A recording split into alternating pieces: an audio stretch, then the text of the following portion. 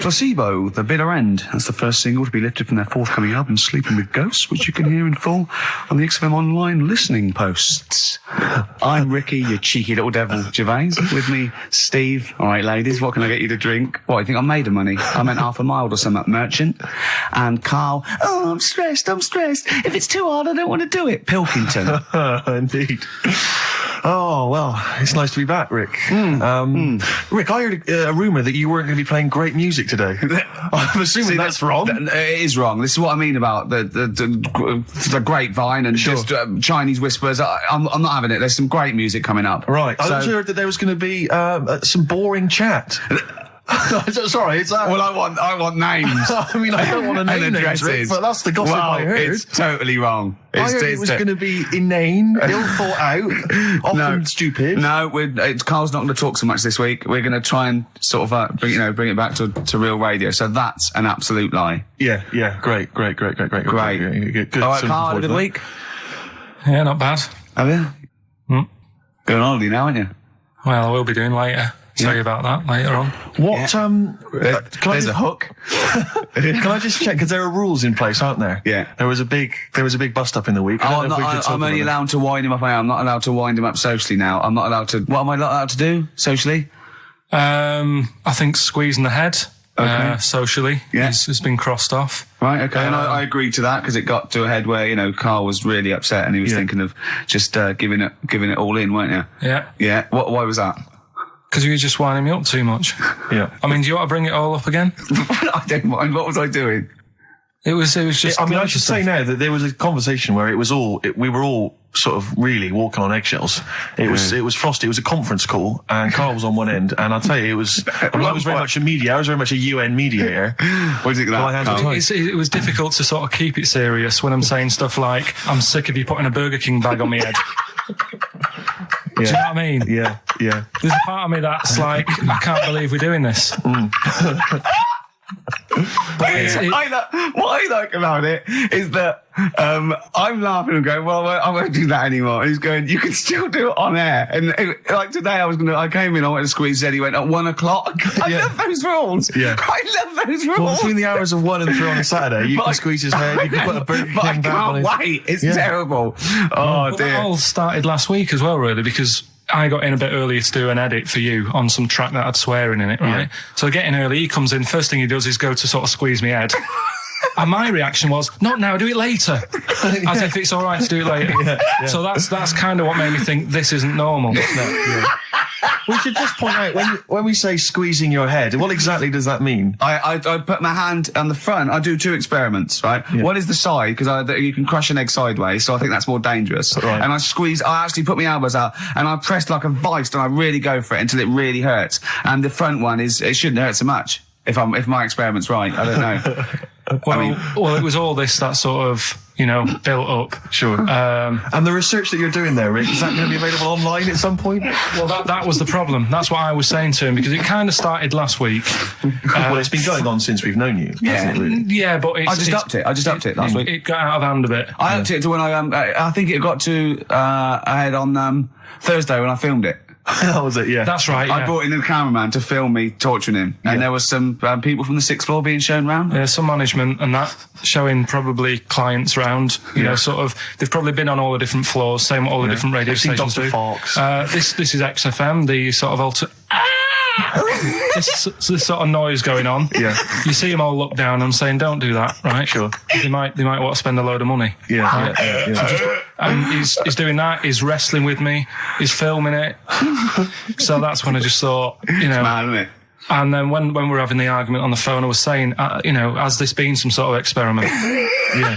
He said that, and of course I lost it. Yeah, but it's all good now. Well, do you want to squeeze his head before we play the next record? I won't at the moment because we've got to get on. It's not right, and that annoyed me as well because I was trying to find out where he was going. I was filming him. I was going on waiting for Karl. Told Johnny he's meeting a mate at 6, which annoys me on 2 counts. And I'm just doing it to the camera, So I'm gonna follow him and just turn up and go, all right, where you been? But then when I came in, he went, I'm meeting a mate, and he told me where it was. So I told him that spoils my fun. Of course. Because you'd want to just track him down. I don't want him to like it. Yeah. Which is it's sort of pulled the rug under my carpet now that he's going to let me do you know what I mean? It's just, it's a little bit annoying. It's that thing though, you see.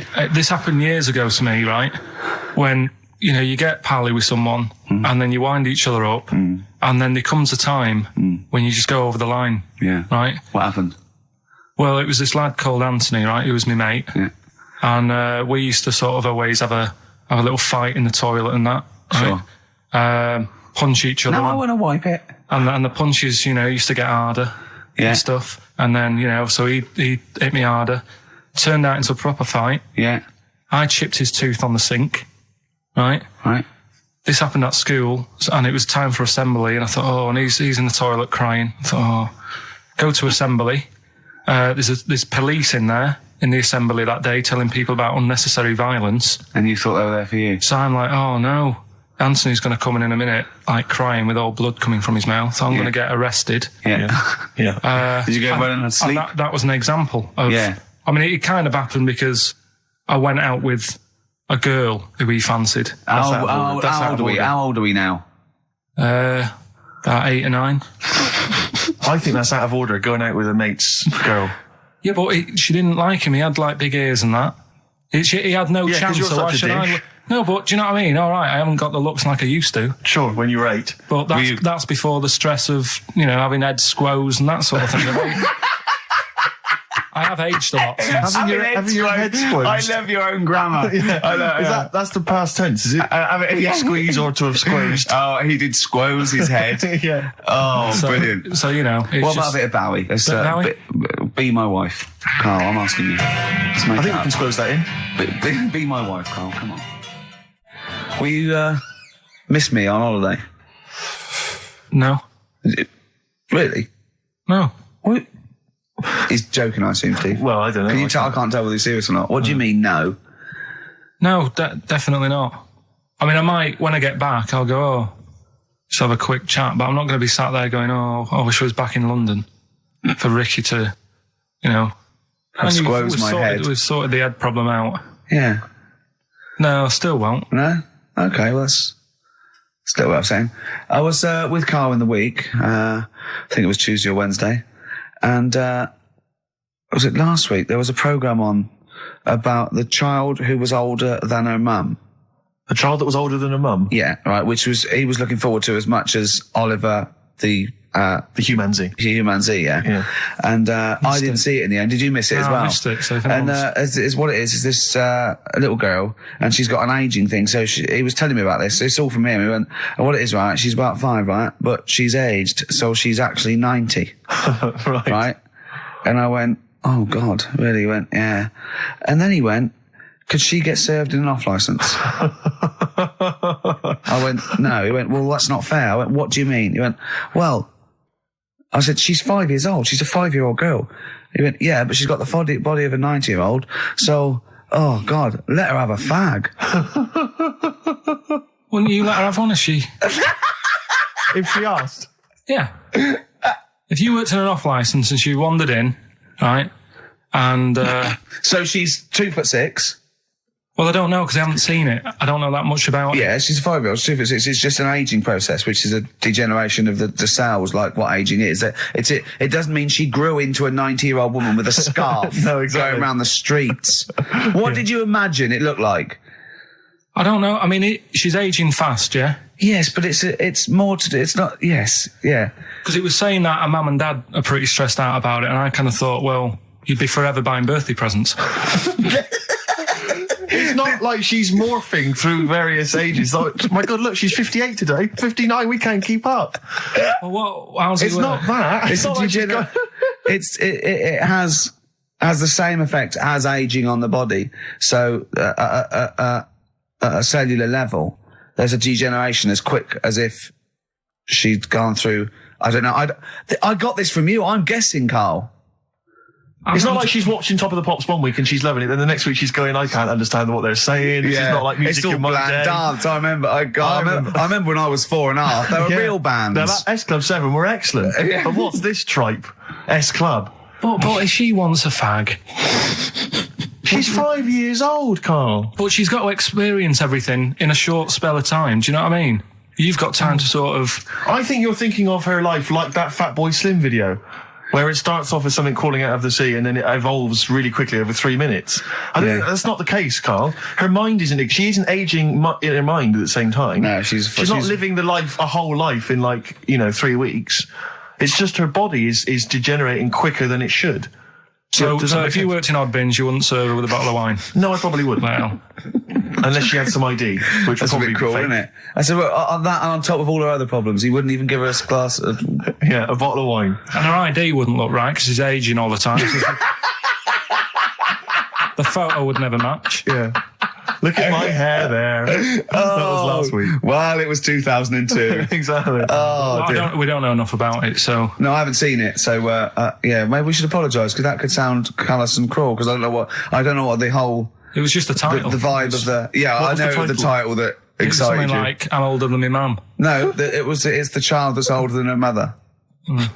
Well... Yeah. So that was weird. There was some good stuff on in the week. You missed that, didn't you? You didn't watch that? Didn't see that. Saw... Maybe someone have it on video for you. Yeah, if you taped it and, send it in. Watch it on fast forward, she'd really age then. Imagine that. Whoa! Well, we've got some weird stuff to talk about, though. What? Coming up later. What? Darren Brown. Oh, yeah. That was interesting. I know the fact that we've just talked about him asking me nicely not to squeeze his head when people are around, and a girl who ages so quickly she should be served in odd bins, and he goes, but we've got some weird stuff coming up. That's Carl's world. Yeah. That's our song, isn't it, Carl? Leave all this misery behind, isn't it? Chewing breaks. Painkiller. That's what I could do. I could sort of give you a little local anaesthetic and squeeze your head and see how far it would go before... Style, I want to get back off holiday. Oh, dear. Rick, I was watching music television this morning just before I came out. I love it. I kind of agree with Wyclef Jean. Yeah. Just because she dances loco, it don't make her a hoe. No. But I can't help but feel she's not helping her case.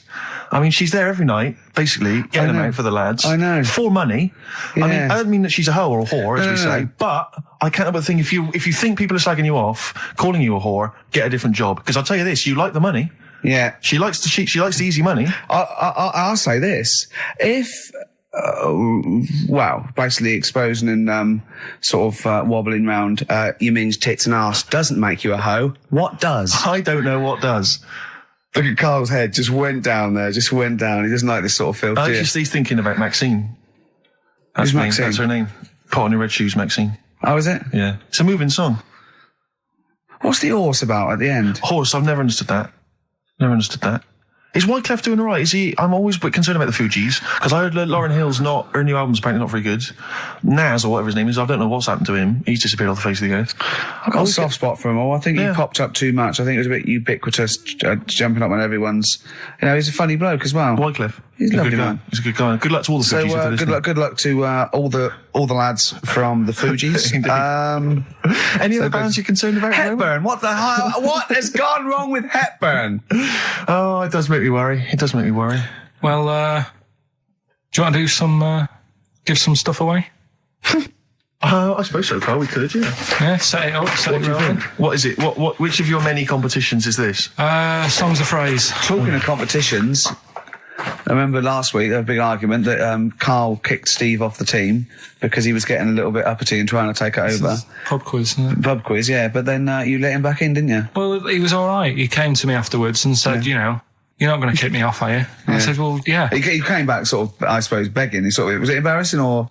Well, no, it's just, he learned his lesson. He realises he overstepped the mark, like you have this week. Yeah. Do you know what I mean? We've all learnt a lesson. Yeah, we've all learned a lesson. But I won the quiz, didn't I? And you didn't. Well, that doesn't matter. The thing is, I won all the money, didn't I? Please bear in mind it's taking part that counts, Rick. Yeah, sure. I wasn't winding you up in the quiz, though, was I? And all your team was older. Yeah. Well, what's that got to do with it? You've got a collective age, your team, of about 300. No, one of them was one of them was actually 5, but she just aged a lot. I think when I took the 11 plus, we were all around the same age. That's what I mean, right? Your team was a lot older. What was our average age, would you say? Average age probably 30. Right. Yours at least 41. No. Definitely. No. Definitely. Only 2 of us were 40 and 3 were about 30. No, rubbish. Yeah. Who's 30? Martin, Glenn's about 36, yeah. About 30, but It all helps, doesn't it? And Alps. And you've all got. Arnold's under 30. Arnold's under 30. And you've got a better general knowledge. yeah. We were cheating. We knew more. You just knew more stuff. Yeah, that's not allowed, is it? Proper quiz time. But I Anyway. wasn't winding you up though when I won. I wasn't gloating or anything, was I? No, that's all. When you kept sort of counting it in front of me and Like he hasn't got enough cash already, Carl.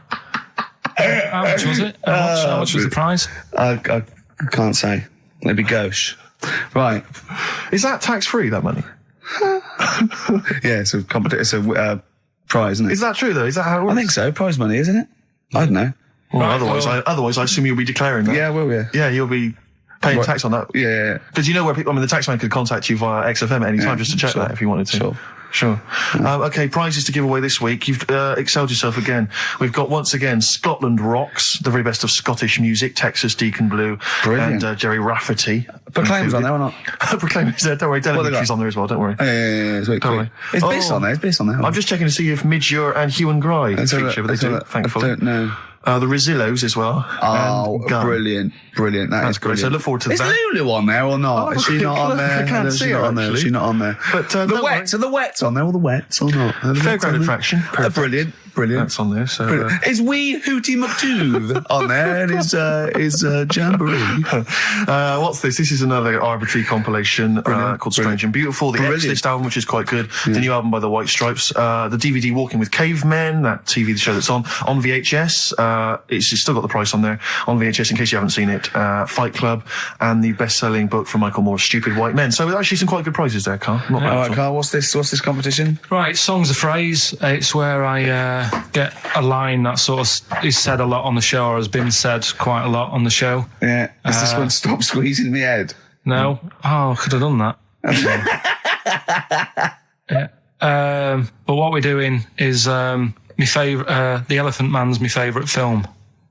Is that the phrase? Yeah, that's the phrase that we're looking at today. The Elephant Man's my favourite film. It is as well. It's his favourite film. I know. What is that again? So, 'cause it's funny and sad, and it's you know exactly what you're going to get. Yeah.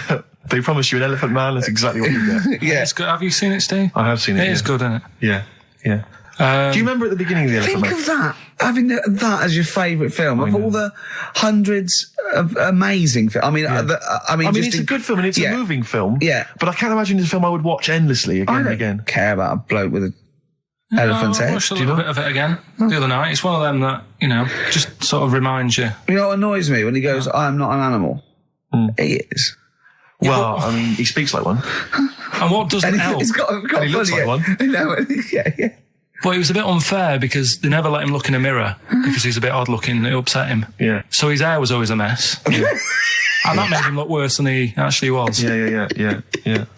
But good film. Get it out if you haven't seen it. That's the phrase today. Do you know, I remember my friend introduced me to that film, and if you remember at the beginning there's a big montage because he is working in a zoo, isn't he? Or he's being kept in a zoo, and there's a sequence of various elephants, I think, actual elephants kind of rampaging, and it's just quite a sort of moody, atmospheric montage. Is he king of the elephants? Could he maul them? My friend said to me when we watched this, he said, what happens is he gets trampled on by some elephants, and that's what makes him look like an elephant.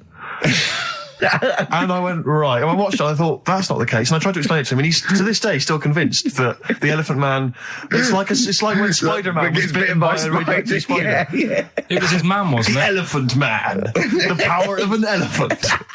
Was it his mum who got... He never forgets. Anyway. Be careful. Is it his man what? Wasn't it his mum who was pregnant and then they ran over her? And No, I don't think so. that's the impression I got from it. No. You are joking, aren't you? No.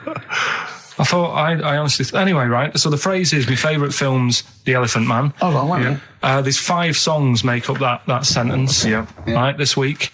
Have a listen, see if you can work out the songs. Email in, ricky.gervais@xfm.co.uk, right? And you win all that stuff Steve just said. So, right, here we go then.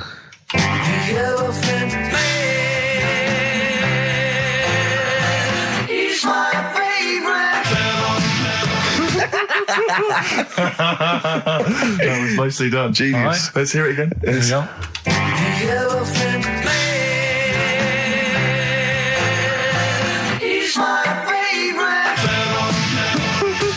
5 songs there. The Elephant Man not is so hard this my week, which is favourite good. film. Well, I thought we'd make it a bit easier. Make it a bit easier, yeah. All right. Just one more.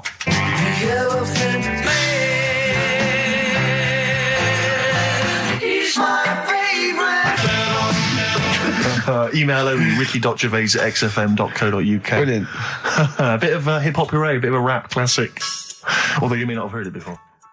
Basically, they then go on to give shout-outs to lots of Players Club. Sweet. So we'll end it there. That was Rapping for Tay and the song Players Club from 1994. Still sounds brilliant. It's still hip-hoppity though, isn't it? It is indeed, Rick. Let's have some adverts.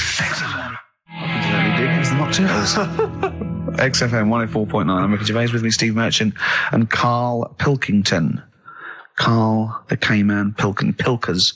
Little Pilkers, little baldy, roundy, heady Pilkers. Oh yeah, there's Go on. There's a what's the name? If people go to the You're website. joking. There's not a what's the name. An actual what's the name? You are joking, Karl. No, it's just you reminded me. Oh, of the did I? little round bald head. Yeah. If they go to xfm.co.uk, right, Yeah. /Ricky, there's a picture on there. You know that picture you did? Oh, that I drew. The one you drew of me. Who put it on? Did what XFM put it on? Yeah. Did it look good? Can Can you get into it? I'll have a look. Yeah, I'll have a look during the What next is it? xfm.co.uk. /Ricky. Right. And there's that little picture and people can sort of put bids in and the money goes to, Me, I charity. assume, as I drew it. No, it's for some charity thing. So, Because I've read something that I think there's been a bid of at least £50, which is pretty No, impressive. there I swear hasn't. to God, I just saw it earlier. I deleted it because I thought someone was winding us up. you deleted it. Well, I didn't know, did I? I didn't realize, you didn't keep me informed. Well, it just, oh, He's a buffoon, Karl, isn't he? I think you're an idiot, but sometimes. oh. Yeah. Yeah. Well, And I'm just going to life's check. cruel. Just going to check the power list. Top 100 most important people in radio. What's this list? Oh, it's just the most important people in radio. Oh, 56, Ricky Gervais. That's annoying. 56. Let me see. So there's 55 more important people than me. I love the fact there that I've beaten David Mansfield, who's the controller of Capital. Yeah. Arbitrary. The Radio Academy Power List Top 100. And you're what, number 56? Yeah. Ricky Gervais, XFM. I noticed we're not mentioned, Karl. What's your thoughts on that? You know.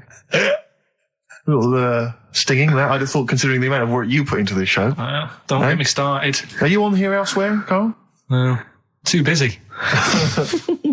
Chris Moyles is number 96. Oh, that's good. That's good news, isn't it? He'll be off the list by next year, I hope. so What is funny, weird, aren't they? Steve? Go on. Right. Who's number one? Number 1 is Phil Roberts. I don't know who that is. Right. Wouldn't you think that Marconi would have got a mention? Marconi. Now, what station's he on? Weird. That's the point, because I got one in television and you thought John Logie Baird would have got a mention. Yeah, exactly. That's Yeah. great, although it's not ever, is it? Again, I'll slip out of that by next year, I'd have thought. Yeah. Oh, dear. Just checking to see. Dr. Fox, good. He's on there at number 39. I'm assuming his medical qualifications have also been. That sneaks you up the list, yeah. Yeah. Typical. Pete Waterman, yeah, at number 35. That makes sense. Important guy. Can we just give them the website so they can read this at their leisure? Because this really isn't radio, is it? Right, well, xfm.co.uk. No, that website, if they want to see the most... Oh, I don't know where it is. I'm just saying xfm.co.uk /Ricky if you want to see that picture. And whoever bidded 50 quid, if you can send the email again. Bid, whoever bid. Whoever bidded. Yeah. We should start picking you up on your grammar. I mean, we're hardly ones to speak, but, you know. I squoosed. I'll tell you what, I listened back to... Karl was worried about last week's show because he said there was too much screaming and shouting and just nonsense and eating burgers. It was a and bit stuff. like It's a Knockout last week, wasn't it? No, yeah. And I listened back to it, and it was without doubt the most appalling piece of radio I have ever heard in my life. Really? I didn't know what I was saying. I was not finishing set.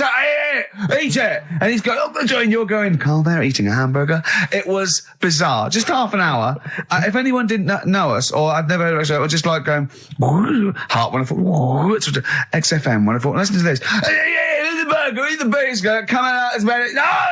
It was honestly, it was like a mental ward. It was, To be fair, though, at the best of times, you sound like you're selling the Evening Standard.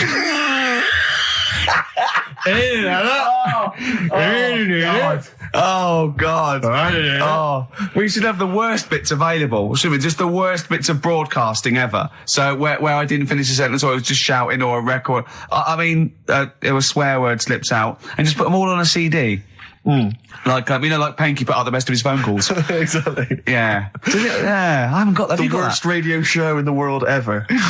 Yeah, no, that's what I call bollocks. Yeah. All right, calm down. That's shit. just cheapened it. Oh, now once Sorry, play again. record. Oh, tits. Good to see those boys still rocking. That's AC/DC. Shook me all night long. On XFM 104.9, I'm Ricky Gervais, with me, Steve Merchant and Karl Pilkington. Have we got the results of the quiz, Karl? Or? Yeah, I'll just play it one more time. It was Songs of Phrase. Is this the last time we're doing this? Oh, I thought so. I thought it worked better this week because it was actually doable. Yeah. I think that makes a difference, Karl. We haven't done Karl's an idiot, yeah? Karl, you're an idiot, have we? Oh, well, that's a reason to keep it. Maybe we can end with that one when you come back. Right, well, the 5 songs that made up this little thing here was Mr. E's Beautiful Blues, Eels, Innocent Man, Billy Joel, You're My Favourite Waste of Time, Owen Paul, Brilliant.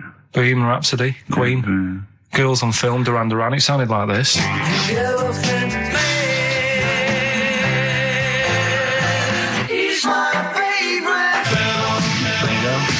The Elephant Man is my favourite film.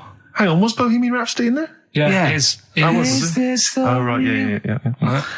Well, we're going to give that to Piley. He just calls himself Piley. Ian Pyle. Good work, Piley. What's happened to Anders? Well, I was just going to say, actually, we've not had correspondence from Richard Dickie Anders for some time. The Dickmeister General with his naughty, insulting ways. Yeah, Anderson used to email regularly. Anders, get on your computer. Get in touch, mate. What Just do you tell us think of the show. Hold on, though. To be fair, he was listening when we were pretty shoddy. If he's listened to the last 3 weeks, I think we were owed a little apology from you, Dickster. Exactly. Absolutely. Listen, Piley, we want to send you all those goodies, including Scottish rock, but we don't have your address, so email in your address and we can send it off to you. All right? Yeah. More adverts? Yeah. Bit of Snoop.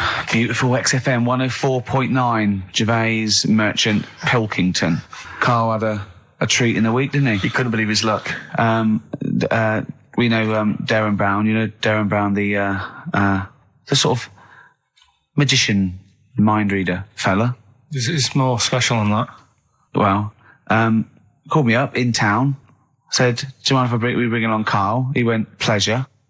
Karl's very cynical, saying, "Well, he won't get into my head." Yep. Great, wasn't it? It was brilliant. He went, "Can I ask him questions?" I went, "Well, no, he's social." He went, "I'm not coming." I went, "Well," he went, "Well, I'll ask him. I want him to know how he did that trick when he said, 'You've got the winning ticket.'" I went, "He's not going to tell you. He's a magician." He went, "Well, it's not worth it then, if I can't quiz him." But he came along. I still did, though, didn't I? I got in there with the questions that the people wanted to know about. Yeah. Yeah, go on. What did you ask him and what did you find out?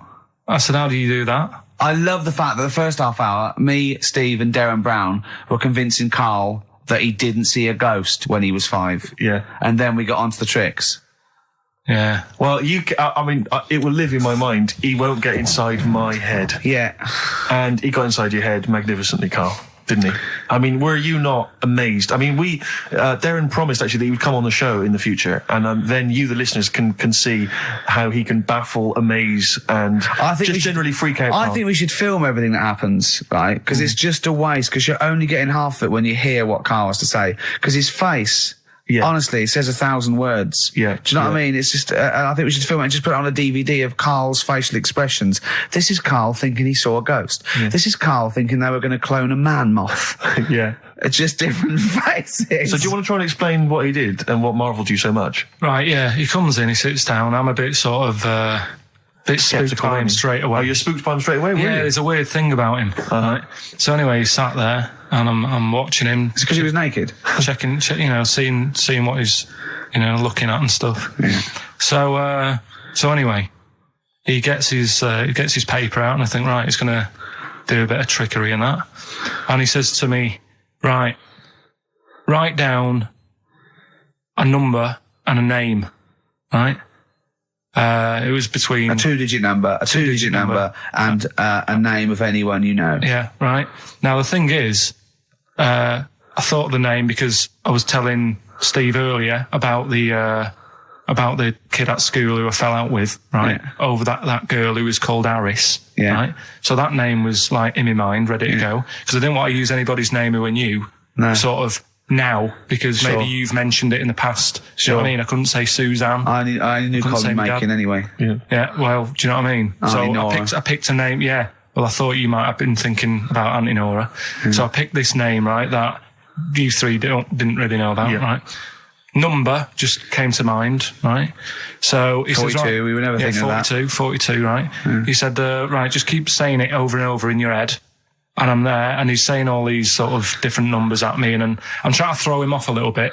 Every time he said a number that was nothing like 42, I was sort of smiling, looking a bit nervous. Yeah. Don't know if you caught that, right? I just, all I could see was you looking sort of blank.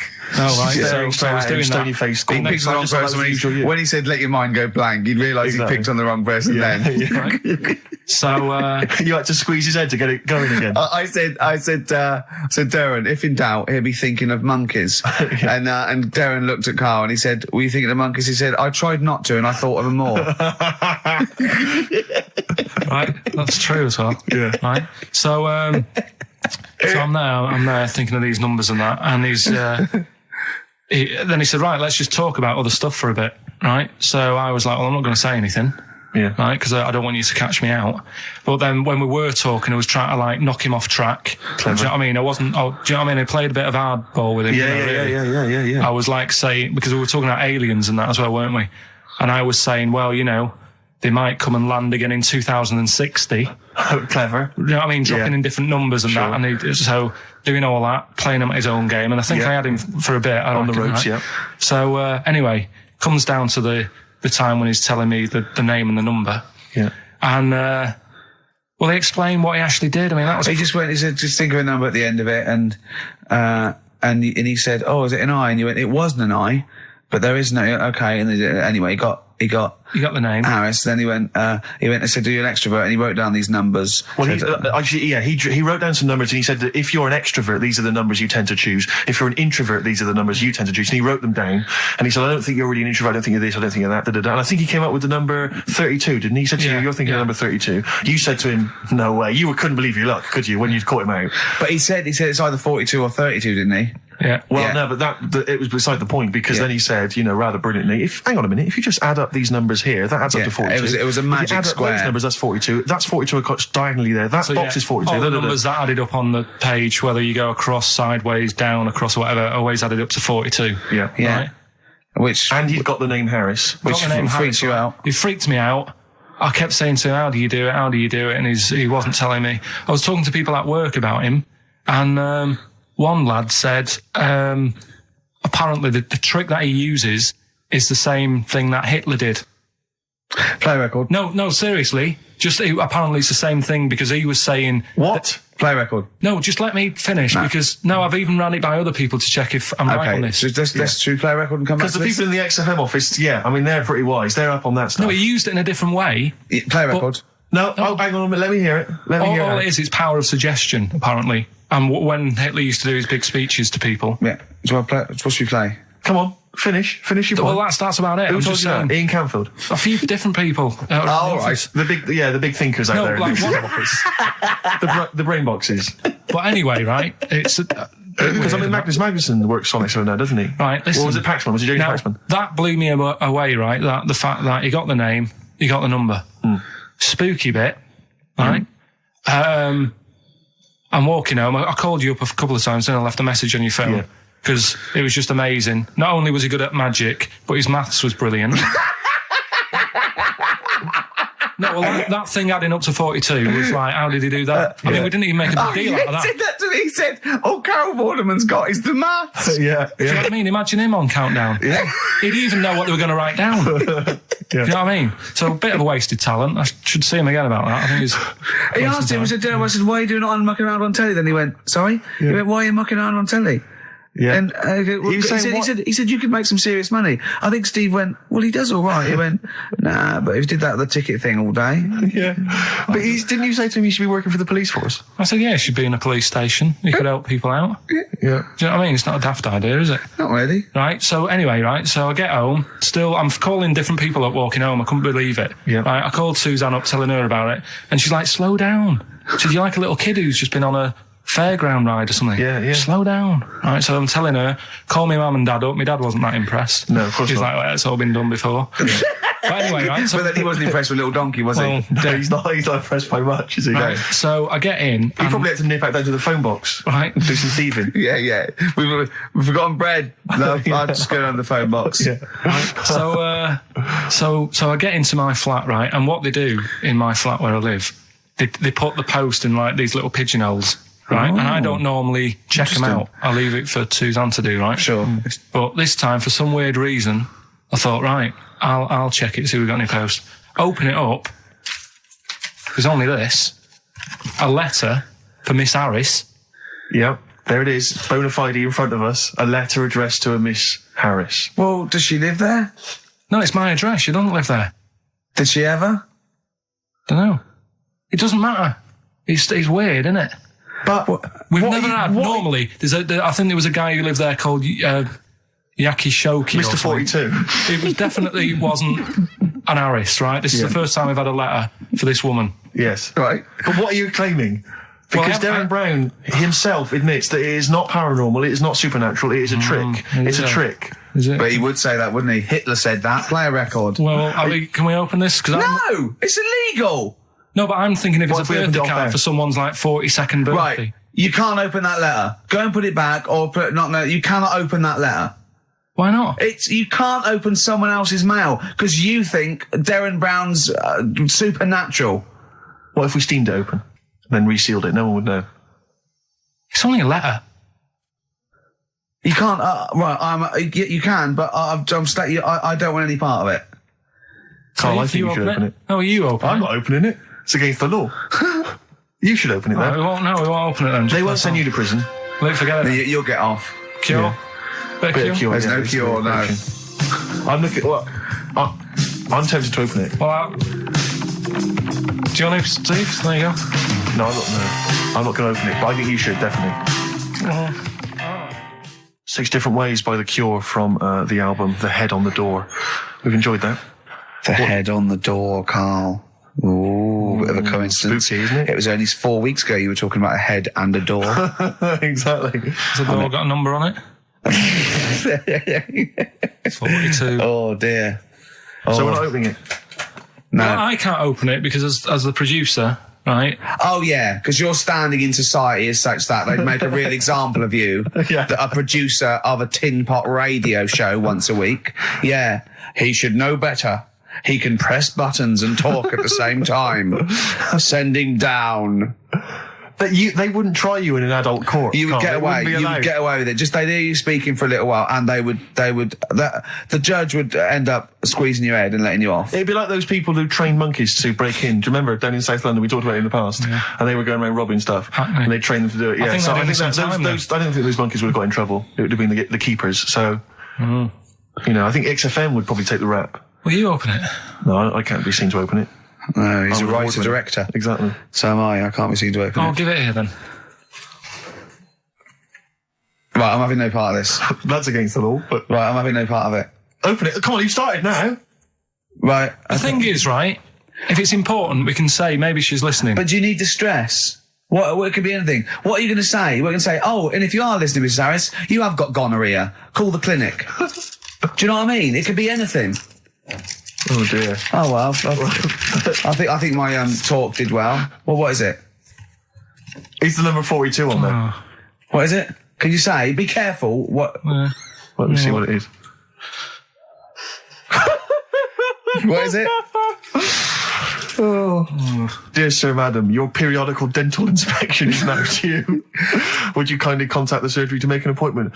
Harris, Mrs. Harris, if you're listening, your periodical dental inspection is now due. You might want to contact the but dental surgeon that you normally go to. she could have a faulty tooth. 42. 42. 42. I don't believe it. 42. 42. Oh my God. God, that Darren's good. isn't he? Darren Brown's good, isn't it? Oh, dear. That's some blur then. Carl, is that really 7.5 years old? Blur. The Universal. All right? On Wise XFM. words there. Yeah. Just made me think. Sure. Carl, I asked you in the week, didn't I? How old was that kid when that was out? She wasn't born. So she was about 30.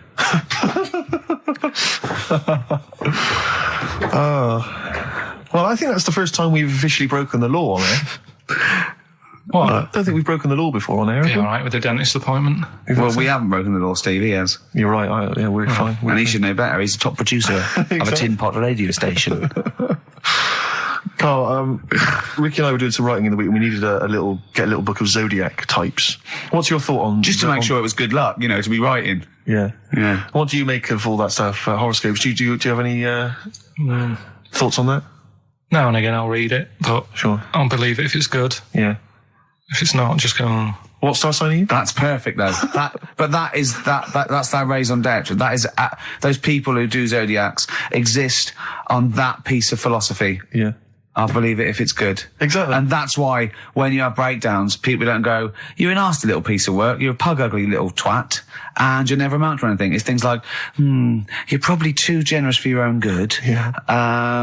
You like to keep people at a distance, but you like to love. You're a warm person. It's always stuff like that, isn't it? People go, I suppose I am too good. Yeah. That is me all over. Yeah. Do you know what I mean? You're a creative person. Yeah. Who thinks they're not a creative person? Exactly. You've got a wonderful sense of humour. Exactly. Yeah. What star sign are you? Mine changes. I'm on the edge. Oh, Right. God. Okay. He even makes that complicated. Of course. He even makes twaddle complicated. No, I'm just, it changes depending what paper you read. Yeah. All right. In theory, what would 23rd you? of September. So I think most of the time I'm a Virgo, I think. Well, I'll tell you. Write that down, listeners. 23rd of September, and come round and give him the bumps.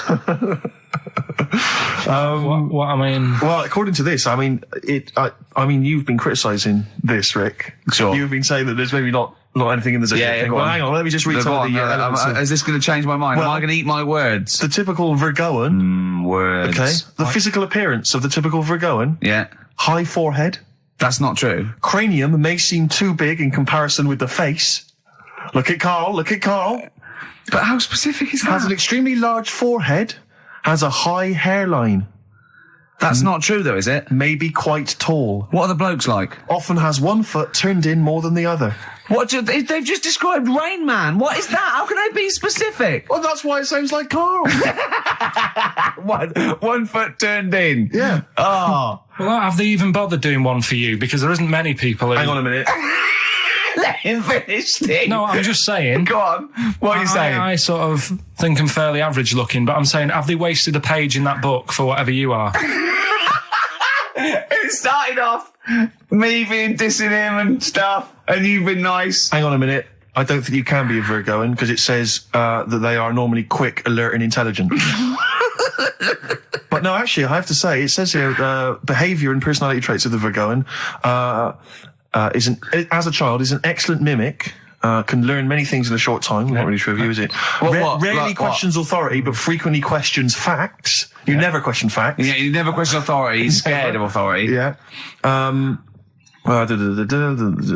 You're usually very upset if teased. That's true. Yeah. isn't it? Oh, yeah. Hang on a minute, though. Yeah. Can't take a bit of stick. Too much depends, pressure. If you yeah. can't stand the heat, get out of the kitchen.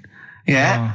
What to teach a young Virgoan? Myths, fairy stories, make-believe, daydreams, and how to use imagination should all be taught to young Virgoans, so they have plenty of magical moments to remember in their adult years when they are often alone. I'm changing my mind. I know. This is good stuff. This is really good stuff. All right, well, let's see. What are you? I don't think we should talk about that. Yeah, let's have a look. It says the Virgoan is, I love some of the specifics of this. Virgoan is an employer. He's excellent as the boss of a small company. yeah. Don't get him on a Tuesday. He's probably stamp collecting then. Yeah.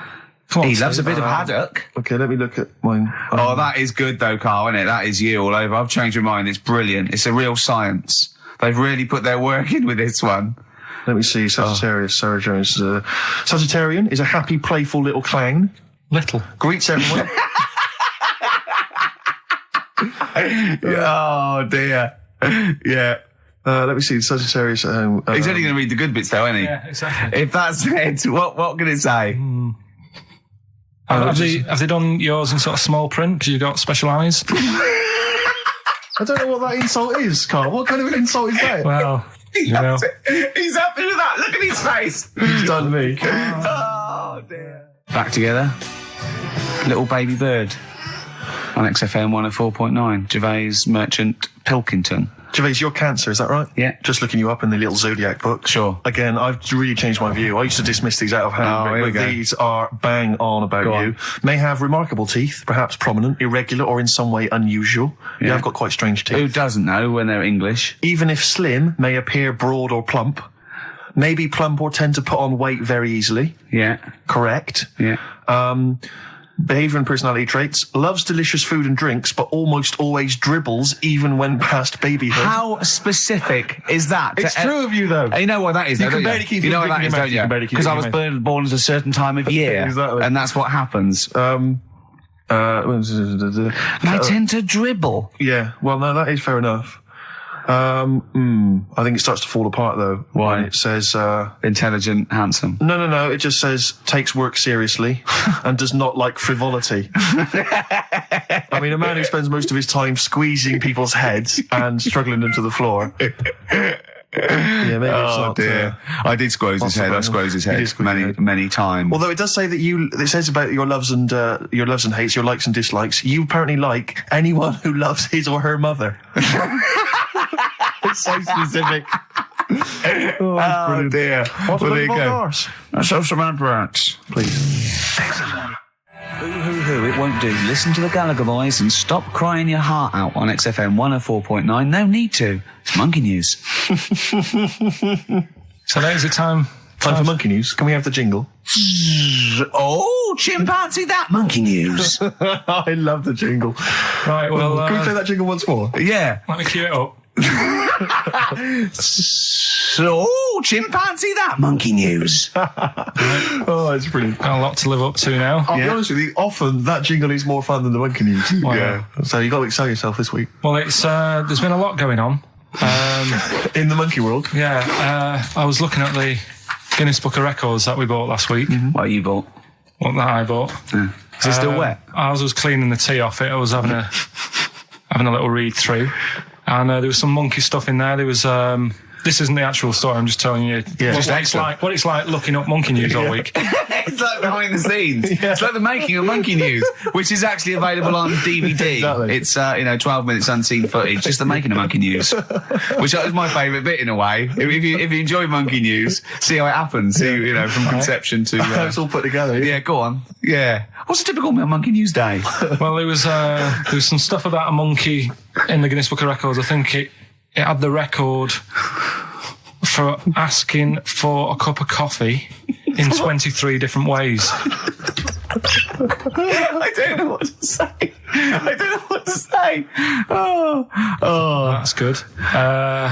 Just to show the monkey news is getting bigger and people are covering it. Donald McIntyre, he was on BBC Yeah. on Monday. He was on Channel 5, wasn't he? No, he hasn't moved over yet. This is something that he did for the BBC. Right. So that was pretty good. That was about it wasn't good. It was pretty sad, really. What? He was doing these things. Like last week we were doing Cheap as Chimps, Yeah. and someone emailed in saying, Donald McIntyre's doing Cheap as Chimps. Really? And it was about... I bet he wasn't. I bet Donald McIntyre did not do a programme they called didn't Cheap as use that Chimps. title. No. But you could tell where they'd got the format from. Sure. You know what I mean? Sure. And it was about gorillas and how much you can get one for. But the problem was, because they're that pricey, they were sort of...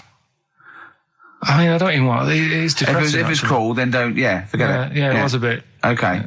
I mean, should I just say, in the making of Monkey News and Cheap as Chimps, not anyone no one's harmed. There's no monkeys. No. Go on. All right. Well, anyway, today's story was emailed in. So you didn't even do anything towards it. So when you say I've been working on Monkey News, what, you printed that out? So is the making of monkey news you checking your email? Well, no, Brilliant. I'm always looking at different options at, how much is going on. This is what makes me laugh when he says he's really busy. Yeah. I'm doing other stuff and that. I'm doing other stuff. People are sending in monkey news. Yeah. Yeah. You get an email. Is it check from it out. Reuters? Well, listen, it's from Steve. Okay. Right? Now, what it is this monkey, right? Yeah. Don't know where it was. Mm-hmm. But there's a bit before the monkey anyway, right? Jeez. No, listen. Shoot me. Right? It's a bank. There's this bank, right? Busy bank. Normal day, everything's going normal, right? Busy bank, people going in, doing what they do, seeing about mortgages and stuff. Yeah. Everything's normal. Everyone's happy, right? Yeah. So anyway, it's quite busy one day. Fella comes in with a gun and a balaclava on.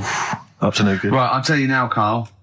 If this fella turns out to be any ape or monkey related species, you're never doing this again. You're never. So just, if you want to finish it, it's at your own risk. But if this fella who robbed the bank turns out to be a chimpanzee, that's the end of monkey news. All right. Okay, let's hear the end. It's a lovely day in a lovely bank. Everyone's happy. Everything's normal. The man comes in the balaclava. Man comes in. Is it a man? Starts waving a gun around. Shut up, Rick. Let him finish the story. Starts waving a gun around. Yeah. Right? Up to no good. So everyone's thinking, oh, God, wish I didn't come in here. It's not going to be a good day. How tall is the man? Shut up. Let's hear it. Everything, oh, God. He's telling everyone to get down on the floor. Yep. In Everyone's what, in thinking, English? In English? Yeah. In English? So. Yeah. So everyone's panicking. Everyone's getting on the floor thinking, this is it. This is, it's all over. Yeah. Just when you think, it's all bad news. Yeah. It's all bad news. Doors swing open. Little monkey wanders in. God, it's worse. Shut up, Rick.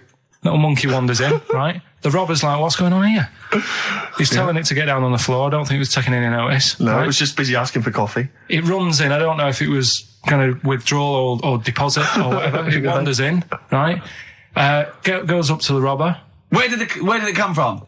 Shut up. Will you let him finish the story and then ask questions? That's only fair. Okay. Wanders in. Runs up to the fellow with the gun. Takes the gun and the bag of money off him. Everyone's like, yay, we've been saved. Then the monkey starts backing out with the gun and the money. Shut up. Sit down and I'm not having this. And Here's the end of the story. It does a runner with the money and the gun. No one's seen it since. You are an idiot. I mean, you have said some stupid things in your time. What are you talking about? It's a story that happened. No! What are you talking about? What do you mean it backed out? It came in, was it an accomplice? Was it an opportunist monkey robbery? What are you talking? Think, Carl. Think. I know it's mad. That's the idea of monkey news. We're telling people how monkeys are pretty, they're mental. They're up to no good. What do you think? They've never seen the monkey since. What, did he have a getaway car waiting? Did he swing his way to freedom? Where was this? There's no details. Don't talk rubbish.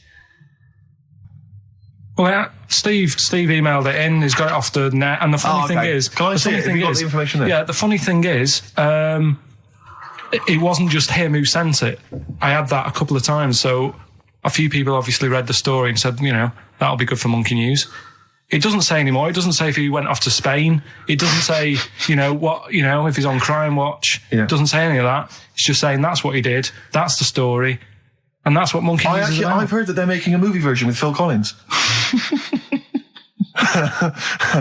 So I look forward to that and Julie Waters. So that's this week's monkey news. If you've got any, if anything's no, happening don't bother. in your town. That's the end. No, that is the end. That's the end of monkey news. No more monkey news. This is bit of Queen. It says it here in this email, Rick. It's got to be true. Right. 7 Seas of Rye. That's for you, Carl, because you're going on holiday. Do like to be beside 7 Seas of Rye by Queen. Rick, we've had an email from number one fan, Richard Anderson. Oh, excellent. I'm opening it. I haven't read it. He's loving it, isn't he? What does he say? Well. What? Well. He likes it. He's... From Richard Anderson. It pains me to admit it, but your show is no longer appalling. Go on. Congratulations on being only slightly rubbish. Excellent. Hey, Cheers. we're winning him round. Yeah. I'll tell you what he'd love, though. I know what he's a big fan of. Well, adverts. Yeah. Nice to do that one again. Always. Metal Mickey, Suede on XFM 104.9. Wow. Nearly over with Ricky, Steve and Karl. I've done another little sketch for you, Karl, because I was excited by the fact that we raised that money. So I've done a little... Well, it's not over yet. It's like people go to the website And if they think it's worth more than 50, they can say, I'll give you 55 or something. XFM put that little one on. It's all three of us, isn't it? Well, they haven't done that yet. No, but they can put that on next week, and they can frame it for them, can't they? Well, if they have a look, xfm.co.uk/Ricky, you can have a look at it if you want it. Just pay some money and... Now, it'd be worth a bit of money, won't it, in a few years, when we're all dead. Mm-hmm. Now, listen, Carl, you're going on holiday. You need a little rest, don't you? Yeah. What's the vibe? What's the vibe of the day? What's the crack on holiday? Come on. Where are you going? Madeira. Right. Good. It's for Suzanne's dad, right? My girlfriend's dad. He's 60, so... Yeah, that's the average age in Madeira. Checking... is it? It's good. It's quite, yeah. Well, my mate Damo went to Madeira, and he was worried about sort of terrorism on the plane, and he looked around and he thought, well, if someone gets up, someone will wrestle him to the floor, and he looked around, and he was the only one he realised could have got out of his seat quickly enough. So you'll enjoy it. It's quite quiet. It's nice. It'll be all right. I mean, it's the first time a mum and dad have been away, so... Whatever. Abroad, yeah. So Right. they're worrying about... They just don't understand the rules and stuff, so they're panicking a bit. And then in the week, he Do called they know up... Well, that they're going to take livestock. Yeah. Well, it's getting like that. It was like... Are they filling loads of Durags with heroin as we speak? Exactly. No, but do they know about passports expiring, don't they? I mean, they're not completely stupid. they know about all that, right? Yeah. And he called up in the week. One of the questions said, what's the best thing when you're going abroad? What's the best thing to use to carry tea bags? So it was like, what are you worrying about that for? They'll sell tea bags out there. And he's like, well, we want to take our own. It's like they'll sell tea bags. Yeah. And he's worrying about that. He's saying, can I put it in a glass jar? So put it in a glass jar then. He's saying, oh, I'll bubble wrap it. So he's bubble wrapping a tea thing. It's just, I mean, it is annoying me a bit because it's meant to be a week off from you annoying me, and already he's niggling me.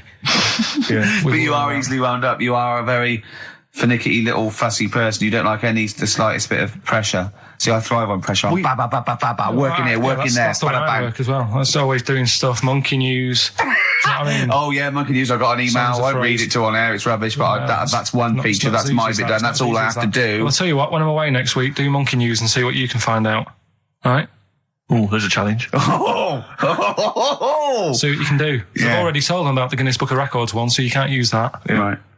We're going to find the best monkey news ever, Carl. Wow. What was it you said to me about... Because, I mean, the thing is that you don't really like people, do you? That's the truth of it. People annoy you, don't they? They wind you up. Yeah. What was it you said to me about friends? You don't... He doesn't like friends. He doesn't like He friends. friends. He doesn't want any more friends. He doesn't want any friends. Is it because one day they'll ask me to help him change a tyre? Yeah. What was it? No, it's what always was hassle. Well, The tyre he sits and swings on in his back garden, he means. It's just... They call up, they ask for stuff, they want favours doing. Yeah, they want a pint, they want to chat to you because they like you. I know they're a pain in the arse. I'll tell you what, Carl, you're better off without them, mate. Although, to be fair, Rick, friends like you...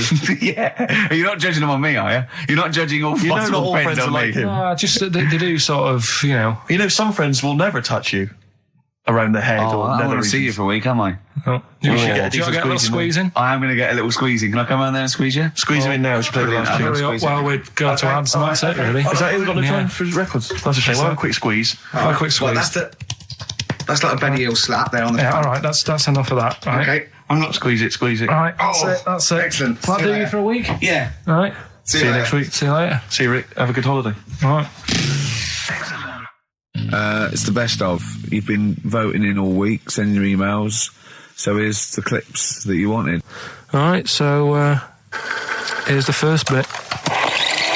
So anyway, I found these things. Do you want to hear? Yeah. So what's this? Explain this again. Right, so I got back off holiday. The first job I found out I've got to do is work with Ricky for a voiceover. I do a regular thing. I do X-Ray magazine, but I'm allowed to make the script up, and they said I could, so I did. Right, so imagine this. Well, I know you, Rick, and I know you like to put a lot of work into these things. Yeah. You want to do a good job. So he rolls up, he says, let's do it then. He said, what's in the magazine? I said, well, here's a selection of stuff. This is what you've got to sell.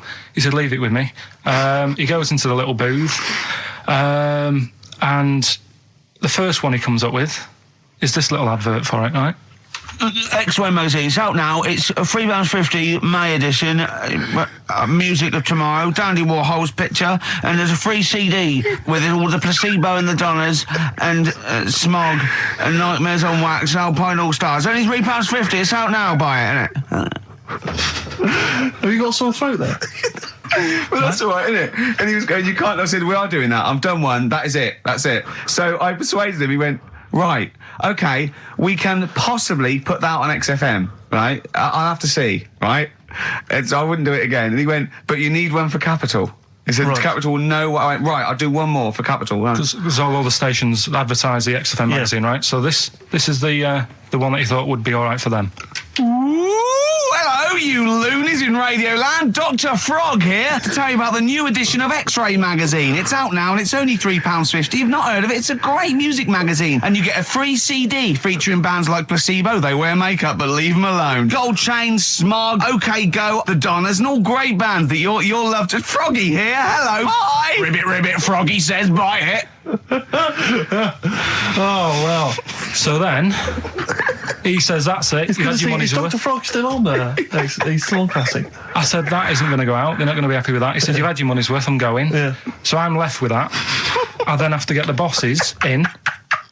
And because I've let him go, in a way, it's my responsibility. Yeah. So I've obviously thought I've got what I need. I had to play them to the MD. What did he say? And justify. Well, I was sort of thinking if I laugh, he might go, well, I don't get it, but he finds it funny. Oh, brilliant. Well done. So I was laughing. He was sort of thinking, you know. Excellent. Is that it? Brilliant. When do they go out then? I think one of them's going out at the moment. Excellent. I think the first one's going out. Brilliant. Well, let's play a great track then. Is it Dr. Frog? I'd like to see Dr. Frog feature maybe on our show more often. Okay. Oh, I've got some new comedy characters. I can't believe we're that. You know, I love the work of comedy greats like Chris Moyles and Noel Edmonds. I've got some really funny comic characters that'll be popping in and out of the studio. Save them. Okay. I'm excited. Can I just tell you a story that Karl told me a couple of weeks ago? Is this another ghost story? Another yeah, spooky it is, story? yeah. I called him out. I was, what are you doing? He said, I've just been reading ghost stories again. He said, you don't believe in them, but how do you explain this? Right, I went, go on. He said, I'll tell you as he told me it. He went, bloke, right, just sitting at home, doing, watching telly with his cat. And, the phone rings and it's a bloke going, is that fire, in your oven okay now? 'Cause your wife called. And Karl went, well, 1, there was no fire in the oven. 2, he wasn't married. I went, right. Go on. He went, well, then, right, there was a knock at the door and there was 2 sort of people in sort of white coats and they came and said, we've come about that fire. Your wife called us. He went, 1, there isn't a fire in my oven, and 2, I'm not even married. Right? And he said, and they saw the cat, and they looked at the cat. It looks a bit weird at the cat came out, nothing. He said, and then he went back, sat down, phone rings, and they said, did they sort out the fire in the oven that your wife told us about? Oh. He went, 1, there is no fire in my oven, 2, I haven't got a wife. And Karl went, what do you think of that? I went, that's not it. He went, yeah. I went, that's the end of the story. What? He went, well, how'd you explain that? I went, explain what? I thought he was going to say, a year later we got married, but she died in an oven fire. Right? I thought it was going to be that. And I went, that's what? People winding him up. Yeah, or someone did report a fire in the oven, and their name was Johnson, and they looked up Johnson, they got the wrong thing, it was the gas board, and they sent it round to the wrong person, right? You know, he went, yeah. I said, I explained it to him, he went, yeah. Why did they look at the cat funny? Oh, man alive, Karl. This is really weird, right? I was in my house once, right, and the doorbell rang. Yeah. Right, I opened the door, and there was no one there. Yeah. Right? And then I looked across the street, right, and there were some kids running away. Yeah. Now, how do you explain that? Yeah. There was another time, right, where, like, I opened the door, and there was a bloke goes, you've ordered pizza. I went, I haven't ordered pizza. And I heard my mate upstairs giggling and putting the phone down. Yeah. How do you explain that? Karl, seriously, why did you tell me that story? What did you think that was weird about that? The fact that it was 3 different people. Is this all the information? Is that the entire story? It was 3 different people. Did you fall asleep and not read the end? A fire that didn't happen, about a wife that didn't exist, and a cat that didn't look happy.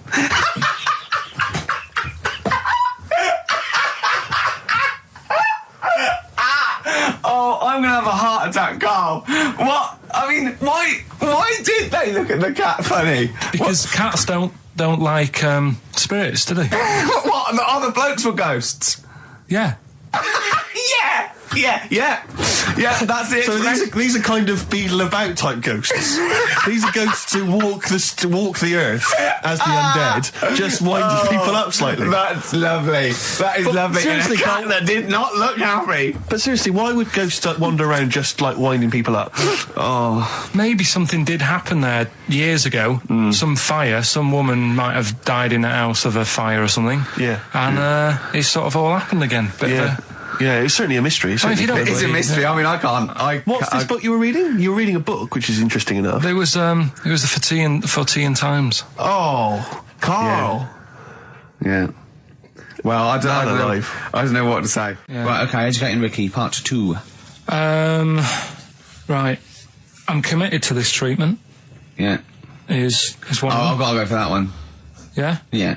Or the other one is the police are causing a bit of a stir. He still says it like it's the best thing he's ever come up with, which in a way is. It could be. Right, go on then. I'm committed to this treatment. Right. Do you know the saying? Is it just sayings now? Are they all sayings? This No, week? no, they're not. Okay. No, the other one isn't. Frog in your throat. The saying "there's a frog in your throat." Yeah. I assume it's when you croak a little bit. You sound like a frog. No. Right. Might seem a bit weird, this one, right? But years ago, Oh yeah.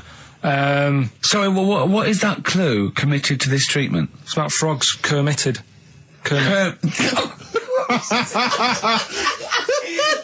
Probably works better with a K and an ER written down. Well, also, if you pronounced it "kermitted," yeah. but not committed. Committed to this treatment! Right, go on then. That's genius. So yeah. For what? You go to the doctors and you go with throat hurting a bit. Right. And what they did ages ago, Ages ago, what year was this approximately? we are going back quite a bit with this one. Oh, okay, go on. And the doctor would say, Did history. Imagine years ago. Go on. and the doctor would say, right, keep your mouth open. I need to look at your tonsils, and the jaw would ache a bit because they weren't as quick back then because they didn't have the technology and stuff, and they'd have to Sure. like stare at it and study it and stuff, and like they get an achy jaw, right? Keeping their mouth open. Yeah, like you get, Yeah. when you eat a Mars bar or whatever. Yeah. So they'd sat there, and they used to always close their mouth, and it used to annoy the doctor. Right? So what they did, they used to get a toad Right. and put it in the mouth, Rubbish. Okay. Rubbish. Keep talking. Keep talking. and that way they couldn't close their mouth because either they'd squash it, Right. or apparently you're not allowed to lick a toad's back. So the doctor would have them for breaking the law. No, but it's poisonous, right? A toad's back. You should never lick a toad's back. Or put it in your mouth, really. Oh, just stop for a second. Wait. What? Can I just ask one question? Go on, yeah, Can I just go ask on. one question? I've got a few, but no, go on. sure.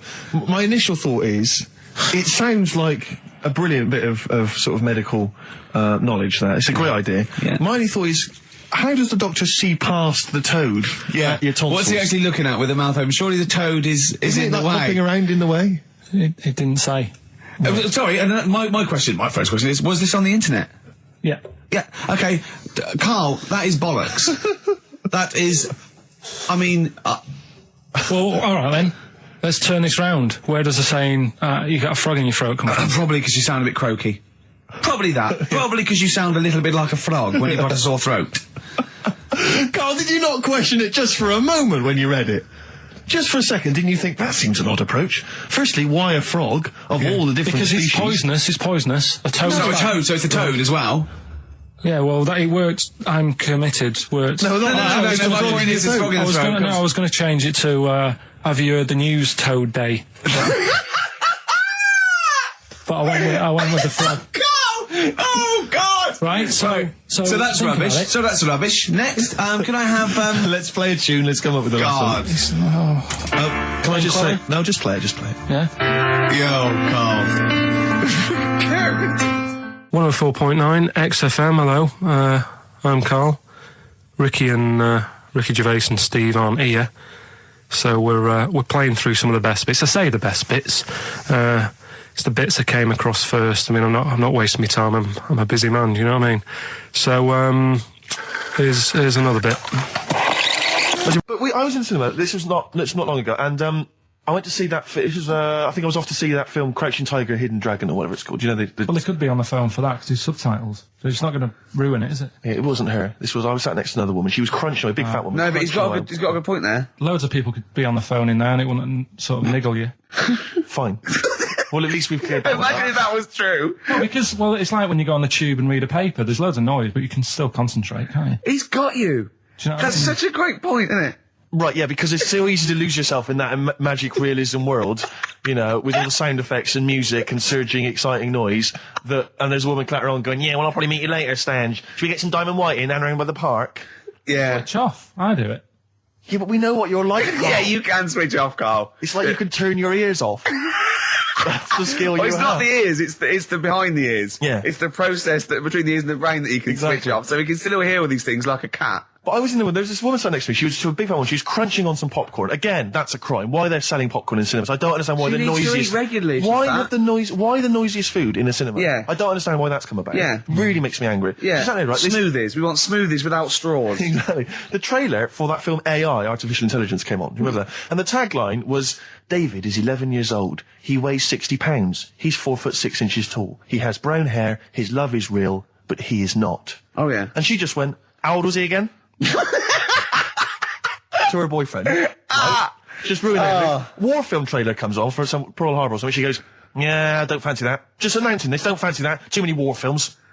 So then the trailer, then the opening credit comes on for Crouching Tiger. Before that, you know that thing that comes up that says it's signed by the BBFC and it has the kind of certificate and everything, and that certificate to say what age you have to be to see it. That came up, and it said Crouching Tiger, Hidden Dragon in brackets subtitles. She went, it's not subtitled, is it?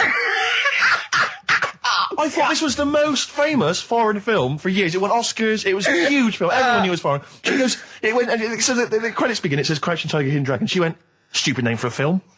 What? She just She wanted paid it. to see it. She was with her boyfriend. So then it starts, right? And obviously it's in Japanese or Mandarin or something. She's like, yeah, and they're all talking in Japanese. Japanese or Mandarin. Whatever it is. So they're speaking in this, Japanese language, Oriental language. And she's going, don't they sound stupid? Hot ching chong chong chong chong chong. Don't they sound stupid? She was going, and then the subtitles come up, and it's quite a weird kind of strange language they're talking. And she was going, can't make the subtitles out either. It's both gobbledygook. Just wittering on every step I of totally the agree with film. you. I totally agree with you. But what I like in your telling of it, I know you start getting quite I'm emotional. genuinely livid. But she went Mandarin or Japanese, some Oriental language. And Well, I don't know what it was. It's a strange language. It's a strange language. Well, anyway, Oh, dear. So then I moved. I climbed over several seats, made a big huff of, make a big show of moving. Yeah. Sat next to a guy on the phone, just chatting on the phone. Oh, I'd have gone mental at that. So now I hate that film. I didn't enjoy it. I don't like seeing it. I don't want to even think of it. It's subtitles, isn't it? Well, rubbish. Rubbish. That's why I get videos. Yeah, I should have thought that through, Karl. You're absolutely right. Lamb chop. Yeah, let's play Lamb Chop. This is brilliant. This is from this CD that came out recently with Uncut magazine. Occasionally they put out some quite interesting free CDs, and this was one that had various covers of Rolling Stones songs. And a lot of them were, quite shoddy, but this was a brilliant, specially done, I think, for the CD. It's Lamb Chop doing a version of quite an obscure Rolling Stones song called Backstreet Girl. It's just beautiful. Let's hear it. Well, listen, I'm a big fan of that TV show. It's on digital TV. A lot of people won't have it, but Inside the Actors Studio with James Yeah. Lipton. Yeah. And he interviews lots of big Hollywood stars, and he always asks them these same questions at the end. Can I just run a few of them past you? Go on. Okay. So, if you could do any other profession other than the one you do now, what profession would you do? Can you just change that to apart from a paper round? Apart from a paper round. Oh. If you do any other okay. profession, Karl. And it doesn't matter about It doesn't matter if you've got the skills or anything. In an ideal world, if you had the ability. Well, I think I'm about to buy somewhere, so I reckon something, using tools and like doing a bit of plumbing and that. So a plumber. Well, sort of an all-rounder. Right. A handyman. Well, yeah. Yeah. I think, you don't get paid that much, but it's useful, isn't it? So, But you could get your own show, couldn't you, with Carol Smiley eventually? well, all that, but the money that you don't make, you save by not having to pay someone else to do the chores. Do you know what I mean? okay, I don't know what that sentence meant. Right. No. A plumber, how much is the average plumber on? The money you don't make, you save on not getting someone else to do it. No, just think of that. No, look, break that sentence down. Are there any... Sorry, Rick. Sorry, but people who live in glass houses. Yeah. Anyway, let's just go back to Lipton quickly. We've got a couple to get through here. So, your favourite noise or sound? Favourite sound or noise? Oh, Is it me? No. It's not me.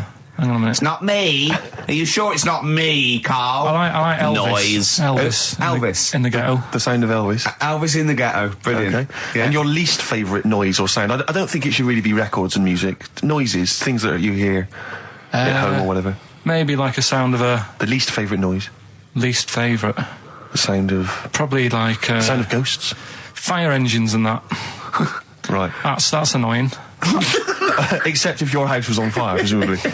I think it's a bit unnecessary. You think they're just doing it to wind people up? I live on like a busy street and it's happening all the time, and it is like... Just sort of have a blast of it and people will hear it. You don't have to keep it going. Yeah, Sure. So that is, pretty annoying. And if heaven exists, Carl, when you get to the pearly gates, what would you like God to say to you as he welcomes you into heaven? What would you like God to say to you? Who asks these?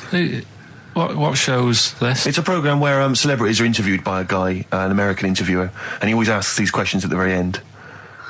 What would I say to God? What would you say to God if you believed in heaven, and if heaven exists, when you eventually go up to heaven and you're welcomed in through the gates In by your God, parka and your stussy t-shirt and your... what do you want God to say to you as he welcomes you in? Say, you all right?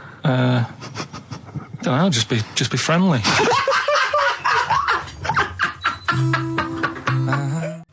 Well, we're running out of time. We've got to get on with the show. It's near the end. I hope you've enjoyed it. I hope the scientists stuck in a big, hut in the middle of nowhere in pitch darkness, 10 of them.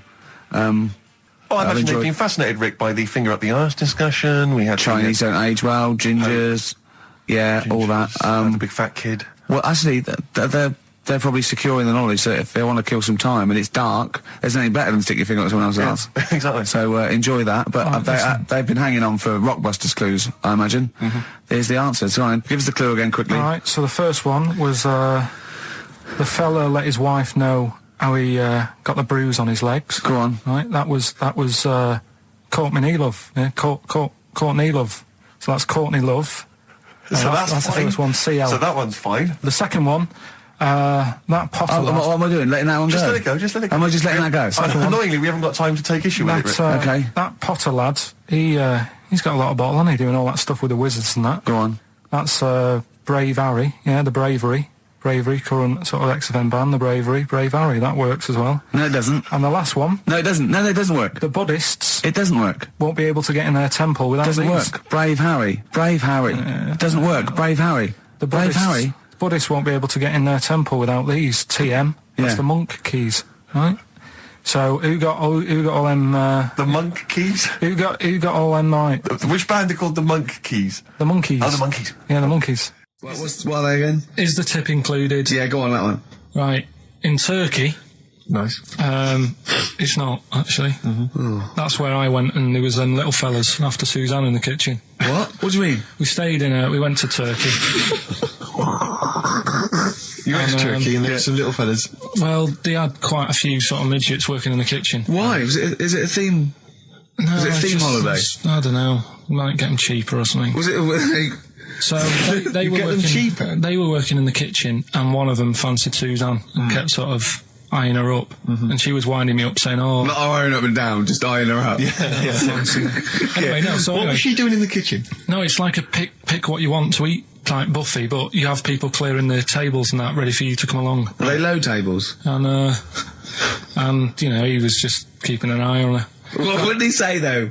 Was he? It was Turkish, so I don't know what he was saying. But he was. He was Little fella, yeah. Did he talk What do you to mean her? a little fella? What do you mean little fella? Sort of dwarf-like.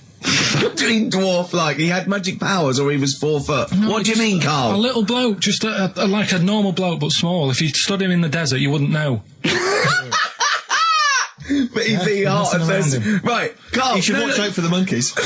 Yeah, underground. Those underground monkeys are dangerous. You can't just say there was a little midget fella who was eyeing up my girlfriend and then leave it. What do you mean? What was happening? This is a story to us. This is much more interesting to us than, and she was deaf, right, and she hit her head. That's much more I don't interesting. understand how it manifested itself. Did he come over and say something? No, do you know when it's like girls know, don't they? When someone fancies them. What do you mean there was lots of them as well? Do then? they? That's worth knowing. Listen, right, come on. Right, so you went into this holiday, yeah? Yeah, wasn't And you went like into the dining room or something? Yeah, downstairs. And in you the looked dining over You room. thought, this is all, there's no one serving. Yeah, and they go, Wait a minute. hold on, you looked down and there was a little waiter. There was loads of them running around busy. Why, though? Why did Because they it get was those... summer. What do you mean? Because it was Loads of them. summer. They had more of them They on. come out in summer. They come out in summer. What do you mean they had more... What do you mean? Because it's busy, isn't it? no, but they Summer. hibernate in the Why winter. were they all midgets? I don't know, maybe it doesn't heat stunt your growth or something. No! Well, they just happened to, maybe it was a thing that they did for tourists or something, I don't know. I just got on with my meal. It was a holiday, do you know what I mean? God. Right, So it's a midget serving. I'm not going to ask any questions. Right, okay, yeah. So they're all little fellas running around, and this one always was like, you know, oh, do you want a new serviette? You know what I mean? Going out of his way to sort of... for turning on the charm. Yeah, he was going out of his way. The others weren't. Right. I think what was happening is he'd been working with Santa all the winter. Yeah. This is a little summer break. This one He was hadn't your seen a girl. waiter, and so he was being polite to you. Maybe. But what did Suzanne say then? Well, she was using it to wind me up. What was she saying? Oh, he's... Oh, just like, you know, look He may be small, but he's well. built like a... Yeah, he's all man. So Were you jealous of a midget then? You were jealous of it him? is a bit annoying, isn't it? Why? It wouldn't bother me as much now, because I've been with her for ages. Right. But at the time, that might have been one of our first holidays, and it's like, you don't know, want to be what's going thrown on? I away paid by for it. this holiday. And then you get off with a midget? Yeah. Oh. So anyway, But it doesn't matter because you got chatted by a bearded lady. So. yeah. tell you what, no, that's got nothing to do with that. What were you going to say? No, What were you going to I say? was going to say the hotel was half board, and maybe. Oh, right. I thought you were going to say it's just one of her shortcomings. So listen, right? Play a record. Oh, that was great. That was very, very funny. What a indeed. wonderful clip that was. I enjoyed Do you it. remember that? Yeah. Wow. It was a few weeks ago, wasn't it, really? I mean, I think it was last week. we'd have to have very, very bad memories not to remember that hilarious clip. I'd like to hear that again maybe in a couple of weeks' time when I'm away. Yes, absolutely. It's embarrassing, isn't it? And we, you know, but the good thing is, on telly, I feel a bit guilty about putting out shoddy rubbish because I'm getting paid an awful lot. Yes. But here, you know, I don't give a They can bleep that. They will do. Eminem, Sing for the Moment, on XFM 104.9. I'm Ricky Gervais. With me, Steve Merchant, with 5 little hamburgers. Got 5 burgers here, yep. And so I don't know, how should we begin, Carl? Do you want to just look at the size of these burgers? Look, they can see it on webcam, can't they? They can see us stuffing these burgers into your mouth. And by the way, I'm filming this, Steve. Look, Brilliant. Look, I've got a little camcorder. We'll put this on unseen footage on a DVD or something. Or maybe on the website. On the Oh, Karl, what if you break the record? Okay, Carl, I'm coming round now to just monitor this and adjudicate. What's the web? If we want to see this on the webcam, what is it? xfm.co.uk. Right, okay. Hold on. So- Can I, Steve, I'm can not I being do that? funny. I'm not being funny, right? But I think I have got like a bit of a wheat thing, You've got a bit of a what? a wheat allergy Oh, thing. don't give me that. No, seriously, my head's. I've been eating a lot of shredded wheat recently, and my head's got a bit bigger. Carl, I don't think you can let us down now, mate. So you just got to put that first No, one in. I can't put that like that in my mouth on its with. I've got are to you break it talking up. about? I've got to break it You up. can't break it up. Can't break it up. It doesn't say you can on the rule thing. It does. It It's got to be doesn't. a I whole can't thing. look. I physically can't. Try it. I can't look. I'd have to be Jay Goody to be able to do that. Seriously, look. Try it. Yeah, I know, but you're not approaching it right. That's it. Come on, go on. That's all I'm doing. Keep going. God, he's not going to do one. Keep going. That's good work. Keep going. How does he get three in? Keep pushing. Ease it Keep in. pushing. Ease it Keep in. pushing. Get one in at least. Ease it Get in. one in at least. Get one in. Ease it in. Get one in. Push it. Push it. That's one. Let's go for another one. I reckon you've got to rip it up a bit. Okay, do that then. See how many you can get in. You've got to get in 2. No, just one. No. Well, it's no, three, don't rip it up I and think. pack it in. What do you do? Pack your Swear. cheeks first. Honestly, Steve, my head is swelling a bit because I have got a wheat thing, a wheat allergy. That'd be good then, there'd be more room. Right, okay, look, Karl so is now that's- just sticking it in his cheek. Yeah. Don't eat any. You can't swallow any. It's like a hamster. You've got to work like a hamster. Yeah, stick it in. Come on. He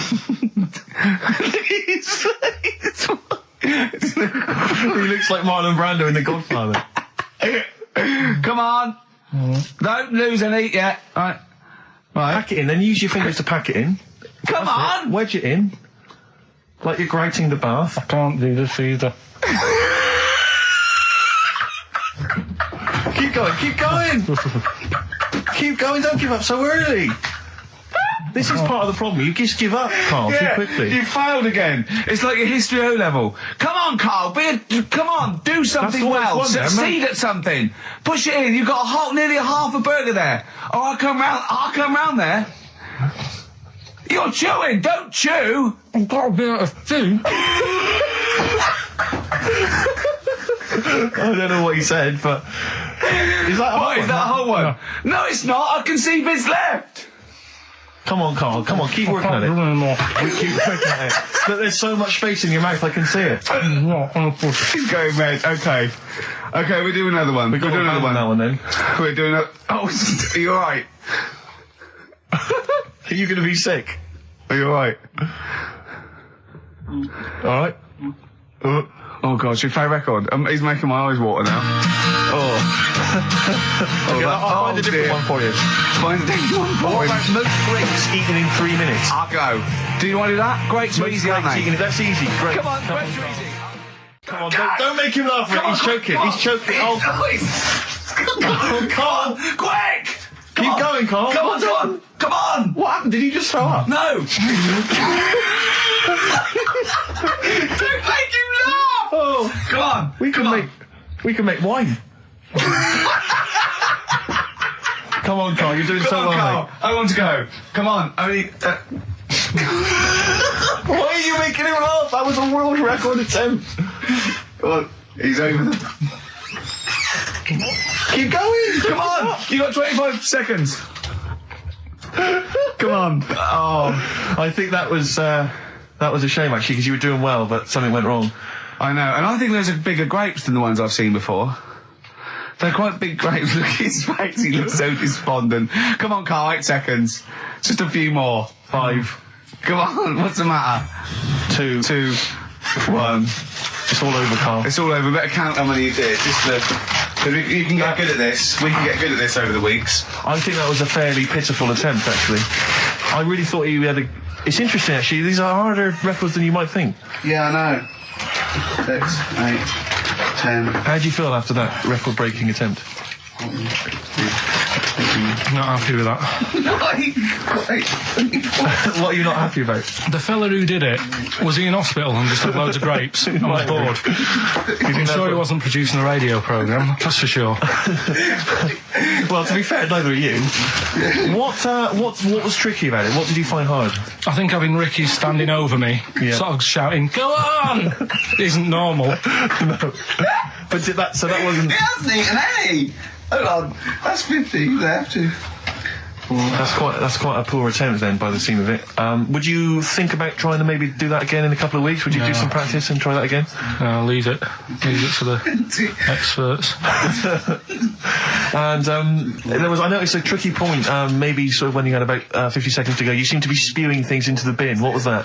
Again, mainly Ricky standing over me. So 88. He's got 88 left. Okay, so what's the mental arithmetic there? Because we put how many in? It was 150 in the thing, wasn't it? What did I say? What did I say I had left? well, I'm not doing it again. 88. So He had 88 left. So it's 62. God, you're only at 62. What's the matter with you, Carl? There's people start you at 62. That is rubbish. That's disappointment. let's leave that. So you failed on 2 world record attempts there. 62, and the record's that is rubbish. What were you doing? Oh, yeah, but like I said, I've got a small throat. I can't drink a drink quick. Ever since the Mr. Freeze Pops when I was 6, that I nearly choked on, I nearly died on, I can't go back. It'd be like asking, I don't know, someone who got run over to play Frogger or something. What's Frogger? Is this something that happened to a friend of yours, or is this... No, I read about it. You read about it? Okay. There's this little lad, right? Okay. First of all, it's years ago, right? When Right, old times. they didn't have decent doctors in like every town and that. Yeah. And this little kid is dead ill, right? Yeah. And the local doctor. Well, there's a phone call involved, so I don't Yeah, really well, give let the me get to impression it. that it's like medieval times. Yeah. Yeah. But I didn't say that. I just said it's years ago. So this kid's ill, right? Yeah. And he's lying in the bed, and he's all going funny colour and that. Yeah. And his mum says, "I'm going to get the local doctor round." The local doctor comes round, and he says, "Oh," so I don't know what's up with him. He said, "Leave it with me." Leave it with me. He The doctor said that. I'll have he said I'll phone up a top doctor Okay. who was in America or something like that. And so he goes to the phone in his office and he calls America, and because it's years ago, the phone line isn't that good, it's all crackly and that, right?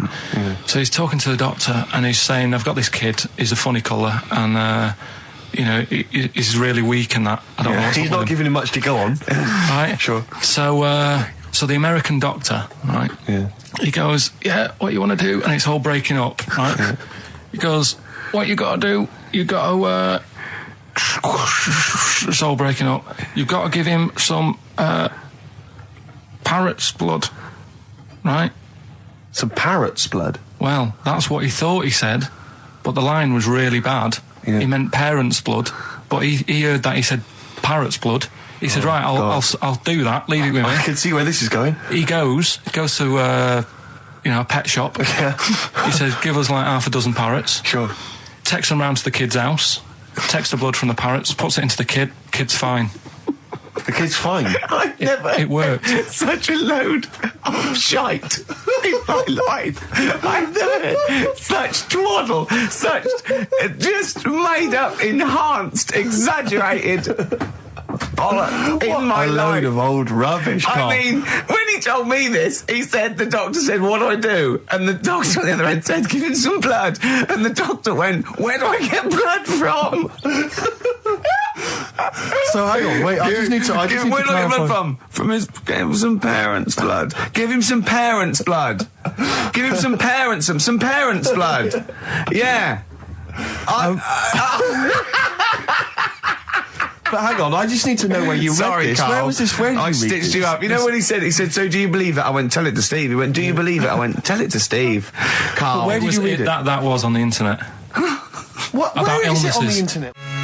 Badly Drawn Boy on XFM 104.9. I'm Ricky Gervais, with me Steve Merchant and Karl Pilkington. I'll tell you what, the Stonys then. Oh. This Thursday at the Grosvenor House Hotel. Yeah. Everyone in Radio's Anyone has entered their show in different categories, saying, they get it down to, Winners this year included the brilliant Dominic Mohan, former showbiz editor of The Sun. lots of people won. Lots of people won. Lots of people won gold. Lots of people won silver.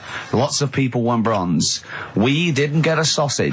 Nothing. This show was deemed not worthy of anything. I mean, not a look in. The panel looked at it and said, "Well, no, definitely is not. not radio." Didn't get a vote. See, that annoys me on so many levels. Let me tell you. One, right? I've never complained about losing an award. Okay, ever. Yeah, mainly in TV. I know we've won a lot, but we've been beaten by Peter Kay. Good luck to him. He's brilliant.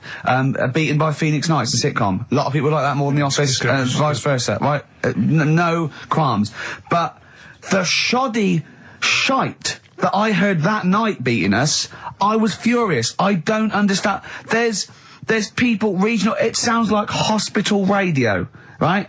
I shouldn't even be on XFM. I thought, it's beneath me. Yeah. And I thought, well, give them a hand, right? Let's show them. And I want to know who the panel was as well. I do not believe it. How can they I was looking back over some of the shows, right, before I go to Karl, and I've just done a little excerpt of, a trailer of what we do, what we're about, and I don't know how the panel could overlook this. Play a bit, Karl, please. Shaking her muff, minge and tits around does not make her a hoe, then what does? These kids at school with big heads. Karl, what are you talking about? Shut! Oh, my name is Holy Fuck. Right, Yeah. it's this monkey that was on a train station. Right? What if you mean cock to mean penis? It was my Down syndrome son. Oh! Oh, chimpanzee, that monkey news. So we've still got monkey news coming up. You're an idiot. You know what I mean? That's, to me, quality broadcasting. I don't know how they can say that isn't worthy. That's what we sent in to the Sony people. They listened to that. How they didn't think that was dynamite stuff. It doesn't make sense. Actually, I've been thinking about this since Thursday because I've been a little bit down in the dumps. Yeah. What I think it is that with the TV show, the TV stuff we've done, Rick, we put a lot of work into that. Yeah. We get the script, we got the script, we spend a lot of time on it. What this show is about, it's very much about spontaneity, it's about our personalities, and I don't think we're ever going to win an award for our personalities. I think that's where we're going Do you know wrong. what I think? I think that when we're together, we're the auteurs of The Office, and you know, and we're strong on it, and we're just two. We write it, we direct it, you know, we cast it. We even worry about the font and stuff on the. You know, we do everything. There's a weak link in our midst, I think. On the radio show? Yeah. Right, well, I'm just trying to think what the common factor is, because on the award-winning TV show, it's just you and I. Yeah, I don't know. Well, I'll tell you what, can we play a record and let me think about this, because there must be something There's got to be a factor. that isn't in The Office that's in this, that means that The Office is award-winning and this is a pile of shite. It's interesting. I mean, I don't think our number one fan, Dickie Anderson, Richard Anders, was on the panel, although he here has emailed in. He's got a couple of thoughts as to maybe why we... What is Dickers doing, man? Dickers says, commiserations on not winning a Sony. I can't believe you didn't win, naturally. I mean, apart from your show's obvious lack of quality and effort, having a monkey for a producer, offering the biggest load of tat as competition prizes, saying hairy Chinese kid 48 times every show, Rockbusters, not bothering to turn up for weeks on end, only having 3 listeners, introducing the comedy characters Camp David, Harry Fook, which I think he spelt wrong there, Stephen Merchant. I'm not a character. Apart from insulting every race, religion and sexual orientation, bickering like schoolgirls... We haven't done everyone yet. We have not insulted everyone yet. There's loads to go. Despite the fact you generally bring misery into the lives of anyone who listens, I thought you were surefire winners. Better luck next year. Well, I mean, a couple of constructive, criticisms there, but generally, I still can't nail it. was he on the panel? Well, I don't think so. Well, he's a fan, so... Yeah. Well, no, he's clearly a fan. I mean, he obviously loves the show. He has hit the nail on the head. Oh. Which... Yeah. But, what should we do? Should we give up or should we try harder? That's always my dilemma in life. Sure, yeah. I mean, I've always gone for the first one. Give up. Yeah, why bother? Yeah. If they can't see, just give us the award. Yeah. And then worry about it later, and we won't let them down. Yeah. Now they've got blood on their hands. We're gonna. Yeah. What should we do? To give a couple of months notice? I think so. Okay. Well, there you go. I mean, seriously. I mean, I think. I'm being serious. I'm not being wacky now. We haven't told Andrew, but I think we've won our course with this show. Yeah. So let's. Okay, we'll give it a month, and it's because the Sonys didn't give us anything. Play a record. Yeah. There you go. You got to do a bit longer than that. No, we haven't. Got to give a month's notice. No, you got to work till about September if you're gonna. No, we haven't.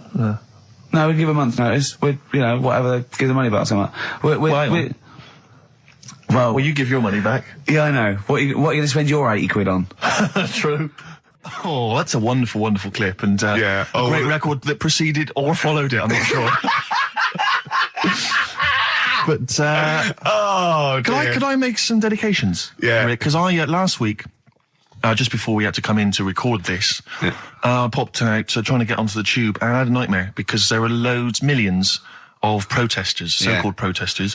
Now, a lot of them obviously doing good work. There was one fella, I think you'd have appreciated it, because I know you are very politically active, and I think this guy has really studied hard, and he's realised the best way to make his voice heard on the international political stage is to ride around on a tricycle wearing a jester's hat. He was really shaking up the bloody government. I wouldn't want to be George W. Bush about now. Not indeed. Once he sees that. Once he sees that guy. Imagine his aides rushing in and going, George W., look at this guy. Where's that? That's in London, England. Okay, call off the forces. Is that a large tricycle? Yeah. Is he wearing a nappy?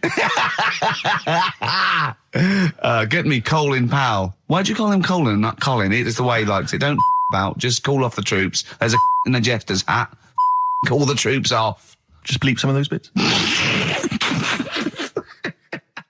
Right, here's the last clues of the year. You had, there's a load of letters there asking for advice. Put them on Claire's desk. Go that on, was no idea. F. That was for foreigner. Foreigner. I don't know what you mean. Claire Rayner, she took advice, she gave people advice. So that's a foreigner. That is shit. Right. I'm sorry. That may be Christmas. That is absolute A garbage. lot of people got the right answer. I know. Yeah, well, that there you go. annoys me even more. Number The 2. second one, ask your mum. Foreigner. Yeah. Foreigner. Second one, ask your mum if you should. That was S. That was Shalimar. Shalimar. Right? No, bizarrely, what was the clue there? Ask your mum if you should. No, we got a lot of people saying Smashing Pumpkins as the answer to that. But I don't know who's saying that to their mum. Smashing Pumpkins. Merry Christmas, Mum. Smashing Thanks very Pumpkins. much. Nice bollocks. Oh, that's great. That's great. Right. Smashing Pumpkins. Your dad bought them for me for Christmas. Yeah. And the last one, Lovely plums. What, my Victorians? Oh, God. right, we've got to wrap it up. Come on, then. A couple of people were arguing in the supermarket at the fruit and veg counter. That was B, that was Banana Drama. They were like having an argument. What do you mean banana drama? What, no, wait. What group is banana drama? What group is banana drama? So, You're a fool. You're a twat. Well, you say that, but you accuse Karl of that. You're also accusing lots of the listeners, including the winner, Nicola Rogers of London, and she wins those great prizes, and she got them bang on. So Banana drama. so can we finish there now? Yeah. Yeah, What do you mean? absolutely. What do you mean? Can we finish there now? Just play the ads and go. What? No, what are you talking about? We're going to play Jane Generating River Play all that day. then. Goodness me, Karl, look at you. We haven't got time. Merry Christmas, Karl. Merry Yeah, Christmas, yeah. Karl. Enjoy the show. Let's give him a little kiss. Oh, a little kiss. Oh, no, I with tongues, it's Christmas. No, don't. Stop messing about. Get up! Ricky Gervais, Steve Merchant, and Karl Pilkington. Not done a lot. Maybe you should earn your money as you get to Mondays off for this 2 hours of nonsense. What are you on about? I've done loads of stuff. Yeah.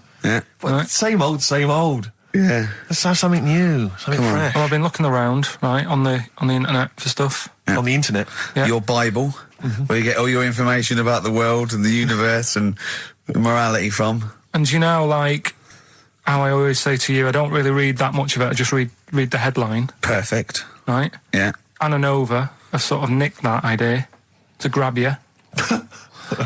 Nicked what idea? Well, to sort of get to the meat straight away at the top. Do you know what I mean? The headline to the story and everything. What? Right, these are But stories. the headlines already existed. That was why you thought that was a good not idea. like this, though. All right. Headline. Oh, these are all headlines, right? Vibrating shoes could stop elderly falling. Do you know what I mean? Oh, God. You don't need... Vibrating shoes could stop elderly falling. Yeah, that's the story. You don't need to read on. That's what I'm saying. Well, Right, could you because read on anyway? Can't be bothered. You know Read what I on mean? anyway. Well, Read- you have a look at that in a bit, right? All right. So Okay, it's so what interesting. this is frustrating radio if you're sitting at home. No, well, but it's not on. They've turned it off. If you want to know more, you know where to go. That's what I'm saying. That's what they should do in the news. Get the news done in a Bong. minute. There's a good story about Iraq. Right. Bong. Have a- look it up. Look it up on the internet. Anna Nova. Give us another bong. Bong. Family sick of living on Butthole Road. Oh, brilliant. Bong. Man wears same shoes for 60 years. Oh, bong. This isn't that good. Some fella pulls a train with his teeth. And in lighter news. I remember that. Triple Donald. This one isn't very good. And the last one, man fails to break clothes pegs on face record. She's always good. Well, that's the one I did read on about. I love that. All those. That's the one he went on about. Go on then. Just Why is that news? He fails to make a record. So did I today. I know, yeah. I failed the long jump record today. Yeah. Didn't even take part. No, I was rubbish. But what are the rules on world records and that? I don't know if there are rules. There are certain things you can't. I mean, it's the Guinness Book of Records, isn't it? Really, that's the arbiter, isn't it? Yeah, but is there anything, if you said you wanted to do it, would they say, well, you can't do that? Yeah, they've stopped some gluttony records. Obviously, things that are in danger. It's anything that's illegal. Yeah, anything that's immoral. Yeah, like that American serial killer that just got discovered. Yeah. Having killed 47 women. I don't think he can make that into the Guinness Book of Records. No, because people would be trying to beat it, won't they? But there was some other story about a fella eating watches and that. That can't be good for you. So why don't they say, look, don't do that, do something else? He wanted to stay regular. Do you know What what do you I mean? mean? Though? I just wondered What if do you mean he there's was any- eating watches? He just said he was eating watches. He got about 3 in about a minute. How did he time it? Do you know what I mean, though? Look at Karl. I love that look at Karl. Karl is looking back and forth. You know when you sort of you go to a cat and it looks back and forth between two people? That's very much like Karl's looking at us now. Or when like a child sees a midget or something in the street. They're just transfixed, aren't they? And the parents go, don't stare. When we were pushing Ash, as our producer's in a wheelchair, and we were pushing him through the He's not a VC. midget, we should make that No, he's clear. not a little midget. He's not tall. But we were pushing him through the VC, and this little kid just came up and just stood in front of him and looked at him. Yeah. I just laughed. It was funny. Do you do that? I imagine you get caught staring at things. Do you go up to people? Do you go up to people with problems and go, "Mummy, is that a monster?" Well, I was telling you one about when I used to go with my dad in the taxi. Oh yeah, What tell us happened? this story. Well, Your father was a taxi driver? my dad he had loads of jobs, which he did back then, and they don't do that anymore, do they? People they don't Have a do variety of loads jobs? stuff. Sure. But at one point, he had a black cab, and I used to go with him. Used to get a beer crate and put it in the front of the black cab, and sort of sit just next to the Comfortable. meter. And anyway, we got this call, and like the guy on the end of the radio said, "Oh, you've got your son with you, haven't you?" So he said, "Yeah." So it's just like, we've got to pick up at number 11 Village Lane or whatever. And I said, all right. And it was this woman. It was like a woman version of the Elephant Man. Wow. The Elephant Woman. Yeah, it looked like... it was really strange because I was in the front of the cab, and when you're a kid, if something looks odd, you're a bit scared of it, aren't you? Yeah. And my dad was like, look, it'll be all right. And we're driving towards her. Look, don't worry, son. I've got loads of buns. And just to I think give I'll you- just throw one down the street if it's See, right after you're it. being mean, right? I am a little bit. So Yeah. how old were you? 18? No, I was about 12 or something like that, 11, 12. And as we got closer to her, it looked like she was holding like a bag of spuds on her shoulder, For a snack. Right. and her head was all a bit mangled and messy and that. And my dad said, whatever you do, don't stare at her face. Yeah. And she got in the Because you back. turn into stone. Well, she got in the back, and I had like the mirror, the driver's mirror thing, and sort of having a look, trying to work out. And he said, don't stare at her face. I couldn't work out where her face was. It was that weird. Oh, God. So I'm not sure you're from Manchester. I think you're from like Narnia or something. Yeah, you got frog boys walking yeah, around. the Lord with- of the Rings. That got like the claws of a lobster and the head of a toad. Yeah. And you got women getting in with spuds for heads. I mean, what This is sort not of, what Manchester. is This is not the place you grew up. This is Yeah. mad. Oh, you can't believe it in London, can you? You come down and go, look, symmetry. It must be amazing. It must be a thing to do with upbringing now, mustn't it? And because, again, do you know, I've said to you before, years ago, when I was a kid and didn't have any worries, good-looking lad, you go through it a bit, have a few more worries, and you look knackered. Now, back there's a lot more worries and stuff, so you get a lot more freaks. Whereas in London, everyone's like happy, aren't they? I love the fact that stress can cause your fingers to fuse and your heads to grow. No, but if She must have been really stressed to have a head like Yeah. She was Bag of spuds. what was she, an accountant or something? you know what I mean. But what did she do? What did she say? Where when was she got in? going, by the way? She couldn't speak. London Zoo, please. I think she was going to like To a the pet fair. shop. Seriously, honest to God. On my mum's life, she was. Because at the end of the day, that's a good thing with animals. They don't judge you, do they? She's not She an was an animal. animal. She's a human being. She's not actually an elephant. No, but you know the Elephant Man was not actually an elephant. You understand that? He's got no elephant genes in him at all. No. That was just a cool name people gave him. Yeah. No, it's the name of the disease, isn't it? Elephantitis. Look, so listen. So this woman, why was she going to a pet shop? She was going to a pet shop. To find a husband. Like, play a song. Is this true? No, it is true, yeah. Oh, God. I'm not taking the mickey because it must be so really bad for Of you. course it is. Carl, I we need to haven't- ask. I'm going on to you today about cutting myself shaving. Yeah. I was going on about that. To think that she's probably not alive now, but to think, But you're saying that you're going to say this is a worse problem than a little cut shaving, aren't you? yeah. Yeah. Do you know what I mean? I The think things you're that right. you Carl, worry about. there's a couple of key questions I need to ask. One, if she couldn't talk, Yeah. how did she tell your father where to drive it? Did she have it Probably written got on a some note? help Did she for that. point with her nose? Yeah. Right, this has got silly. Pick your song. And also, finally, where did you say she lived again? It was like in a village, little small village. Right. Just hidden out of the way. All I'm saying is we could maybe get like some sort of coach, book some coaches, get a coach party up there to have a look at her. Take some photos. And now, You can make some lemonade. the offspring of a woman and some spuds. Yeah. Black Rebel Motorcycle Club, spread your love. It's time to give Karl... You're actually nervous. I'm a little bit nervous. Just to recap, Karl is 30 this year. He never went to get his results of his GCSEs. So myself and Steve took it upon ourselves to phone his school, track them down, and we actually got your results. What did you think you took? Did English, Right. maths, Yeah. art, Right. and I think I did physics. Okay. Well, you didn't do any of them. Eh? You didn't do any of them. You didn't register. You registered for one exam and took one exam and got results for one exam. So I don't know what you thought you were turning up to, or you weren't registered, or you didn't. You're familiar with the notion of registering for an exam. You have to kind of officially register in order to be eligible. What do you mean, register? I turned up for a couple. Yeah, you can't just show up. You have to register for them. You have to pay this because it costs the school money, so they have had to have paid for you if they thought you were going to pass. You can't just turn up on the day and ask for some paper at the front. I never got a letter telling me that. Well, that's because you were never at school. But you did somehow register or registered for one exam. You registered for history. It's a topic that you've always been interested in. I was saying to Ricky before, World War II, I loved it. Not the actual event. No, the but study just of it. You all mean? the stuff like, you know, about the Anderson shelters and stuff like that. Yep. And the bombs and that. And then when I took it, it had nothing to do with that. It was more about the Tudors. So the Second World War didn't come up. You mean there were no questions about the Anderson shelters? Nothing. That's devastating. So So what are you expecting the result to be? is that seriously? Is that it? Yeah, that's the only one you took and registered. As far as the school is concerned, or yeah. certainly in Well, it's the terms only of one what that they told counts. us. It's the only result. It's the only one that counts. Yeah, you've got. I don't. Did you register for yours?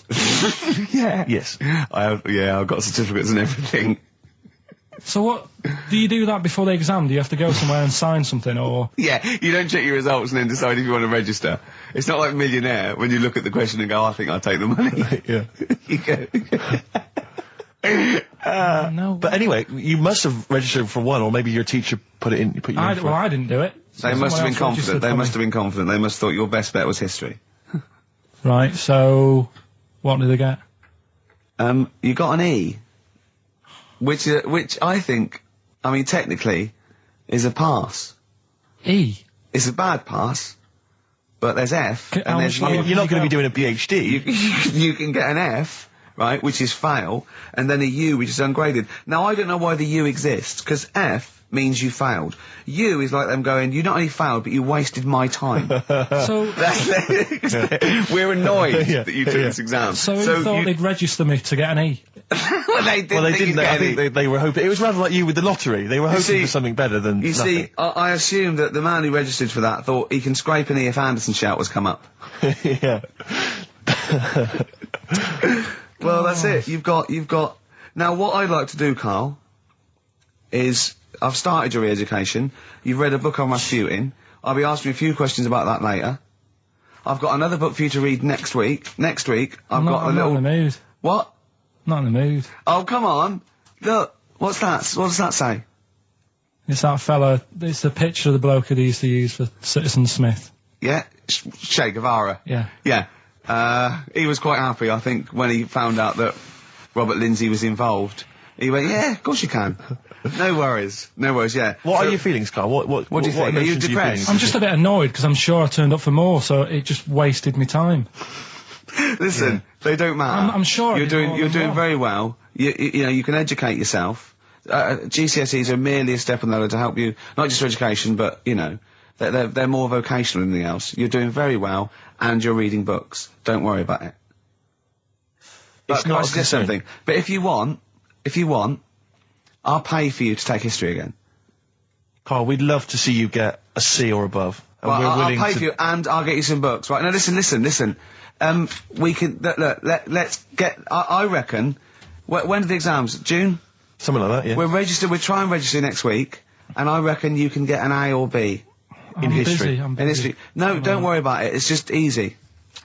I get you Brody's notes. If Heat magazine, they love you, Carl. They could probably sort something out. They could probably pay for a tutor. They got a lot of money. They sell a lot of magazines. I mean, it is always, almost always, and you found that out, I discovered this, it's always the Tudors and Stuarts. There's no fear for them not coming up. Now, what do you already know about them? You must already know stuff about Henry VIII and Elizabeth. No, because it's too long ago to even get interested in. Do you know what I mean? You can't Is that why you relate didn't- to it. Okay. The Anderson thing, it was like, God, you know, I bet my mum and dad were in an Anderson shelter. You know, this is interesting. What, when they- Oh, my granddad would have, like, had something to do with this. But the Tudors, it's like, I don't know even if they had a family back then. Play record! As you know, I lent Carl, part of his education, his historical education, I lent Carl Gladiator, the movie, on DVD, which he watched on his PlayStation 2, and Rasputin. Do you know last week when you gave me this, did you know my result for history? No. That's weird, isn't it? Yep. Now, right, okay, it's the film review. Carl, you just tell it from the heart, tell us what you thought about the film, what you thought the... Can I just ask, is this the first time you'd seen Gladiator? You'd never seen it before? No. Okay. And what were your thoughts? Okay. The film review. Gladiator. It's alright. Nothing great. It's like an old, sort of an old version of Rocky done in the olden days, really. Right. A bloke fighting other people. Sure. How sort of well known is the story? Do you reckon people know the basics? Well, just very quickly, just do the Right, plot. quickly. There's a guy called Max. Maximus, yeah. Yeah. There's Caesar, and there's Caesar's kid, and Max goes to war, sort of wins it, comes back. Caesar says, you're good at what you do. I wish my son was as good as you. So I want you to be in charge when I die. His kid finds out, a bit annoyed about it, kills his dad, because he don't want anyone to hear that he said that he wants him to be in charge. Yeah. So his kid gets in charge and thinks, I'll show you. You're not going to be a king, I am. You're going to be a slave or something. And then, next thing you see is... Sorry, can I just stop there? My only thought is the film's 3 hours long, so maybe we shouldn't go through the whole plot, right? We've done the first 10 minutes, but Yeah. go on. So, yeah, he's a slave and then... Yeah, but then, that was an interesting bit that I thought, right? I mean, I was watching this with a girlfriend, she was already annoyed because she wanted to watch Friends on E4. Okay. Yeah. It was a good episode as well this week. Was it? Yeah. Don't tell her that. Okay. Right, so she was annoyed and she said, come on then, put it on. And I got it wrong straight away because it says on the back 149, so I thought that was an hour and 49 minutes. It turned out it was 149. No, I thought it was 1 hour 49. Yeah. But it was 149 minutes. Sure. So it overran anyway. By 40 minutes. Yeah. So anyway, the interesting bit was where he was going across the desert on a horse. And I think to show you how long he'd been going across the desert on his horse, he's showing you a shot of the horse's knees and they were bleeding. And I just wondered whether that's what horses do if they run for a long time. Do you know? I don't. Good. Right, so anyway, so he goes on, he keeps going on like this. He's a slave, and then he has a fight at the end with the Caesar's kid, and he kills him. And that's how it ended. Okay, good. What did you think of it? Just generally, what bits... What do you think was wrong with it? Right, well, I've read up on it, and there's already a fact that is wrong. Right. Caesar's kid, he didn't actually kill his dad. His dad died of a natural death. Right, in real life, you mean? Yeah. Okay. And what's Caesar's kid's name? Comedian or something? I think it's comedian, yeah. Yeah. That's where the name comes from. When a funny person is called a comedian. 'cause He their name didn't happens. actually get killed in real life by Max. No. He died by his sister poisoning him, and he didn't die. No. Are you saying that this is not a historical document? It's wrong. All over the place. Yeah. Well, in next terms week, of- next week I'm giving you Braveheart, and that is actually true. That is factually No, accurate. I can't handle It is. It was a little Listen, Australian fella that helped him out. Just for people who watched it, Go you on. know that the guy, Caesar's kid, Yeah. he died. His sister tried to poison him. That didn't work. Apparently, he was a gay fella, and his boyfriend, who was a wrestler, strangled him. That's Where did you get this information? on the internet. I thought I'd look it up to see how much of it I actually got right, Yes. and that's what I read. Okay, so out of 10? 5. Really? Yeah, Okay. it's no good. I wouldn't get it out. And it's annoying the way it says, like, you know, this film's got to be seen at the cinema, because I saw it at home and I don't think I missed out on anything. Very good point. I think that's probably the point they're making, but yours is valid too. We'll play a record, and after that, I'm going to ask you about Rasputin, the Mad Monk. But anyway, Gladiator, just was going to add on the end of that. If you're into that sort of film, Jason and the Argonauts is probably a better bet. Is that factually accurate? Did you look that up or not? Did skeletons actually come out of the ground and fight Yeah. you? I don't know, but it's a more enjoyable film. Okay. And it's Okay. shorter. Okay, now, just moving quickly on, just to the last item on Karl's re-education this week. Rasputin, you read a little book about Rasputin? What did you know about Rasputin before you read the book, Karl? Can I just tell you, when I handed him this book, it was my house, I said, right, he went, is he the one that lived under the bridge? And I went, what do you mean? He went, the fella that lived under the bridge, and he went, and you had to pass him with a, and Jane, went, you're thinking of, Rapunzel. And he went, yeah. And I went, well, that's not Rapunzel either. Rapunzel's, you had to say, isn't that, you know, you had to guess his The person name. who lived under the bridge was the troll in the 3 little Yeah, book graph. I'm a troll, foldy well. So, to answer your question, Steve, that's what he knew about Rasputin. Okay? So have you read this whole book? Can I just have a look at it, Rick? This whole book, it's about the size of a beer mat. Yeah, I'm just thinking. But did you read the whole thing? No. You didn't Well, you manage to read didn't the whole even thing? do that. Well, again, some of the names in there are so long and foreign sounding that I just thought, I can't remember all these. So I just got to the meat of the story. Go on, Okay, and what is did it you then? learn about Rasputin? Right. He was a monk, Yep. and Mad? he. Was he a mad monk? Hang on a minute. Don't confuse him. Sorry, Right. go on. God. You see, this is what happened in the exams. Right. It was. Oh, don't do that when I'm drinking, Karl, please, mate. He loved his women. And that's how the story started off. He had really nice. Story started off. Yeah. He had really nice eyes, and that's what everyone fell for, especially the women. Yeah. Anyway, the people back then thought he had special powers because he could hypnotise people or something. Oh, yeah. And it was about a little lad who had some sort of blood clot on his leg, and he said, "Just calm down, and you'll be all right." And people thought he had special powers, but what he was doing, he was saying, "Calm down," and he relaxed, and it stopped the blood flowing sort of as fast, and that's how he got better. But anyway, that's the only bit of special work that he did. And then he kept going on, and he was going in brothels and all that. And the people in the town thought, this isn't right. He shouldn't be going about doing this. And Where did he live? Russia. Right. Is that right?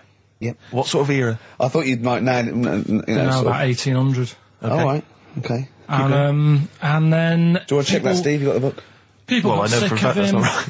People got sick of him, and they said, "Oh, we'll have to get rid of him." So they tried to. He loved cakes as well as women. Okay. So they said, "Let's poison a cake," and they poisoned a load. Of Easier than cakes. poisoning a woman, wouldn't it? And he ate these cakes, and it just didn't kill him. And they were like, "God, what's going on?" And they kept giving him more and more cakes, and He was suspicious. and that didn't work. So the fella said, "That's it. I'm going to shoot him." So. Well, I imagine it was the end of his tether. So- I mean, he was back and forth to Mr. Kipling's, He you know, like, go on. shot him once, and that didn't work, and the fella thought, oh my god, and he started running away, and Rasputin's running after him, and he shoots him like another, I think he took 4 Face bullets. full of Battenberg. Four bullets. He Didn't took, swear then. 4 bullets it took to kill him, and then this fella who was after him chucked him in an icy lake, and that was the end of him. But I don't understand, sort of, What don't you understand, Karl? well, the fact that, you know, he's a bit of a name in history. I don't understand why, because it just sounds a bit like my brother. Does he love women and cakes? And do you think that'll be his downfall? Right, I want you to study. Right, if you want to do, that's the first introduction. Right, if you want to do some extracurricular, What would that get stuff, me? there's a song by Boney M that lays it out. Suzanne told me about that, saying about Russia's greatest love machine. Yeah. But it didn't say anything about cakes. No. I think if you get the 12-inch mix, No, but they say say, according to Boney M, and I don't know who's correct, the bloke who wrote that or M, they put some poison into his wine. Now, I don't know if M have done their research or whether, they did shoot him until he was dead. According to them, he was the greatest love machine in Russia. I don't think it says that in the book, but M might know more than that fella. So what's your final verdict on Rasputin? Just a normal bloke who didn't have that much luck, really.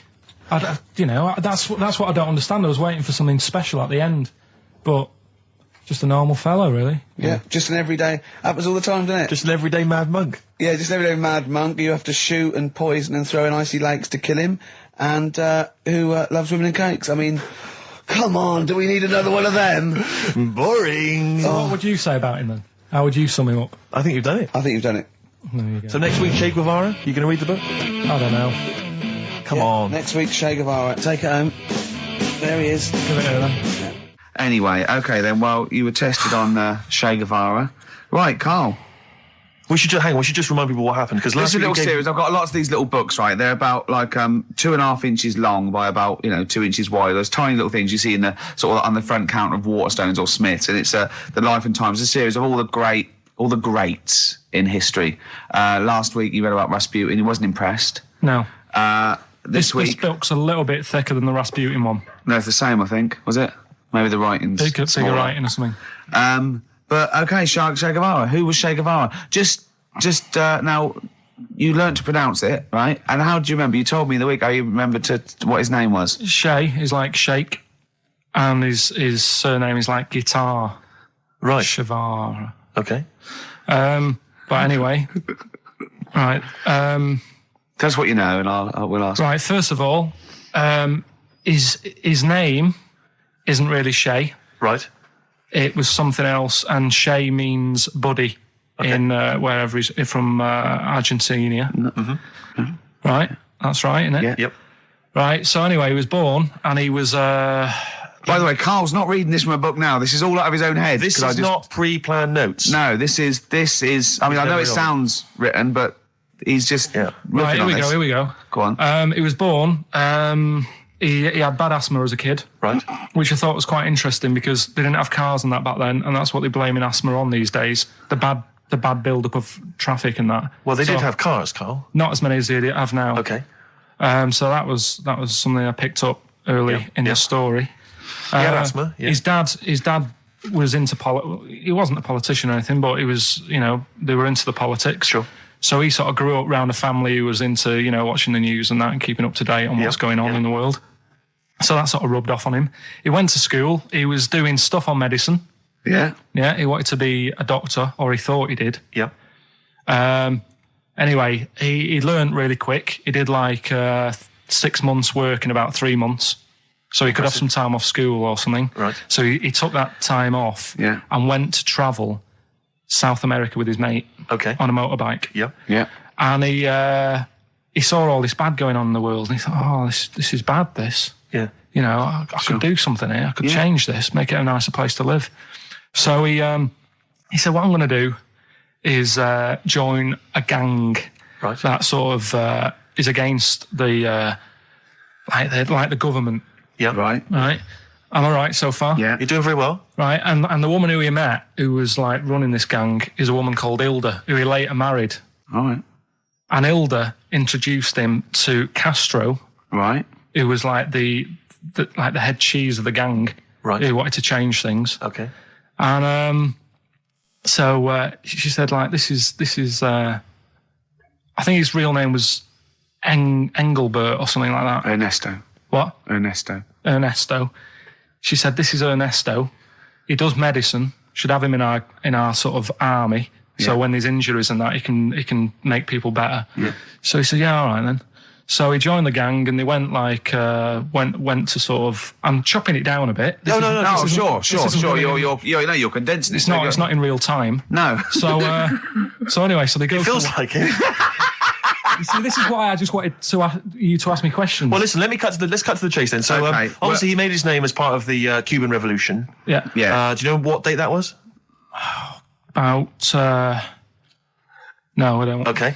And obviously, so he was a big involvement in that. Yeah. In which country was he caught? It was caught in Bolivia. Yeah. How did he die? They executed him. Yeah.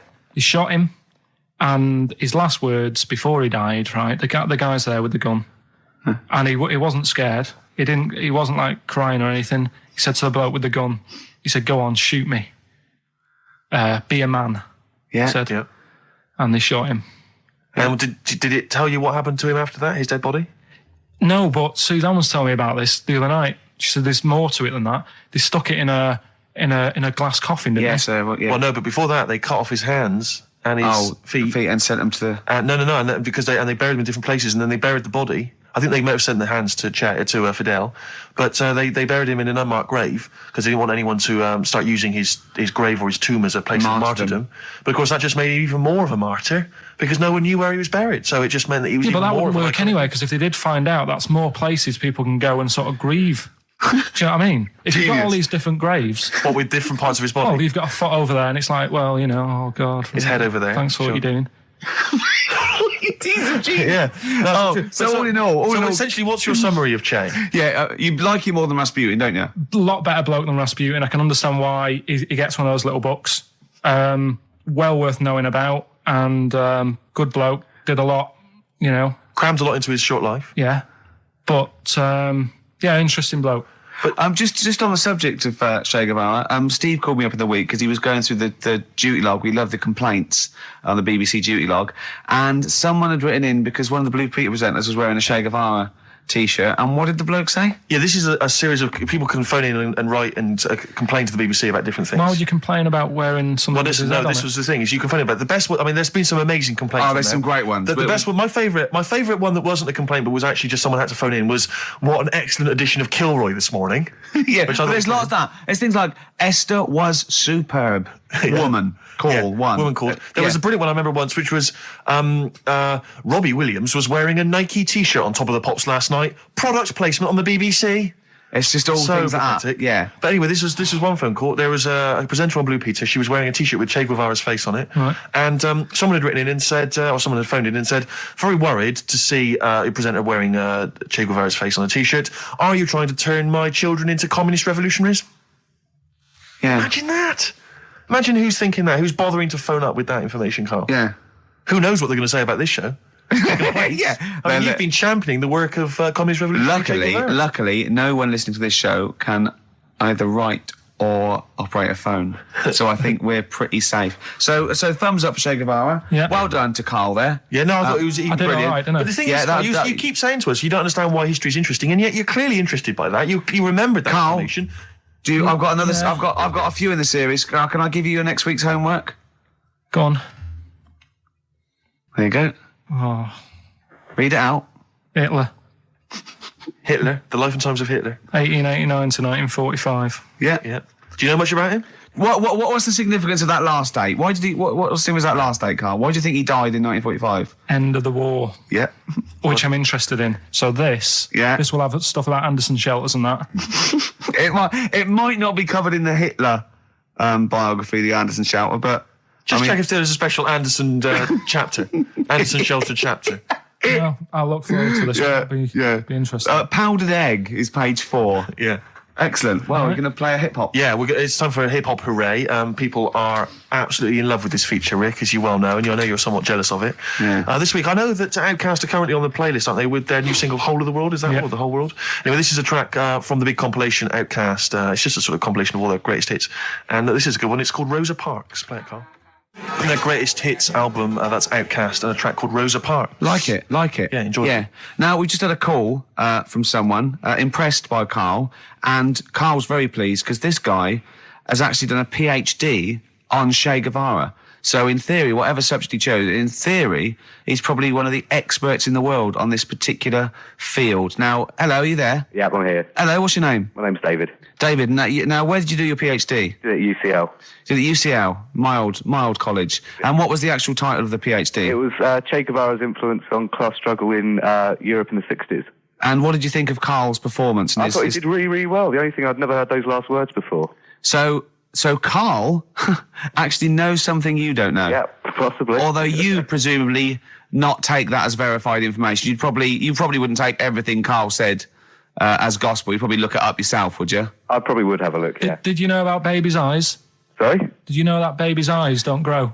I didn't know that. You see, that's why you shouldn't take things Karl says as gospel. Because it come out with something, vaguely intelligent, and then say, "Did you know about babies' eyes don't grow?" Any questions that you'd want to test Karl on? Any thoughts? Anything he missed there on the history of Che Guevara? I think he did really well, and I think he should be congratulated. Because Karl has problems with understanding why people are interested in history, and even though he's been reading these books, he keeps saying, "Why does anyone care about history? Why is it important?" What would you say to Karl? I think he should maybe then look at who Che Guevara did influence and why he still influences people today. Yeah. Well, he knows that he influenced Citizen Smith, and he knows that if McDonald's ever wanted to swap Ronald McDonald for Che Guevara, it would cost him an awful lot of money. So he is trying to apply it to the modern world. He is having a go. Well, maybe you should think like why Rage Against the Machine have him on their T-shirts. Good point, Karl. What do you think of that? Why do you think they have him on the T-shirts, Karl? I don't know, maybe that was a design of the T-shirt. Maybe they wanted another T-shirt. Maybe they wanted Ronald McDonald. But didn't have any in. Sure. And they said, we'll have that one there then. Well, thanks very much. Just before you go, do you think Karl would be an interesting subject for a PhD?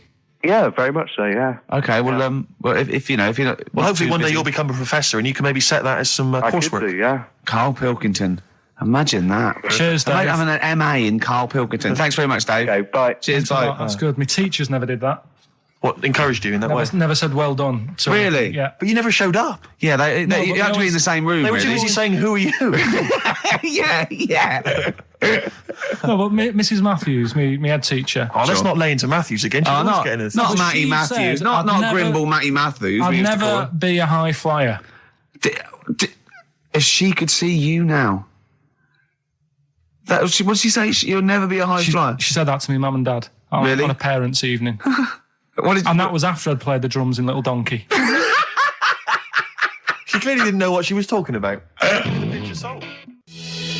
Table 60. Lisa Tarbuck. That's Corner Shop. Lessons learned from Rocky 1 to Rocky. I love that guitar. That's great. It's real glam rock. That's T-Rex and Bowie. I was going to play some from Ziggy Stardust today, but instead I brought in a different album. I want to play a bit of Bowie. Is that all right? Oh, of course, yeah, always. Yeah, bit of Beatles. Still to come up, by the way. With The Education of Karl, last week he did Che Guevara. He did very well. Before that, the week before that, he learned all about Rasputin, didn't you? And this week you've been studying Hitler, haven't you? How does that go? How do you reckon that? It's a bit tough. Okay.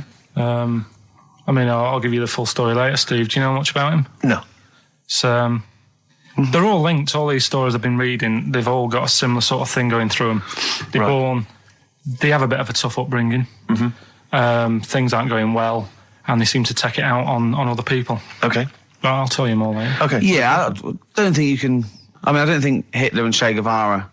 It's the same thing. Che Guevara, when he was a kid, had like asthma. Right? He wasn't an happy kid.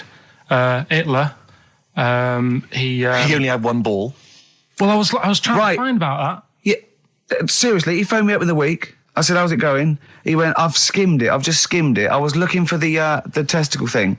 Now I don't know if they left that out or it's not true." Right. He was trying to look up that Hitler has only got one ball. I think they only did it to wind him up. Because it's like, you might be taking over the world, but we're all saying you've only got one testicle. Sure. And it's did you look in the index and it's sort of Hitler, Adolf, family life, early childhood, testicles, absence of? Sort of skimmed through because one of mother brackets other. Yeah. Albert Hall. Yeah. The only thing I could find was at one point in like when he was trying to run the place, there was a meeting going on. And somebody had put a bag in the meeting room and it blew up. Yeah, and I'm the wondering table whether it was under the table. Yeah, but Were you could have wondering been if under it the blew a table. testicle? It was the testicle was under the table. No, the bag blew off the ball. No, the ball sack was probably hanging below the protective top, and so that's where he could have lost. But why would he have only just lost the one? Because the The way we're sitting. Cross-legged or something? Sure. Sure. Okay. Well, I mean, again. Last week we had a Che Guevara expert phoned up. Maybe they could. Maybe there's a Hitler expert this time who could maybe phone up and confirm the testicle theory. XFM 104.9. Sorry, I was going to back announce that track and just mention it was Elliott Smith and the track "Son of Sam." Well, I think I'd just better ask Karl a couple of quick questions about Hitler. Then we can get on with our lives. Okay, we can tick that particular box. Yeah, yeah. Okay, Karl. Put that particular dictator to bed. It's week 3 of his education. You've nailed Rasputin and Che Guevara. I don't want to lose complete sight of those. I'll maybe ask you a couple of those in the week just to so you keep your mind on it. But Hitler, Tell us the story. What have you learned? Do you want to ask some questions? No, not really. Just sum it up in a minute. What do you Can't think? do it in a minute. Well, can I ask some questions then? Where was he born? Austria. Tell us about his early life. Right, he was a young lad. Brilliant. What in his early life? Okay. Yeah. What's the name? His mum was his dad's second cousin, which is a bit weird. Yeah. That is weird. They had 5 kids. He's going, yeah, it's usually first cousin where I come from. Oh, that's unfair, isn't it? There's no need for that. There was 5 kids, but only 2 of them, including Hitler, including him and his sister survived. The others died at an early age. Okay. Right. Anyway, so they grew up, and the mum died and the dad died and that. And he thought, what am I going to do? Because he didn't do well at school, didn't have many qualifications. No. Liked art. Did he have a GCSE in history? Liked art, right? And then, so he said, right, I'm going to go out to Munich. I missed a bit out, actually. Jewish people were in Austria. He didn't really like them. Okay.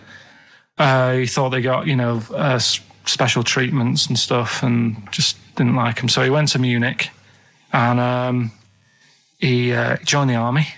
Right. Yeah. Yeah. And he was in the army, and he got injured. Right. So he went to hospital, and whilst he was in hospital, the World War I ended, and he was like, "Oh God, I want to." I was enjoying that. Yeah, So don't, because you're breaking the concentration. Yeah. Sorry. I'm not even sure I want to join in on this one, just in case. Okay. Right, go on. Right. So He was in hospital. World He's in War hospital. It gets a bit better. He's never that fit though. He's one of these blokes who was always ill. That was on something like 30 tablets a day or something. Comes out of there, joins some other army. Right. God, I knew it all this morning.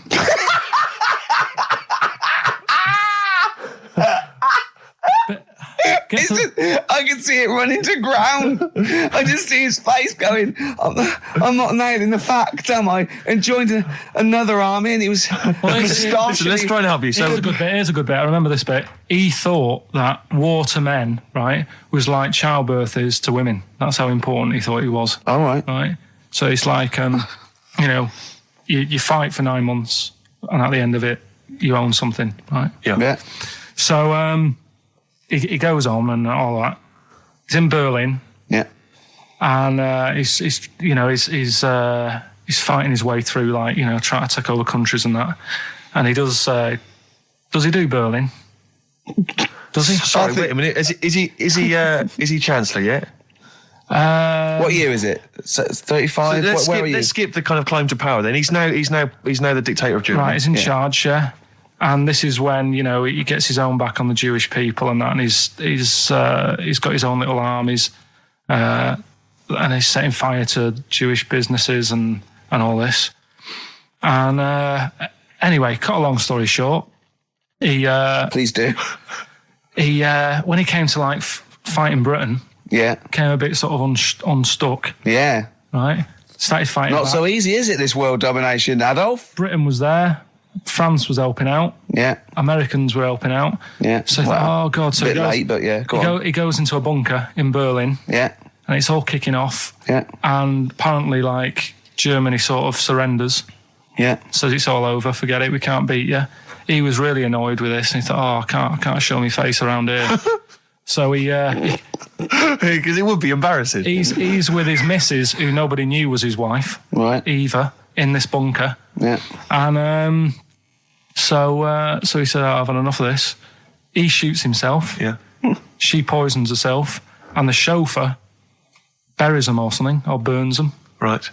And in all the time he was in charge, 50 million people died. So that's 1918 to 1945. Yeah. Between It felt like that. between Travis and the Red Hot Chili Peppers next week. That's fantastic. That's remarkable. I have to say that you sort of lost your grasp somewhere along the line, because you started off confidently, but you lost your I've had a really busy week, and last night I was like whizzing through it. Sure. And then this morning I woke up, and Suzanne had been away for about 3 days, right? Yeah. I hardly spoke to her. She's been busy, I've been busy. First thing I say when I wake up, just ask me some stuff on Hitler. You are romantic. Oh, that's great. That's how stressful it's getting. But I knew it all this morning, honestly. No, but that's fine. I think you've summed up you've done that. Right, captured it in essence. just for a bit of balance, I've got your next week's homework. It's the same series. There's little books. There's tiny little books, just 3 inches long by 2 inches wide. Crammed with so much information there. Winston Churchill. There you go. You'll enjoy that. Yeah? I'm getting a bit bored now, though.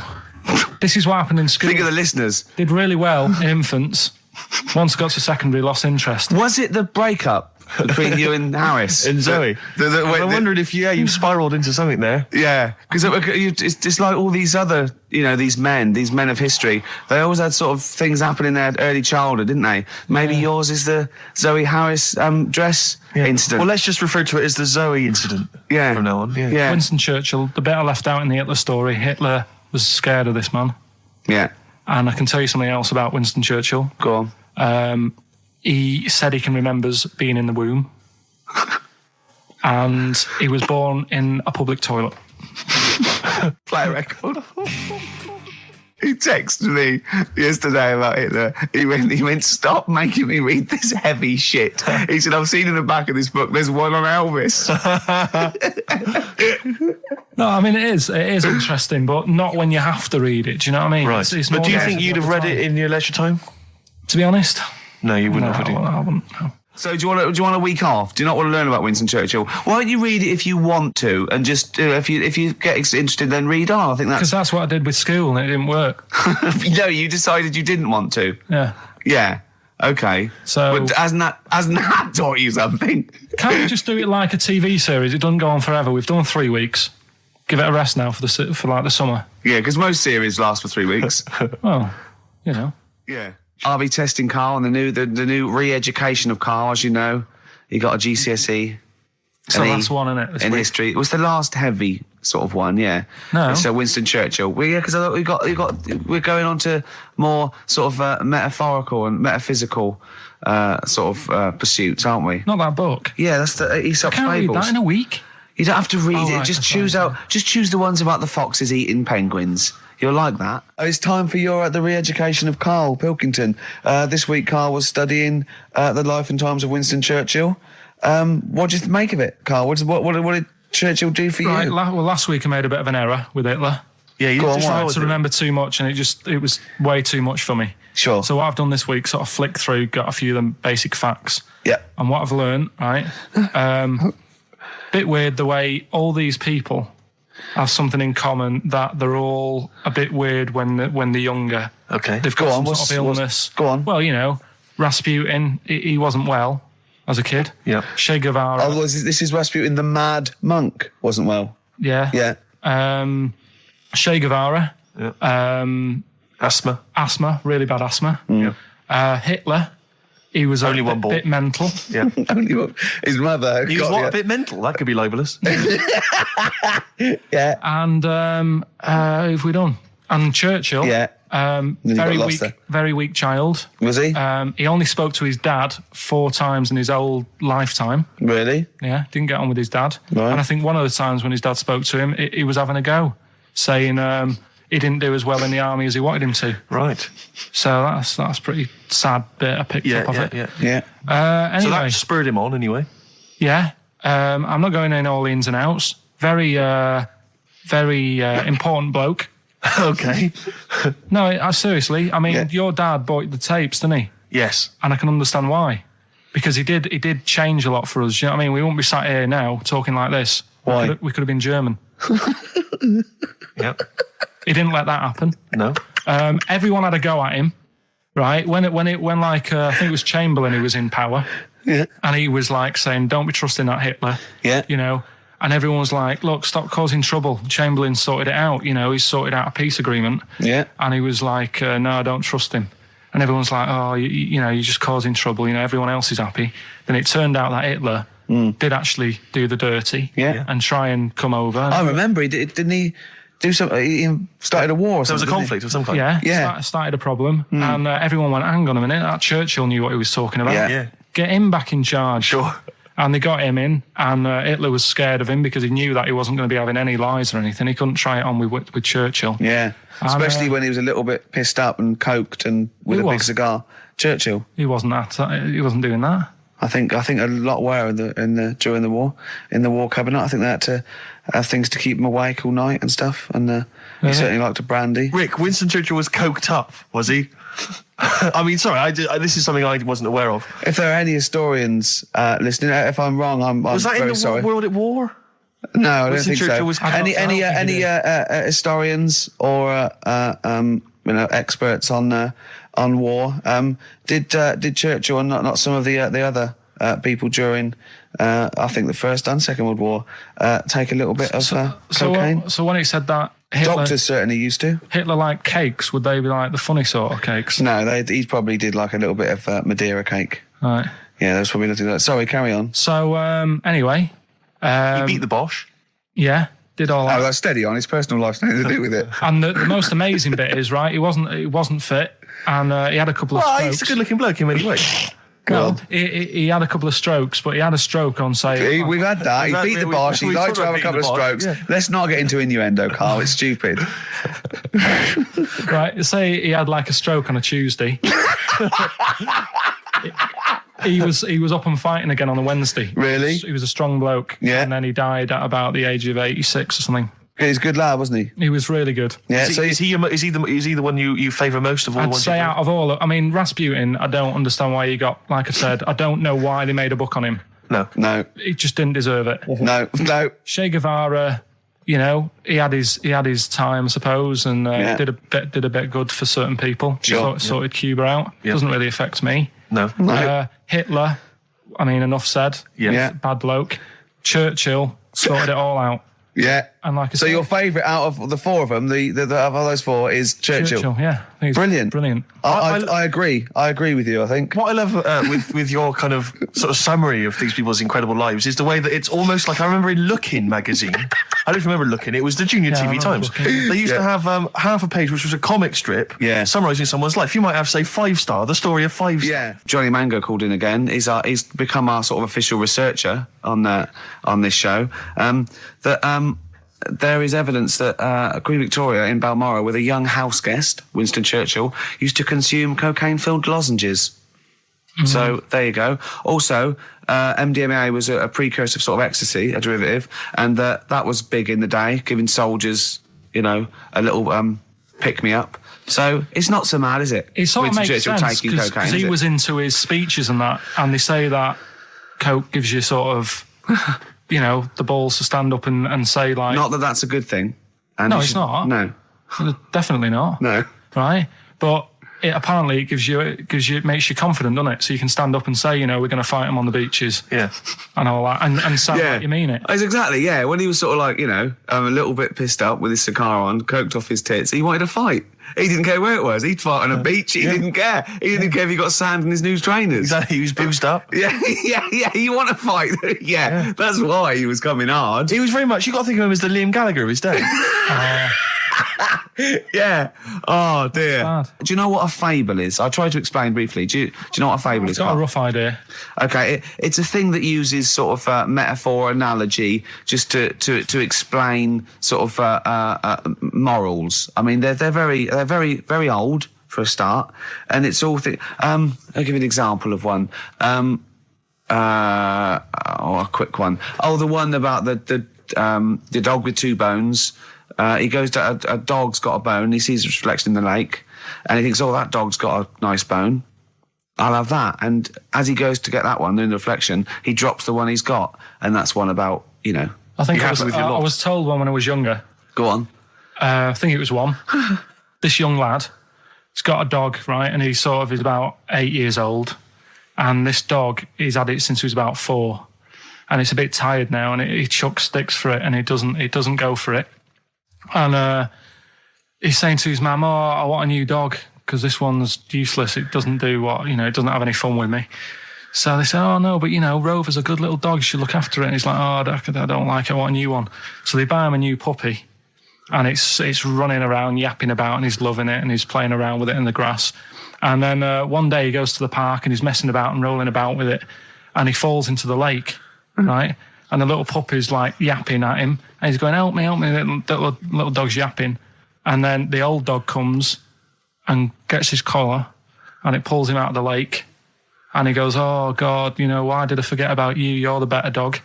And he loved that one again rather than the puppy. I got a feeling that was Lassie. Well, yeah, that was an episode of Lassie. What's the moral? What's the moral there, Karl? What's that telling? What's that explaining through analogy? Sort of, don't forget the old. Look after old people.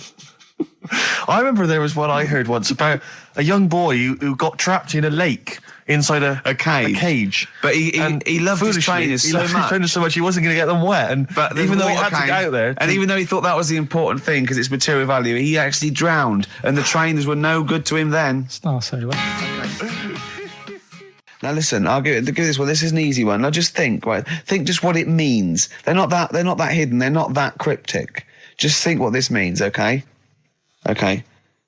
When the hares addressed a public meeting and claimed that all should have fair shares, the lions answered, "A good speech, hairy feet, but it lacks claws and teeth such as we have." How would you use that? No. What do you think that means? This is translated from the, I don't know, Greek or something. I don't know. It was Aesop. Where's he from? Greek. Yeah. So shall I do it in my own language? Okay. So what would happen if there's hares and they have a meeting in the jungle with like loads of lions and go, "Hey, hold on, wait a minute. I think we should all be equal and share everything, all right?" And the lions go, "Well, yeah, it's easy for you to say. We've got claws and teeth." Yeah. What does that mean? It's saying like, of course the hares want that because it's better for them. The lions get nothing out of it because they're already king of the jungle. That's right. So it's negotiating from weakness.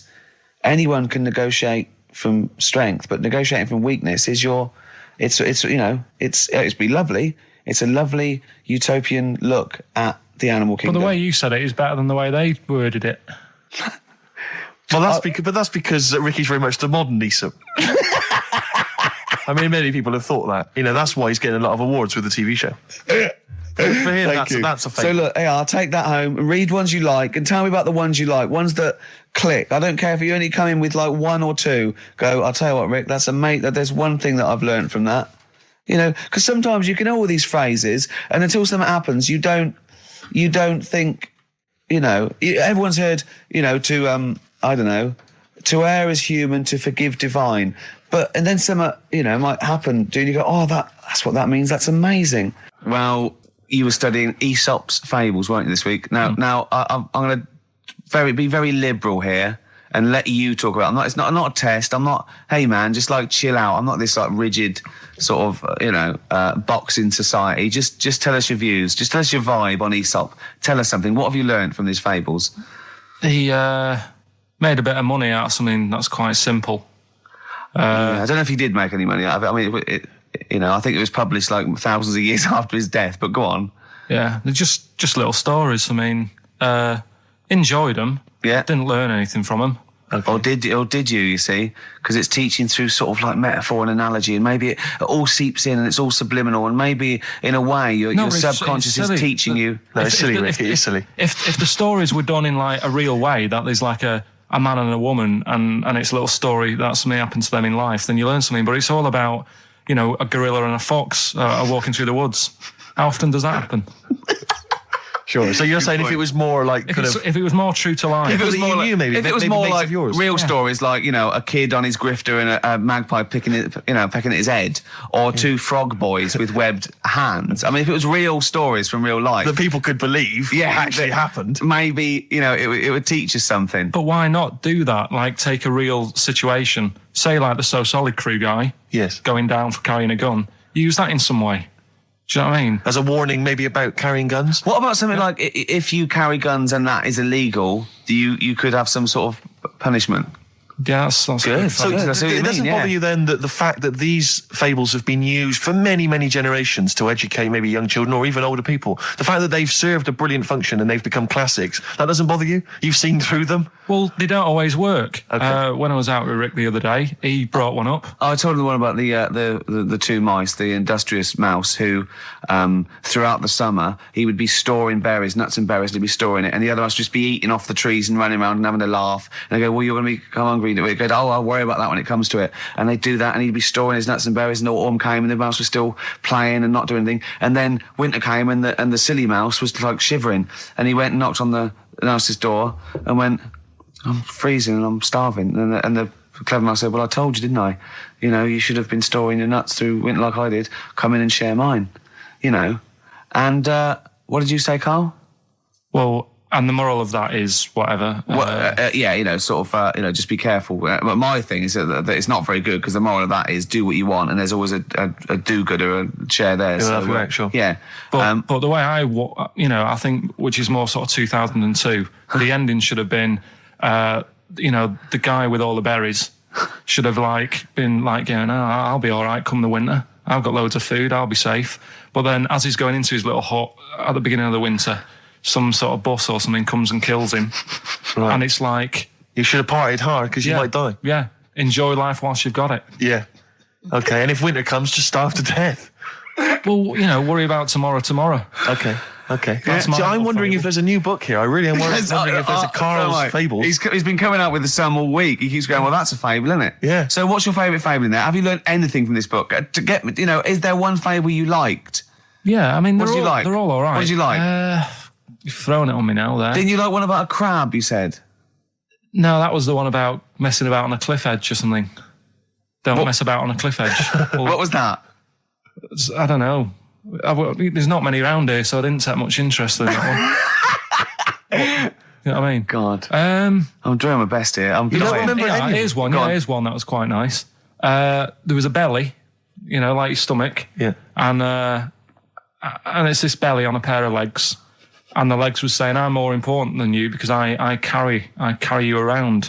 And the belly said, yeah, but, you know, if it weren't for me holding all this food, you wouldn't have the energy to walk around. Yeah. And that means, like, you know, rather than working on your own, it's best to work in a team. Yeah. So, Well, the one similar to that I was taught when I was little was a vision of heaven and hell, and it went down to hell, and in hell, right, there was these people had like 20-foot long chopsticks, yeah. and they were eating their food, and they couldn't get the chopsticks into the food and get it round to their mouth because they were just too long. Right. Right, that was hell. And in heaven, they had exactly the same thing, but they were feeding each other. What? Right. You don't like Chinese food? Is that what you're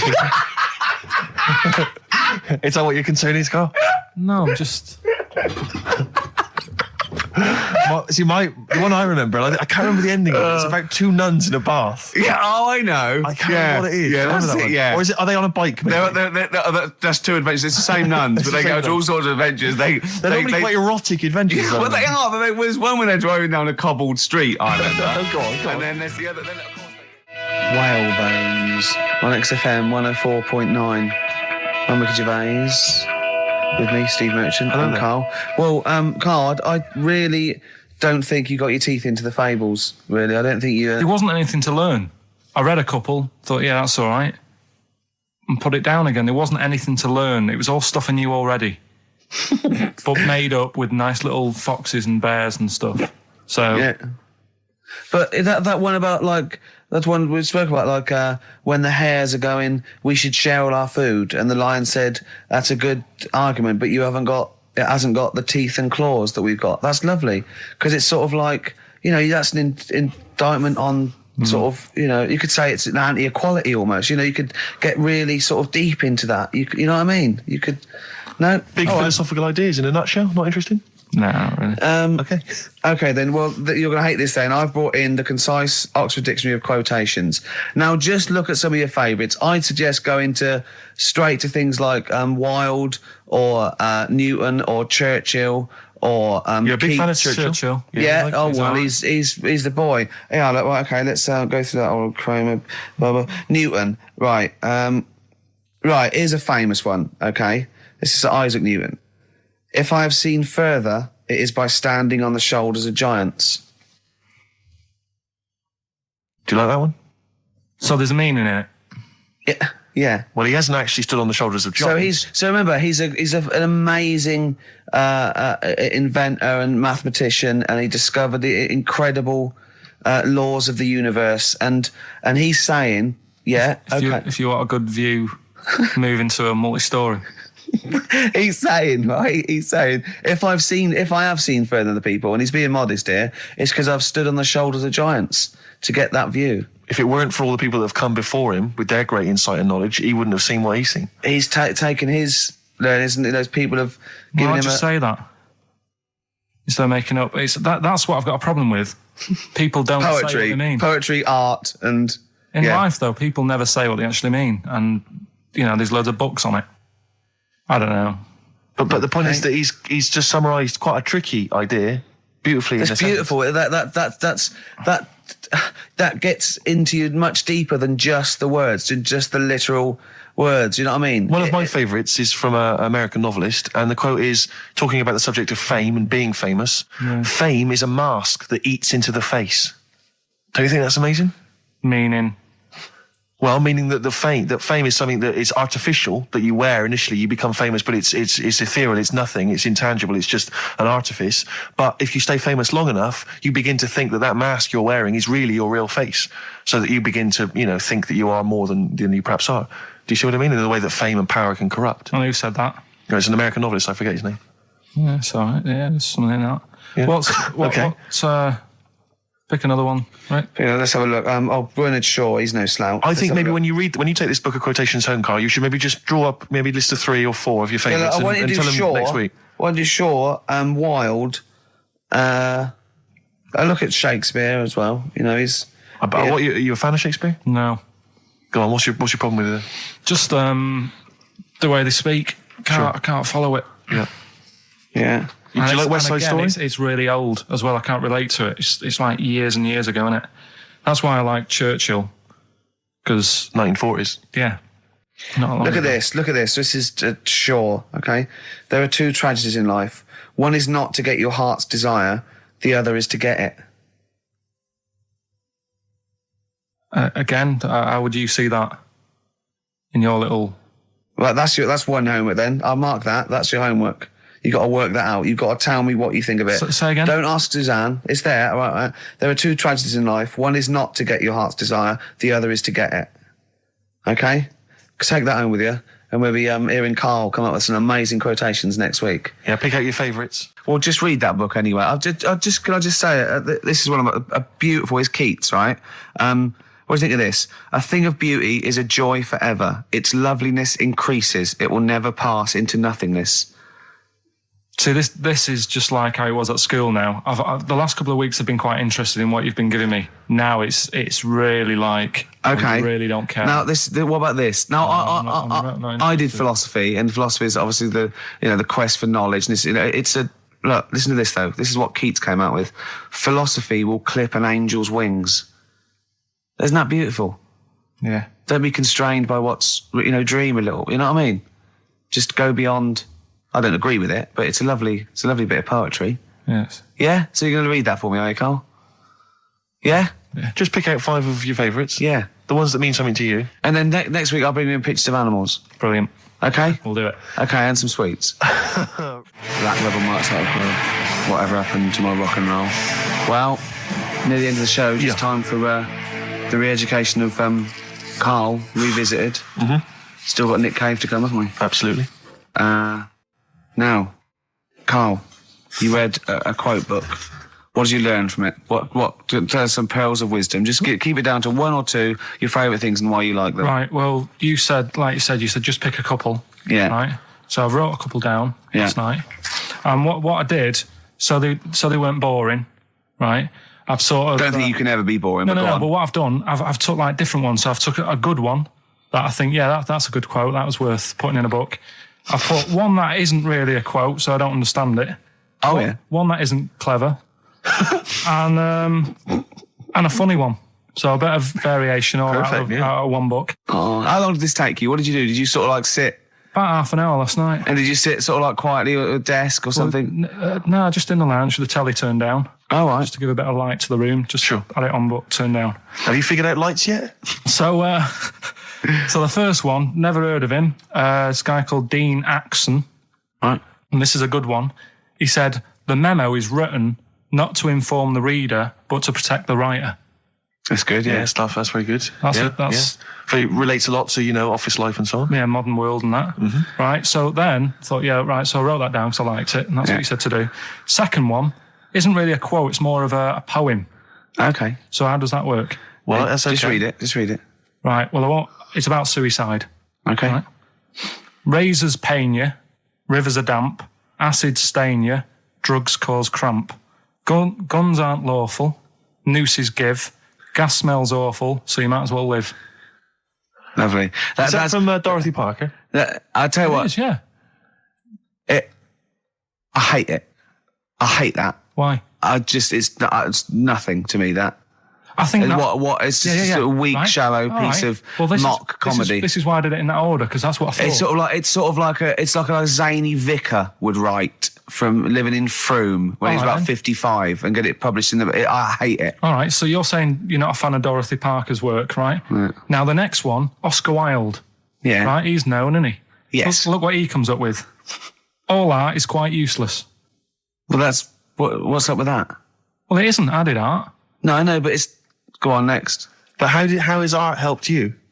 How has it been useful to you? It was a bit of it's one of the only things I like doing at school. Right. Do you know what I mean? When I made that little clay man, fixing a car. Yeah. You made a clay man fixing a car? I'd forgotten about that. How can he... I think that's stupid. And especially that it's gone in a book. Sure. Do you know what I mean? Okay. It's easy to diss things. Yeah, it's harder to do things out. You're right. I don't think art is useless, by the way. But you don't have to agree or disagree with some of these things. Some of them are, sometimes it's just their thoughts put eloquently or poetically, isn't it? And it's just, to provoke a reaction as much as anything. Yeah. Well, and the good one, Ozzy Osbourne. I mean, sorry, but let's go back there. The irony is that is art. That he was an artist, wasn't he? So, but so you don't like Oscar Wilde, but you prefer Ozzy Osbourne. Yeah, go on. Ozzy Osbourne, cracking one. This funny and educational. I bit a head off a bat the other night. It was like eating a crunchy wrapped in a chamois leather. Genius. You're right, Karl. Yeah. So there's. What do you like about that? The way he's described what it is like. I think, if someone, that you can imagine what it's like, because I like crunchies. Yeah. And, it's like and that chamois leather is really chewy, so you can imagine that's like the skin. So you like his descriptive writing. The crunchy bit is like the bones and that. Yeah. Perfect. But Karl, it's interesting because you've analysed Ozzy there, and in a way, that is the first step on maybe doing a new English GCSE. Yeah, being able to study language, why you liked it. You said because it describes what you've never eaten about yourself. Yeah, but my teacher, Mrs. Kane, if I would have come into school with a quote by Ozzy Osbourne, she wouldn't have been happy. Really? Do you know what I mean? And that's the difference between. She'd go, right, Karl, get your horse and go home. Well, listen though, we were talking about other quotes. Yeah. Neil Armstrong. Yeah. Do you know his one? Yeah. What one? Giant leap for mankind. Do you know it wasn't meant to be that? It says it's one small step for man, one giant leap for mankind, right? Yep. It was meant to be, this is one small step for a man. Right. I.e. me, the individual, on a microcosmic level, one giant leap for mankind. And he mucked it up, because if you say this is one small step for man, one giant leap for mankind. Man there means mankind. I know. It's embarrassing. So you shouldn't give people. He's not a trained actor. That's true. He's more of an astronaut, to be honest. Has he won any awards, Rick? No, there are no awards. Is he BAFTA nominated? Don't think so. But listen, right? He said another quote as he got back into the rocket. Have you heard about it? Go on.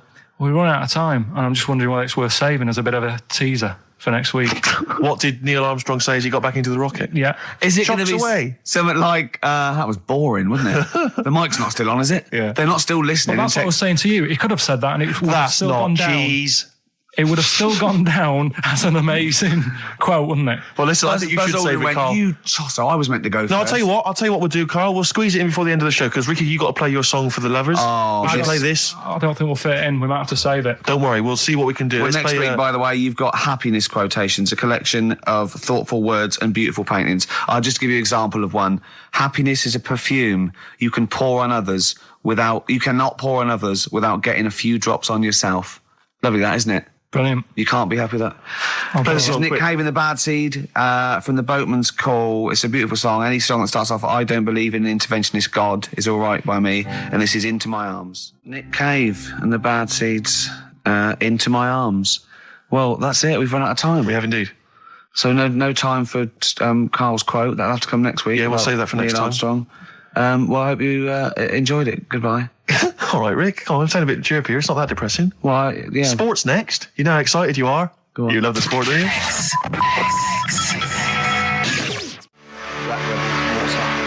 Spread your love on XFM 104.9. I'm Ricky Gervais, with me, Steve Mitchell.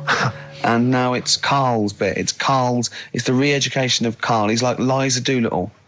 And now he's coming to, or Lawnmower Man, if you've seen that film. More like Lawnmower Man, if you've seen the film. You'll know what I mean. And his homework was to just study quotes, really, on happiness and stuff and general well-being. He's not a big happiness quote fan, are you, Karl? Not really. So what have you done? You've come up with something, haven't you? Right, yeah, I told you, right? Because a lot of these are just things you say every day. They're nothing special. So what I'm doing... Well, you say them every day.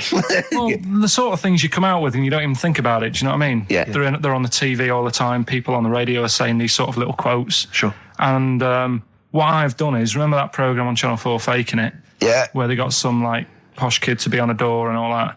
What I've done, I've... Imagine if that was the pitch for the show. Dear Channel 4. Just going to get a posh kid on a door or something? Yeah. Yours Come sincerely, in. Karl. Come in. Yeah. TV producer. Yeah, go on. So what I've done, this little book of quotes, happiness quotes, I've picked two that are real, Okay. and I've made one up. All right? And we've got a guess. And you've got to guess. Okay, what then, one it is. go on. Well, I'll tell you what, Rick. Why don't we, when we've heard them, we won't confer. No. You'll write down yours, Yeah. A, B, or C, and I'll Yeah. write down mine, and we'll Sure. see how it Okay, works. Karl, off you go. Right, and just because I'm looking at this book, it doesn't mean I'm actually reading. No, I know. Don't no, worry, I know. we're clever. No, we know. We can't see yet. Can I Yeah. call my bluff? Yeah, go on Okay. in. Nothing is worth more than this day. Okay. Yeah. Yeah? All right. Yeah. The way I see it,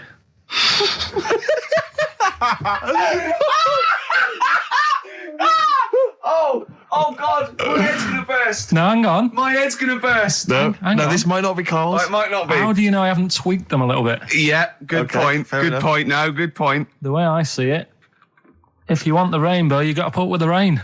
Yeah, okay. All right? All right, yeah. Okay, hang on. It's not here. Come on. Cat food, Cat food, come on. it stinks a bit. But if you don't put up with the smell, the little kitten will die. Steve, I don't know what to say. I don't know what to say. Imagine this in faking it. Imagine their faces when he says that, and they're going, "Oh my God." Oh. Karl, play a song, mate. We'll have to confer on this one. Well, that's just amazing, Karl. Just read them again. Two were real, one was fake. Go on in. Right. First one. Nothing is worth more than this day. Excellent. Next one. What does that mean? Well, cherish now, cherish your time. Okay. Because you can't get it back, and Yeah. That's the way I saw it. Carpe diem, whatever it is, seize the day and all that. Okay. If you want the rainbow, you've got to put up with the rain. Yeah, of course. Yeah, rough with the smooth. It's not all plain sailing, but rainbow's beautiful, but it comes because of the rain, which you might not like. So make the most of everything, and good. Cat food doesn't smell good, but if you don't put up with it, then the little kitten will die. Right, now, Carl, that is a good effort. Now, that one's yours. I mean, obviously, right? Right, no, but it's a good effort, right? I mean, it slipped seamlessly into the others. Yeah. I don't think it didn't. No, but it's good. I mean, we knew it was that one. But what I will say is, it's good, but what you don't know, maybe subconsciously, is, I mean, it's very similar to the putting up with the rain and the rainbow. But that's good. Why do you think that? Well... What does mine mean? Well, even though it smells bad, it's good for something. Right, So see, that's I didn't look at it like that. What do you look at? I kind of thought... Was yours more specifically about cat food, generally? Because normally it's an analogy. Yeah, or a metaphor for something, much bigger. Well, no, the way I I mean, looked at it- Dolly Parton, who I think did the rainbow rain thing, she wasn't specifically concerned about weather conditions. No. It was a sort of general idea. It's all about life. Yeah. Well, that's what I've done. Go on, I've used an everyday thing Yeah. and put it with today's problems, right? Go on. So, my girlfriend, she might like to go shopping for clothes. I hate it, Right. but because I love her, I put up with it. Ah, that's nice. Yeah? Yeah. So, you love that little kitten. You can't stand the smell of the stuff you got to feed it. But because you love it, you go, well, I'll put up with this just for a few minutes, and then I can squeeze its head later and give it a little... Sorry. Can we go back? Stroke its head and stuff. Oh, right. Yeah. Sorry, it was a bit of a slip, was it? Squeeze its little head. Yeah, well, that's just the thing that I do with cats. Put it in a bag and drown it in a lake. I can feed it and then I can throw it against the wall. So you didn't see it like that, did you? No, that's very good. So it's about love, is it? It's about putting up with the bad things for something you love. Yeah. Well, that's nice. But Carl, you seem now to be convinced and rather smug that you've tricked us and that you've fooled us and that we didn't understand it. Well, I say that's your fault, not ours. No, it's not, though. I mean, look, that man in Forrest Gump, he was a bit of a nutter. And he came up with the life as a box of chocolates thing. Yeah. Now, if that was in this book, you say, oh, yeah, brilliant, good bit of work. But if he was sat here doing the show with you, you'd be taking the mickey out of him. Sometimes I feel he is. No, but Carl, I could. In fact, if people are out there, we're too lazy. Could you write down everything Carl's ever said? Because I think we could publish that. Yeah. He said one today. He saw my salamander. It's not a euphemism. He saw my salamander, and it's just sitting there in the tank. Your exotic pet. Yeah, and he's worried about there not being a lid on. And he said, I went, what are we worried about? He said, wow. He said it sits there for 24 hours a day, obviously planning to get out. Well, it's got nothing else on its mind, and the daft thing is, he has actually got the lid ripped up a little bit. It's got nothing else to think about. And it'll be looking up there, and it's going to get out. But what's the worst that could happen? What's it thinking? What do you think it's thinking, this salamander? It's got its eye on the DVD player. I can have Ian be down the market. Well... Oh, God. Are they dangerous? Can I just say something? Are they dangerous? I think the salamander's thinking exactly the same things as you. I mean, to look at you, you've got the same expression on your face. You know what I mean? You're dressed in green as well. You've got a little round sort of Hamburglar type head, like the salamander. Very similar. And yet I think you bonded with it, didn't you? Yeah, but I probably would have tried to get out, but my little paper round bag would just hang on the corner. Yeah. She got in from work that Saturday, right? And I said, look under the tree. Knackered. Oh, at least it's Christmas. Yeah. At least I'm going to get a little bit. I said, look, you got some stuff under the tree, right? So did you give her a sugar lump? Right, she was really chuffed with that. But she said she was a bit puzzled because I didn't know we had any wrapping paper, right? So I ended up using wallpaper. You didn't take it off the wall, though. You had No, it was some left over, right? So she said, why have you used wallpaper? I said, well, I didn't have any paper and you were getting in a bit and I wanted you to have a surprise. So she said, can I have a feel of them? I said no. Presents. She thought, right, I've got the right thing. Yeah. Right. And then Christmas Day, I said, no, don't get carried away. It's nothing really good. You know, we said we weren't going to buy each other much. So there you go, open them. Yeah, go on. And Can I just ask, had you received your present from her yet? yeah. So what had you received? What did he have? Had some shoes, Nice. right? Getaway game for PlayStation. Nice. Which is all right. I'm just totting up Just the talk value about of the value this. of those, Go on, yeah. And So- just also think about how much fun and pleasure you get from them. Yeah. Although, of course, condoms, I can see the Well, do see you the know. appeal. Well, okay. So yeah, I think but I can. also add to that bit 150 quid for a meal. If you're going to start Minus. totting up, 150 quid for a meal. I bought some shoes, 72 quid. Yeah, that was after the event, though. Doesn't matter. All right, so you'd received these, dare I say it, thoughtful and nice gifts. You handed over the box of condoms. They were wrapped up. She Well, unwrapped them. yeah. Go on, take us through it. Walk us through it. Well, it's not something you play with on Christmas morning. Oh God! Oh, right. But when she opened What them, did she her say? What did face she say? Well, I wrapped them twice as well, so she thought it was something really good. It was Extra like, oh. protection. Right. And, So she thought it was something really good. and then So the disappointment would be doubled. Yeah, go on, yeah. then she just opened it and went, oh yeah, so what's on the telly? And that was Cool, that. That was ungrateful. that. What an ungrateful woman that is. Well, she Fancy got not, stuff. fancy not wanting I told her. a box of economy condoms from Boots. I said to her about the thing about, it's all about the surprise and that, innit? Yeah. You explained that to her? Yeah. What, after she'd unwrapped it? Yeah. Thoughtful. And she was all right about it. Yeah. She understood. Rick, you know I suggested to him that he buy his girlfriend a gift. I'm worried I've done more damage to the relationship by suggesting that than if he had just forgotten. Next time you've got to go shopping for her yourself, Steve. I think I might do. You've better go shopping for her yourself. I'm glad it's all over though. It's mental. Yeah. It annoys me. The whole thing annoys me, and she knows that as well. Yeah. She should know. What? She still insists on having Christmas once a year. Well, Wow. I'm no, but well, anyway, what did you get? I can't think what you bring to the relationship, Carl. I don't know what it is she's getting from you in this relationship. It's like she's I doing think all we the know. work. Well, yeah. 80 times. Oh God, Carl! I love it. You're brilliant. I know what she's getting. He's the. What though? He's not thoughtful. No, but he's thoughtful. He's the best he can do with the brain he's got. Do you know what I mean? Right. He's doing his best. He's absolutely doing his best. There's no. He's working at the limits of his powers. Do you know what I mean? Though he's done as well as he can with what he was given. Sure. Yeah, I and understand. that's admirable. Yeah. It's like I think he's done better than you'd expect. I bet his teachers didn't even think he'd get this far. Do you know what I mean? What? Find a girl. No, well, yeah, a job, a girl. Yeah. Do you know what I mean? Clothing himself. He's done really well. What do you think, Carl? You think you've done well? I think I've done all right compared to some of my mates. What are they doing now? Probably not that much. Do you know what I mean? The Mrs. Matthews said I wouldn't be an high flyer. I think I'm doing all right. Yeah. Do you know what I mean? I have a holiday every year. Got somewhere to live and that. Yeah. Got a new flat, haven't you? Yeah, so So where are they then? The condoms?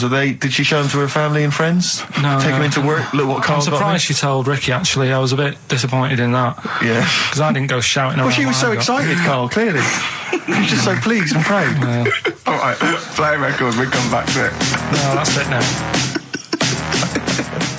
Streets, don't mug yourself. XFM 104.9. Ricky Gervais, Steve Merchant, Karl Pilkington, a regular Santa Claus. I'll leave it. Oh dear. Right, listen, right. Yeah, New Year and all that. He's great, isn't he? Rockbusters is underway. We're getting some good stuff coming in. I have to say, I'm amazed. Every answer I've had so far has been correct. I listened to the clues. I've got no idea, and I know you, Carl. I've spent time with you. Have I you know how you seen the work. XFM listeners? Well, of course they're the same as Karl. Sure. Of course they've got the same mindset. Yeah, yeah. Oh. Right. So what did you do for New Year instantly?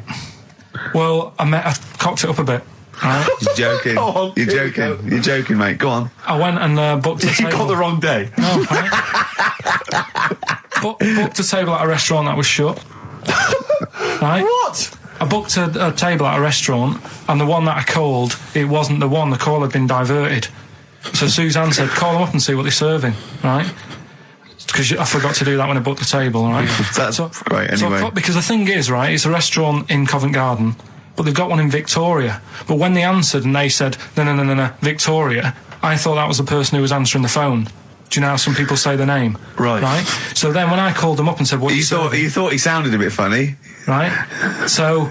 I'm confused, Carl, but probably not more. No more than you would have been on the it was a branch of a... he doesn't want to give the restaurant away, so he phoned it up. There's one in Covent Garden. They answered the phone. The restaurant's not called No. No, they said, no, Victoria. Why can't we name the restaurant? I don't know why. It's not libelous. Are we scared that, are you scared people are going to sort of see you in there because it's your regular haunt? No, it's just like, you got to pay for stuff, haven't you? Right. I mean, it's... Okay, anyway, so you've I wouldn't mention it before New Year, but it's not... So did you go all the way to the restaurant to find out that it was closed? No. What happened is I called... Was that the name of the restaurant again? Right, the restaurant's called Christopher's. They've got one in Covent Garden, they've got one in Victoria. He phoned up, he went to book, it's a lovely restaurant, I've been there often, I recommend it to him. He phones up, said, can I have a table for he said, no problem, sir. Right? And then, so then I said, you better call up, see if they've got any haddock on the menu. And he went, hello, and they went, hello, Christopher's. Victoria went, Victoria? They went, yeah. He went, oh, no. That's it, innit? So then I just said, no, forget it. I'm not going all the way over there. So I cancelled it, right? So when I called up Suzanne and said, look, I've made an error. The place we were going to is shut. Was she surprised again, or? So we're not going. So she said, try some other places. And I did. They were all booked up, right? I was fed up anyway. I hate New Year. It's always like this, isn't it?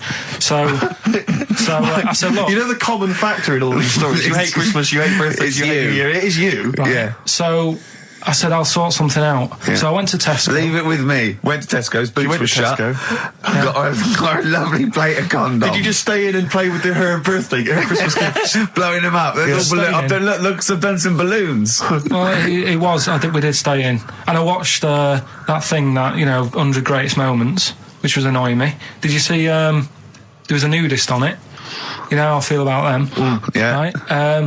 Did you see him? Man with two knobs. There was a man with two knobs on it, and a nudist who just wanders about the house. But it said, and when he visits people, I was thinking, who lets him visit? I go, exactly, But he must go there with trousers on and go, hello, lovely to see you. Go, just pop all these off. Or not really, no. And I tell you what annoyed me the most, they had a white sofa. If you were a nudist, you'd get a darker one. Right? So anyway, right, so we ended up watching that. That annoyed me. And then I was tired by about 11, and I said, let's go to bed. And she said, you can't.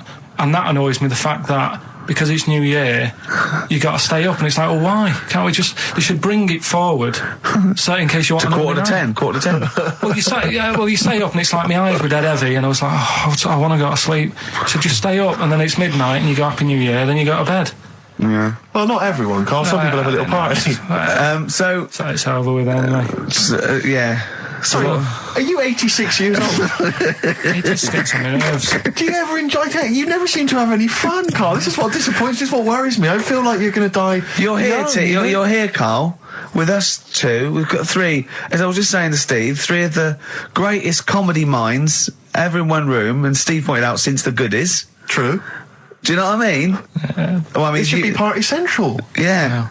So anyway, right, so this is when I spent time thinking of new ideas. Right. We've got Rockbusters, that's rolling. There's people coming in, they're getting them right. I don't understand it myself. As ever, Rick, you'll be amazed and confounded. So I don't know the answer, and I haven't looked at the answers. I just like that moment. It's like when you go down Christmas and you're excited about a present, and it's like some condoms. You know what I mean? Well, I love that. That moment. Yeah. I don't know how he's going to top that next year. I don't know how he's going to top that. All I can think of is some corn plasters. Right. It's all right, love. The batteries are included. Got you a pumice stone. Right, now... And then we went on to a whole thing about homeless. He wants to do a game show with celebrities being homeless for a week. What do you think? Actually, I've got to say, that's not bad at all. It's not bad, is it? No. Right, do you know how, Lenny Henry went to the jungle? Yeah. Right? And you've got who else did it? John Lovely made slippers out of a bra. Right? So I'm thinking, get a celebrity and say to him, no, just because, I'll tell you why, right? I'll tell you why all this came about. When I was walking back from that Christmas meal that I bought my girlfriend for 150 quid. Right? Lest we forget. Right? I was walking down Mortimer Street and there was an homeless fella there, and it was like, it's really, really bad. But the weird thing is, it was about, I don't know, probably about 8 o'clock. No, about 9. Right. And he was asleep. And I just thought, do homeless people ever think, I think I'll have an early one tonight? Right, that's what got me thinking. It's a bit weird, the whole lifestyle of it, the fact that he had an early night. So, like, the fact, what if it's a bit weird that he's sleeping not in a home, but on the street? No, it's just that if I was homeless, I'd probably stay up quite late, because it's not nice. Do you know what I mean? What are you talking about? Just being homeless isn't a good thing, is it? No. People forget how bad it is. Yeah. Right? But surely sleeping gets you out of reality. They sleep because they're tired. They can't sleep very well, so they need all the sleep they can get. Yeah, but sleeping's nice if you've got a nice big bed. What, you think that they can go, I'll stay up, I'll go to bed at 2, I'll go straight to sleep, and I'll pop up at 8 when the alarm clock goes off? Well, it's just what I was thinking, right? So I was thinking how bad it is, and it's, especially this time of the year, Yeah, it's terrible. It's the really worst thing.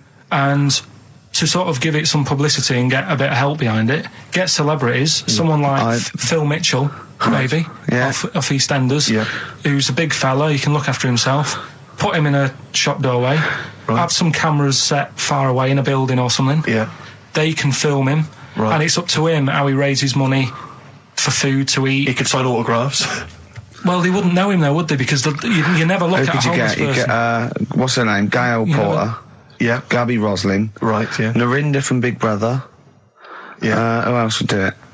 I got a game show idea. Les Dennis, I reckon. I got a game show idea called On the Game. And what happens is, you get Narinda from Big Brother. It was your girlfriend's birthday, wasn't it? Earlier in the week? Or last week? On Monday, yeah.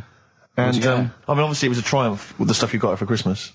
The condoms. The box of condoms. Box set of condoms. Oh, yeah. Not just the singles, the whole set. Yeah, a complete collection. Brilliant. So what did you go for this What did time? you get her? Yeah, but... No, but it's her birthday. How long have you been together? About 9 years. Okay, so, God, it must cost you so much. No, but it starts getting tricky, doesn't it? Because I spoiled her a lot in the first few years. Yeah. So then Here's a packet of rubber bands. Enjoy them. Oh. Well, it's what she wanted. Okay. I mean, you're making out as if... No, everyone wants paper clips. Come on, what did you get her? Got her a new pair of gloves. Right. All right, well. And? What, nice leather ones from Selfridges or Harrods or something? They were good ones, the sort she likes, so... They weren't... Well, they weren't the little woolen ones that she had. Yeah. I thought that was a joke when she said he got me these, because I laughed. No, I know that's the one she did have. When they said it's his birthday, right, it was her birthday Monday, and me and Steve wanted to get her, and she went, he got me these, because she had those little woolen gloves on. I laughed, because I thought she was joking, Karl. That's what she wanted. Right. I've told you before about buying presents. Did those gloves have your name sewn in them?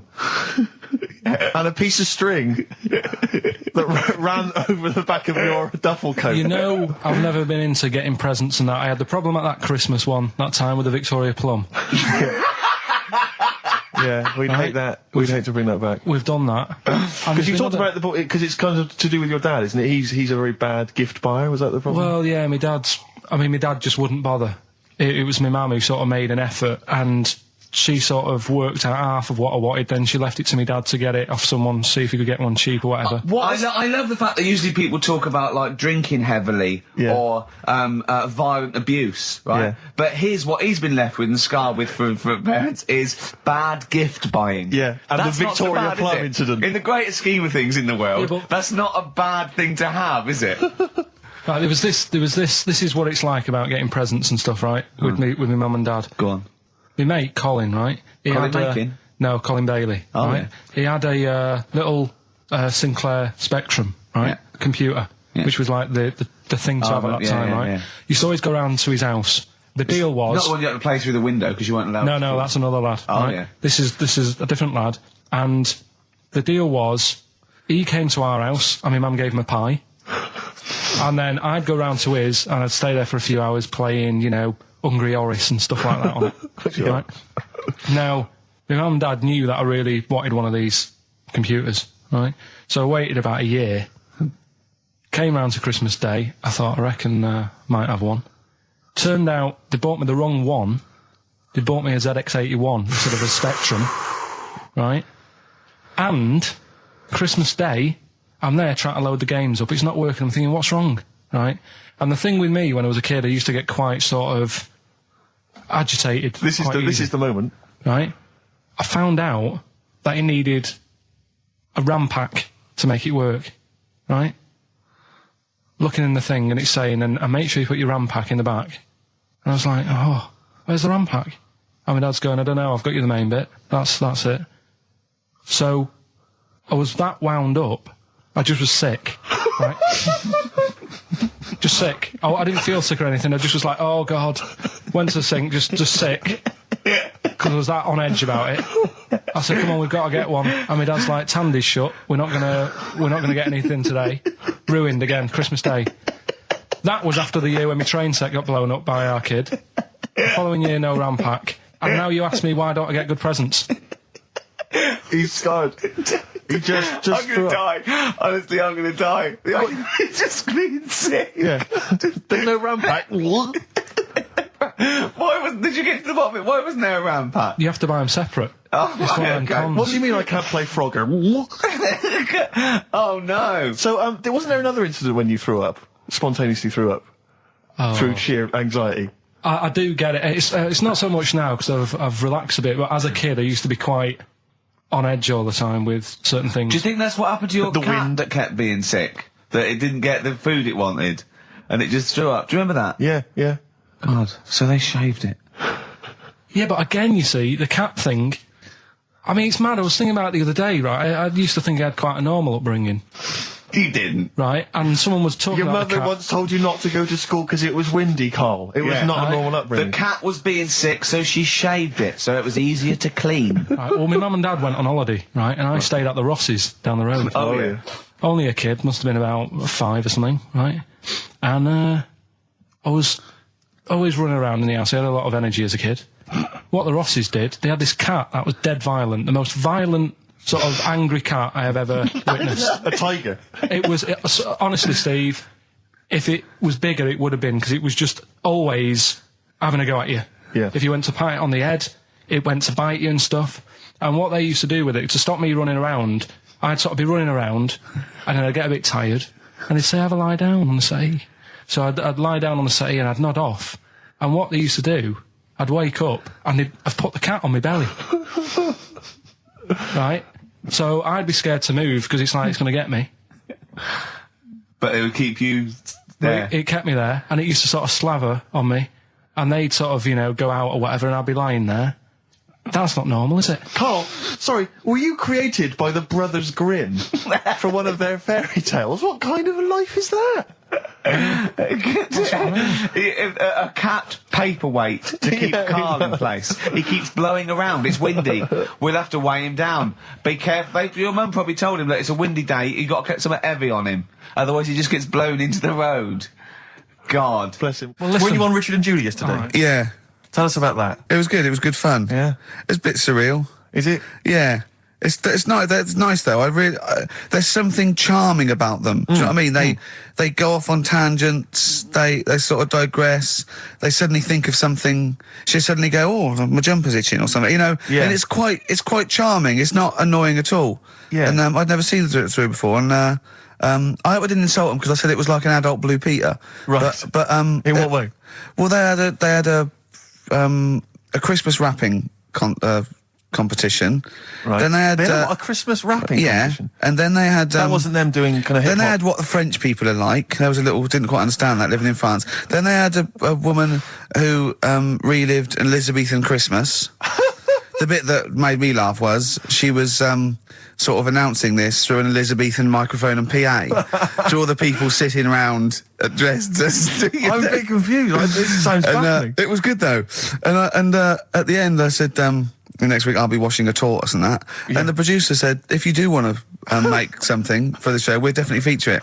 So I might make some of those things that you spoke on Blue Peter, like sending sort of, I remember they made a chest of drawers out of 3 matchboxes. Yeah. For Barbie doll or something, or Action Man. Roll Over DJ by Jet on XFM 104.9. I'm Ricky Gervais, with me Steve Merchant and Karl Pilkington. All right, Karl? Yeah. Bit miserable today, Karl. Let me explain why. Go on. Steve, and to you, the listeners.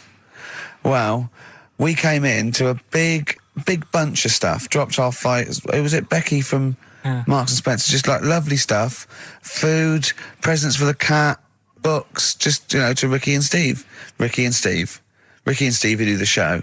Right, Ricky Gervais and Steve Merchant. GQ presenters of the year. Creators of The Office, right? Award winning. Carl's looking over. I go, well, maybe, it's not for you, no. And then he told me why he's grumpy anyway. Go on. Do you know what XFM are giving everyone? How long have you been here?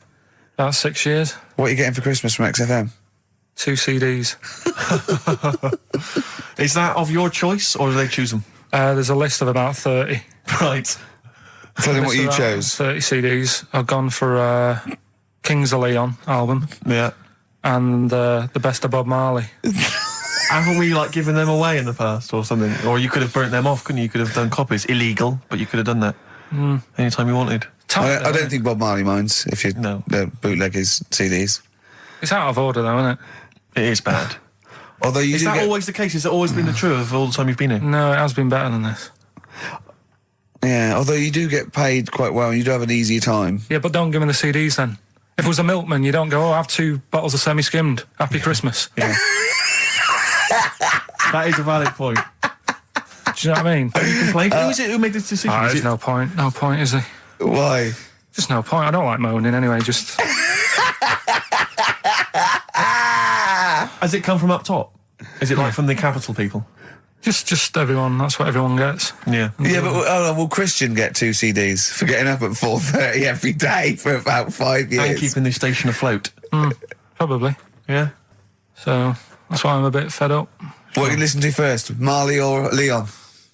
Well, you have a bit of Marley. I'll tell you what Marley's good for as well. You'll go have a little beach holiday, aren't you, over Christmas, going to Lanzarote? Listening to that on the beach, you'll realise how wise XFM are in the long run. You go, well, look, they could have given me 400 quid, right? Well, I'd have spent that. But this is, the legend lives The gift on. that keeps on giving. So you're probably, you know what I mean? Think how much what you got to think of is how much all his great songs took, not only from the depth of his soul and, all his sort of angst and knowledge and love, and then all the studio time, the marketing, and they're just giving you one that. They go, don't worry about that, Carl, just have it. And you go, what? All the time we spent with Bob Marley and everything is there. Have it, Carl, have it, Carl. And Practice. Have that. Thanks, well done. Carry on. We're still going to pay you for the work. Yeah. That's just some on top. Here's a little piece of Bob, free. Yeah, so don't moan, it's extra. So they didn't have to give you it at all. Play a record, you ungrateful little swine. Some people, like the homeless, aren't getting anything this Christmas. This is my Except for favourite chill. Elvis Costello track of all time. It's Alison. This wasn't on the list. Right. Elvis Costello, Alison on XFM 104.9. So that's it. Maybe, I'll tell you what, a good idea, Carl. Just beg. Just ask for other things. What do you want? What do you want for Christmas? You must have a big fan base out there willing to make you things. Maybe like a little, I don't know, gloves, pair of gloves. Just like Little woolly hat. If you want to send a necklace in for Suzanne, that'd be handy. Oh, yeah. That's what she wants. Is Suzanne listening today? No, she's out. Right, okay, this is the dilemma. Me and Steve, yesterday, were trying to convince Karl that it would be a good idea to buy Suzanne a Christmas present. Okay? Now, why aren't you going to buy her a Christmas present? Explain, Karl, why you don't think you should buy her a Christmas present. No, I've told her I'll get her one, but in the new year. We're going away on holiday and that, so Yeah. there's no point taking stuff away. Yeah. Going to Lanzarote next week. Just get something in the sales after Christmas for the, yeah. Yeah. Right. And me and Steve were trying to explain to Karl that she would love it if you bought her something on Christmas Day. Yeah, but she knows now. But Knows yeah. what? I've told her. So No, she's well, I'm getting going out. to tell you. Do you know, right, this, dear listener, this was Karl's worry. I said, I bet she's got you something. And Karl was worried in case he got her something and she hadn't got him something. Yeah. He'd be livid. He didn't want to be down. He didn't want to be a present down. Yeah. Look at his face. So buy her a nice necklace. Don't spend, just spend 100 quid, just a little token.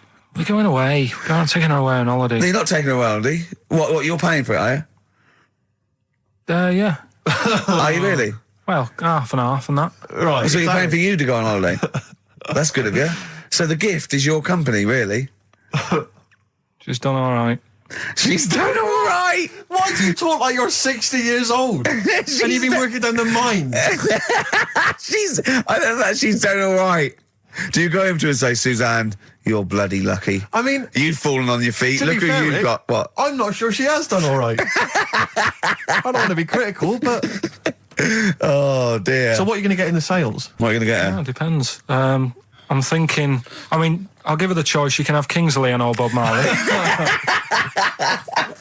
Right, I'll let her decide there. Oh, dear. I can't wait to see you. Where are you going, Lanzarote?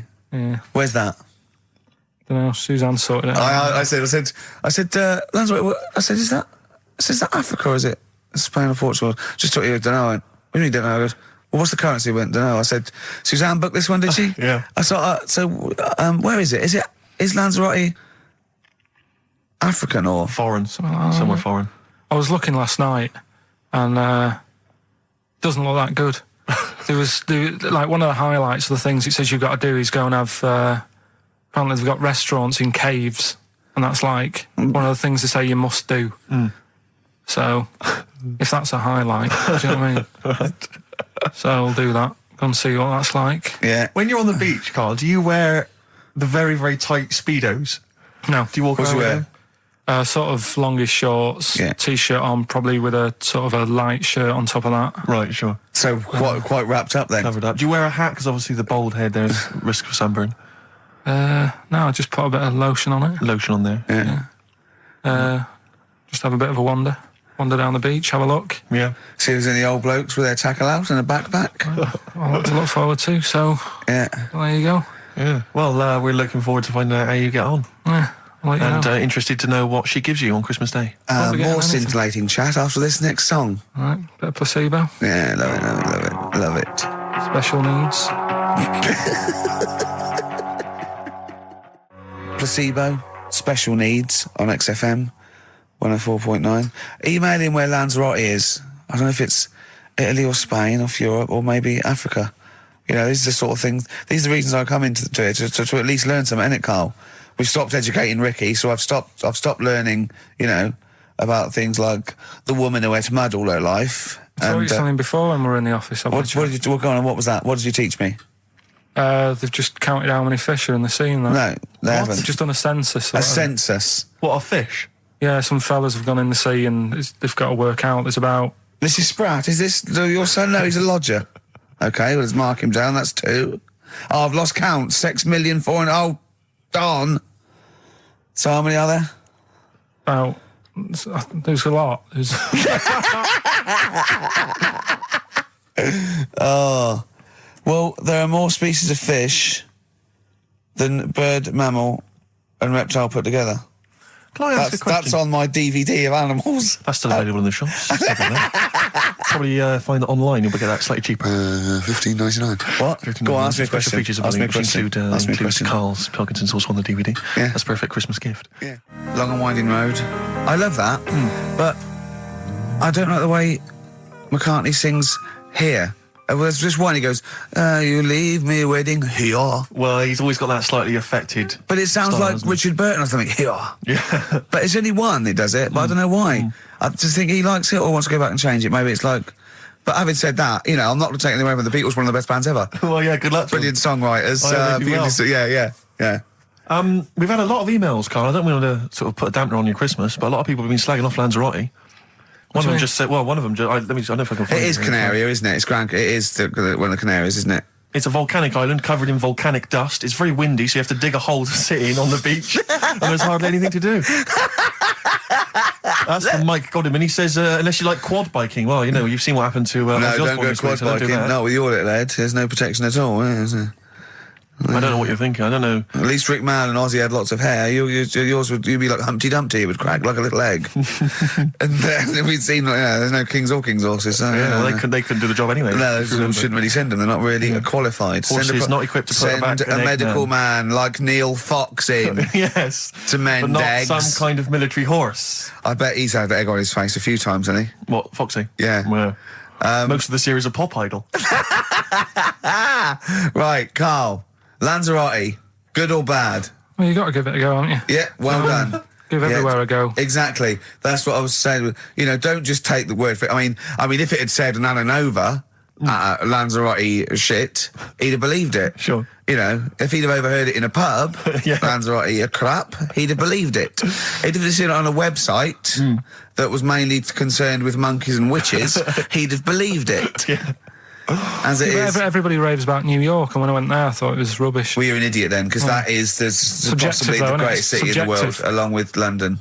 Subjective, though. That's why they have holiday programmes and that, innit? So you see it and you decide for yourself and that. Yeah, but you saw Venice on a holiday programme, as you put it. You went there and you went, it was rubbish, full of black bin liners. Well, it is. Right. Didn't they show them? It stunk. Didn't Judith Chalmers say that? Oh, it stinks here and there's loads of rubbish everywhere. No, she didn't. Did she mention that? Oh, that's what I mean. So it depends what you want from holiday, doesn't it? Well, yeah. But So, you're an idiot if you don't like New York, so next. Anyway, come on, break up, guys. Kiss and make up. right back, just for Christmas. Brilliant. I've only got two, really, because what? I was trying to work one out before, right, in my little room. Yeah. I was looking at different band names, thinking, what can I do? Yeah. Couldn't concentrate, because Ricky was in there, trying to spray deodorant all over the place. Right? Well, you should have done them yesterday. You should have shut me out. Right. So there's just two. Brilliant. Well, Okay. I've kind of got an idea for the third Oh, one. fine, I'll all right. have a go. Yeah. Right, so anyway, the first one... Should we play a record and come back to this? 'Cause We'll it's do been it quickly, we'll do it quickly. No, play a Alright, record. This is then. rubbish. Yeah. Rubbish. Libertines. Useless. Give me the gifts. Let me have a look what prizes you've got. Libertines, Don't Look Back into the Sun on XFM. Well, the general public are getting involved with Karl's holiday, and I mean, this has been a damning report on Lanzarote. There's not been a positive word written about Lanzarote so far. Wow. It's volcanic, there's no natural water supply. Apparently there's no natural water supply. It's You all have to sit in a imported. hole. What do you think of this, Karl? What do you think of the people that want you to know that you're going to a rubbish place when you can't change it? What do you think of that? Rubbish though, will it? What do you mean? Be all right. What do you mean it'll be right? Because I'm going to go there thinking, oh, there's no water and that, and there will be water. No, they didn't say there's no water. What did they say then? There's no natural water supply. Whatever. I'm not bothered. Doesn't bother me. All right. I'm going to have a good time and that. What are you going to do? What do you plan to do? Got a book. What book you got? Rich Hall book. I'm just going to read that. So, Brilliant. and the weather's better than here, isn't it? Yeah. So... gonna have a good time. Someone emailed just now. They said they're listening online and there's a problem with their computer and everything's sped up. The music's sped up. Our voices, Rick, are sped up, except Karl's. That's how slow he speaks. So when everything's sped up, he sounds normal. Right, we're doing Rockbusters. Yeah, come on. What rubbish. I wonder why we stopped this game. Well, I think it's probably exhausted him. He needs to go to some kind of volcanic dust island for a holiday. With no water, Yeah, exactly. just to dry out and get some new ideas. Oh, I'd love to see you sitting there on these black ash sands, just sitting there going, I'm thirsty, Suzanne. There's no natural water. I've finished my Rich Old book. I can't focus. I'm going blind. I need some water. Oh, brilliant. Oh, bless him. Anyway, happy Christmas. We said we weren't getting out, didn't we? Right, go on then.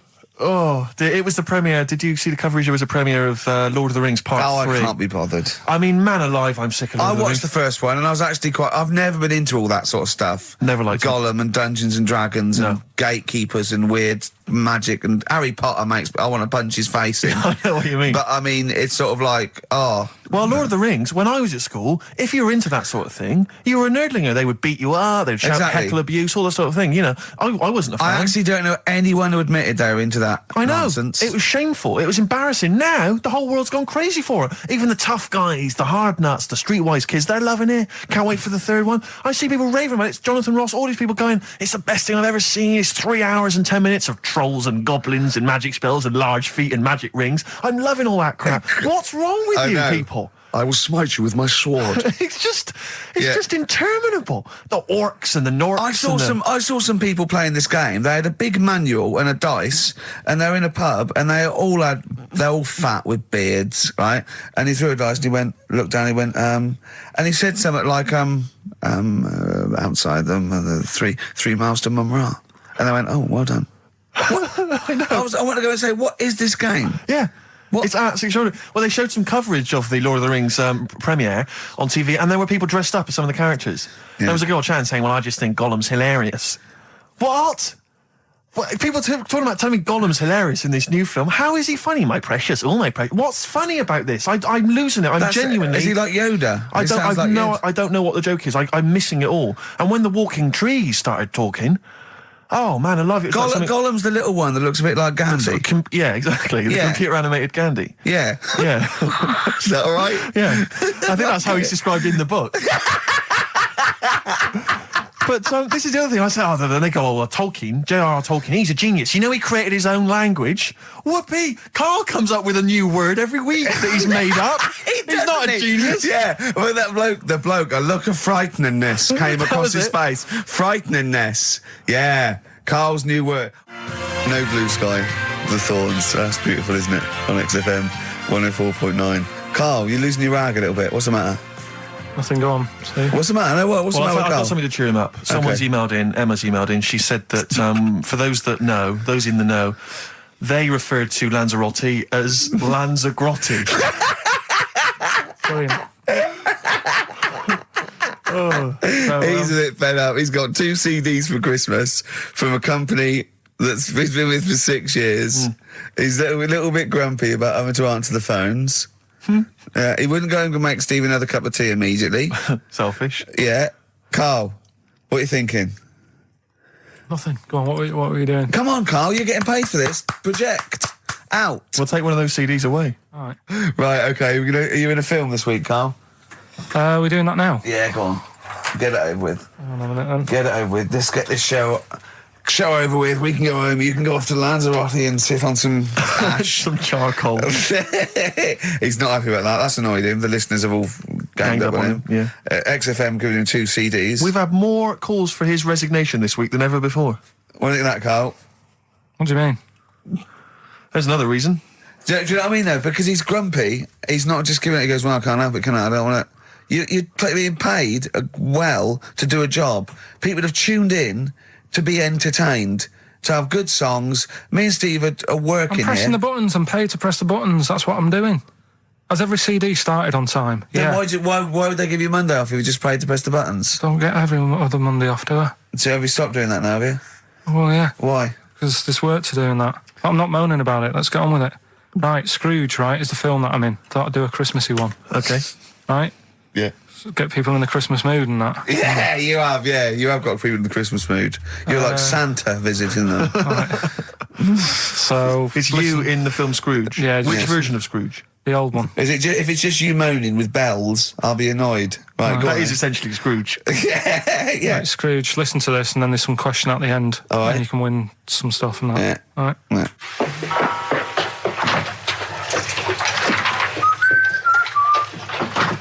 You're late. Only 20 minutes. What do you mean by coming in here this time of day?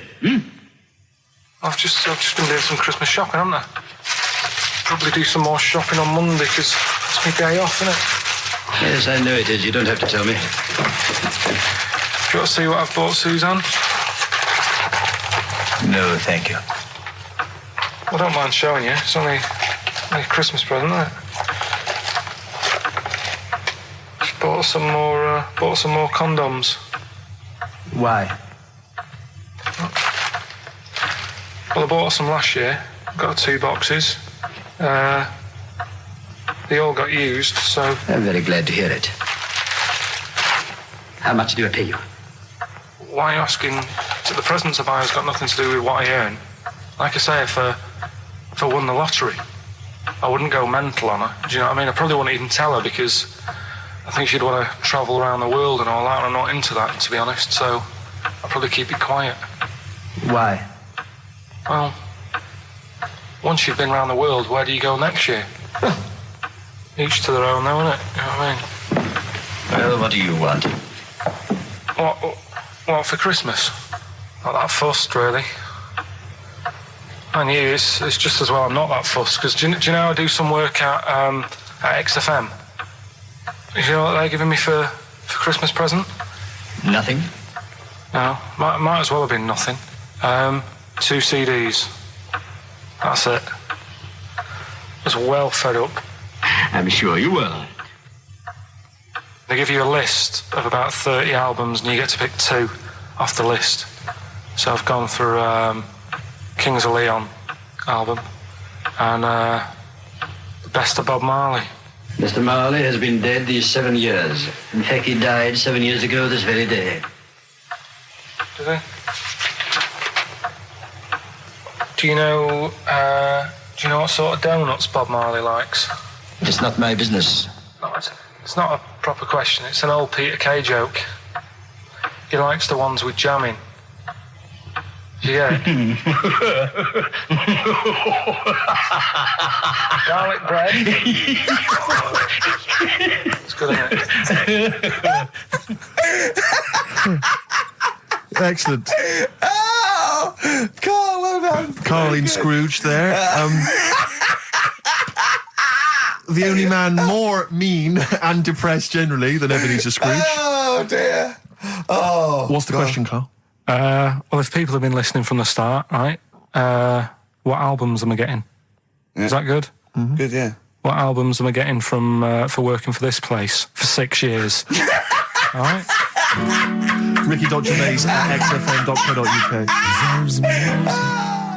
Do you want to apologise once more for anyone you might have offended over the year? Yeah, like I say, I never want to upset anyone. We're just chatting about stuff. It's just chatting. It's from the heart. You see something, you say, "Oh, it looks a bit like so and so," or "Isn't it a bit?" You're not really, you don't really try and hurt anyone's feelings, do you?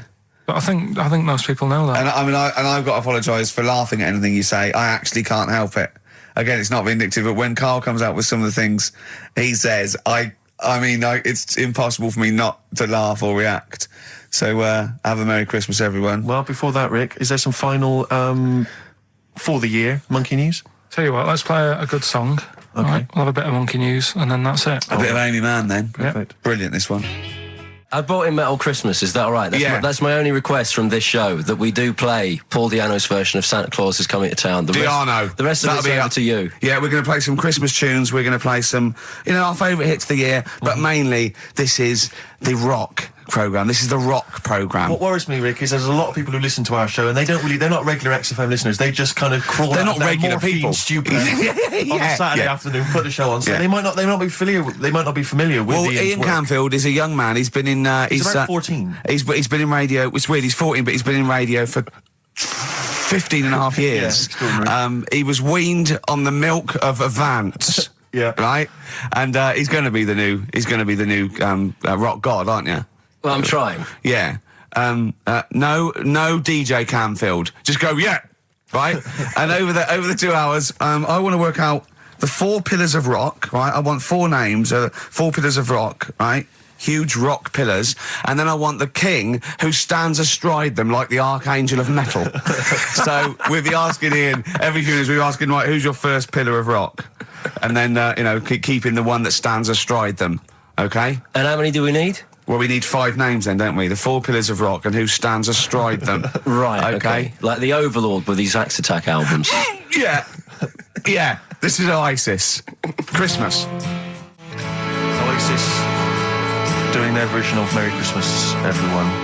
It's Christmas. It seems only appropriate that we play the occasional Christmas tune. There aren't many decent ones. We will be playing the greatest, not just Christmas, one of the greatest songs of all time, but certainly the greatest Christmas tune of all time, Fairy Tale in New York. Is that going to be the version done by, what's his name, out of Boyzone?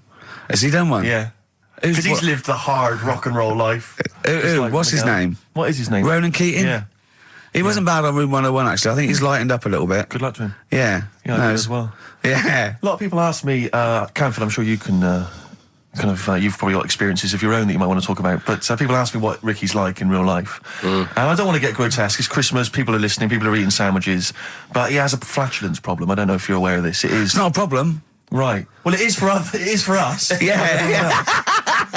You may not. Yeah. I think the problem with Ricky is Ricky hates to miss out on anything. He's terrified that there's going to be something going on that he's missing out on, a conversation, a joke, someone falling over, And he daren't spend any time in the lavatory because it's too. Any period of time he spends in there, he could be missing out on some fun. So he kind of tries to get his lavatory, occupying down time down to a minimum, an absolute minimum. Plenty of pissing. There's loads of that, but none of the other activity. Really, I mean, you keep that. Really, it's like you're in, you're out, and sometimes I don't think you've done the full job, Rick. Yeah. And today, I tell you this, my eyes were bleeding. It's intense. It's just a word of warning because the kitchen at XFM is out of bounds now. No one's going in there until the new year. A to J in the library. A to J in the record library. I'll tell you this: I don't know if like Tony Blackburn's in the building. His wig will fall off. But seriously, not that he wears a wig. He doesn't wear a wig. But if he's going down now, maybe he wants to play some Beach Boys. I mean, seriously, forget I'm a celebrity, get me out of here. Forget you might have survived in the jungle, Tony. But you get down there, mate. Tony, would you rather eat a plate of maggots or go and get Beach Boys? Exactly. Saying A to J. Oh, pot pickers. Exactly. Jesus Christ. It is absolutely extraordinary down there. Oh, so I'll just be warned. But it's Christmas. Yeah. Christmas. Why would Blackburn be listening to this? I don't know. He's probably doing a bit of Christmas shopping. Sure. And he's out and about with probably got his little, personal stereo on. Yeah. And he goes, I'll listen to the boys at XFM. Exactly. And Canfield, what do you think of it so far? Yeah. Yeah? Yeah. It's not Vance, is it? Okay, who is secured as one of the pillars of rock? I'll tell you what, I want some ads, and after that, the Fairy Tale in New York. Oh. XFM. The Pokes, featuring Kirsty McCall, and a Fairy Tale of New York. Brilliant. On XFM 104.9. That's the song I think that single-handedly keeps Shane MacGowan in gin for another year.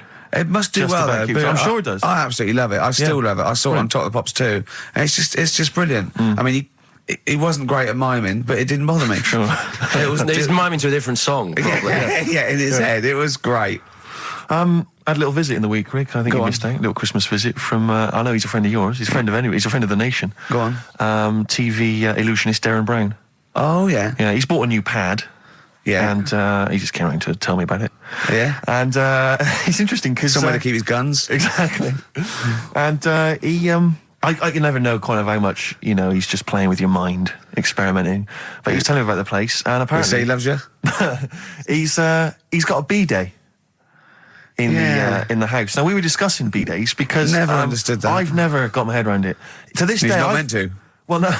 But I don't think I've ever met anyone who's used a B-day. Oh, Darren Brown does. He's known as the cleanest arse in Modern Magic. Yeah. I think, Rick, I was the subject of a Christmas con in the week. What, you mean you bought something for £4, then saw it for £4, £3.90 as you walked home? That would make me livid. Because I've seen you really livid. I'm absolutely furious. When I bought my PlayStation, I saw I could get it for £5 cheaper down the road. I was absolutely And fuming. you'd already walked to about 19 places, I remember. Yeah. I actually left you after about an hour. Yeah.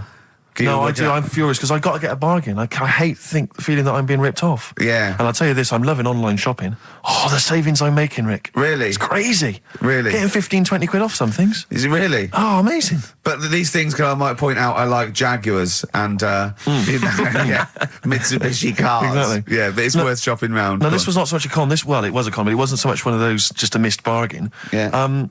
Doorbell rings, answer it. It's a couple of girls. They must have been 13 or 14, maybe. Now, I've always had a problem with teenagers. I'm intimidated by teenagers. In case they call you a dork or something. Well, I mean, I told you before, I was walking down the street once, and there's two guys coming towards me. I mean, real losers. Do you know what I mean? Glasses, the spots, greasy hair. Do you know, really pathetic. And I was sniggering to myself. I was thinking, look at those losers. And as I passed them, I heard one of them look at me and say to his mate, look at that geek. I was furious. I was thinking, I'm allowed to call you a nerdlinger, but gee, I don't expect it back. I was really furious and upset. And so, as I say, these teenagers are at the door, and they were quite aggressive, quite aggressive girls. And they had a piece of A4 paper, and they went, "We're doing a sponsored thing." Yeah. But I didn't quite catch what it was they were doing that was sponsored. I think they sort of fudged it. They went, "We're doing a sponsor." Oh yeah. And I went, right. And they went, "Do you want to sponsor us?" Boy, they picked on the wrong person. I was a bit intimidated. I don't know why I said no. I was worried maybe it was part of some kind of, hidden camera show, Yeah. And so I said, yeah, all right, I'll sponsor you. So they handed me this form, and I always thought you were supposed to have quite an official-looking form for any sponsorship thing. But this was literally a piece of A4 torn out of a notepad. It was the back of a Gareth Gates poster. Exactly. And, with some blue tack on it. Yeah, well, and I looked at it, and I didn't really absorb it, but it had things like, Mrs. Jones, Mrs. Smith, £5. Yeah. And then no one's actual address, just Finchley Road, nothing too specific. Yeah. So I wrote my name on, and put down £3. 'Cause a lot of people were giving fivers, but I thought, I'm not made of money. It's Christmas. I've got to buy gifts and stuff. So I gave him a fiver and asked for change. Yeah. Well, I gave him £3. I said, I'll sponsor you for £3. Best of luck. And they went, can we have the money? And I said, well, aren't you supposed to do the thing? And the woman the girl just looked at me. She just went, no. So I gave her £3. But what difference did it make? Well, I'm assuming, though, that it's not going to any charity. It's no sponsored thing at all. But then I'm not being funny. The charity that it's not going to, you wouldn't have given to it anyway. It's true enough. So all that's happened is you're £3 down. But I'm £3 down. Yeah, but if it would have gone to charity, it'd be £3 down. The fact that it hasn't gone to charity doesn't matter because you wouldn't have given it to charity. Yeah, but if it had gone to charity, Rick, I'd have felt a little bit superior, a little bit smug. That would have kept me going for another 6 months. Whereas now it's just gone to a couple of weeks off the street, who are scamming people, possibly old people, Rick, and that's who I feel sorry for. They've not got a great deal of money. That's why I'm not worried about myself. I've got a bit of cash. What about the old people? Yeah. Although you are £3 down, which probably still hurts, doesn't it? It's still stinging. That's why I just like to tell you now, get off my chest. It's an Merry emotional Christmas. thing, yeah. Just be careful. If you're living up in North London, be careful. There's 2 girls that are going around. I expect, they might come to your door. But they might be wary. Be genuine. No, I don't think so. No. They were common. They were very common. Do you know what I mean? Was the giveaway things like, Santa Claus had given £10, Exactly. Tony Blair had given £1? Yeah, I know what you mean. Yeah, I think you were conned, mate. Yeah. Right. Won't get fooled again by The Who. Ian, I'm going to ask your expert opinion. Is that not one of the greatest rock songs of all time? Yeah, if you'd have played the proper version of it. I know, but it's 6.5 minutes, and we usually do, but we just thought, it's Christmas, people want to... him and more Jonah Louis. Yeah, but we could have played like the full 8 minutes rather than making the show sound like strolling round your local Asda with the Christmas songs with a little bit more racism. That to me sounds like fighting talk. You want a rock challenge, Canfield. You can't handle the truth. The trouble with that song is, don't know about it could sound like he's saying something to do with bell ends. Well, yeah. What? Heaven forbid. What? You think he meant that? Did he? Probably. No. That's The Darkness on XFM 104.9. Bellend. Yeah. What other rude words are there? Cock. Yeah, that is rude. Yeah. Especially at Christmas. Especially at Christmas, yeah. It's time for families. I know. Now listen, time for family. Now, Ian. Yes. Who is your fourth? We need a lead singer in this mega group, the monoliths of rock. Who we got? Lemmy, Keith Richards. We've got Keith Richards on guitar. We've got Lemmy on bass. Yeah. We've got Keith Moon on skins. Right. Some terminology coming out there. Yeah. Who's doing the Vox? Who's given Golden Tonsils Award? Robert Plant. He's gone for Plant. He's gone for Plant. A lot of trap names there. There is the group. The lineup is Moon, Lemmy, Richard, Plant. Okay. Now our competition, Steve. Name that group. Okay. What's the best, heaviest rock name ever? Sure. This is obviously not a name that already exists. No. Okay.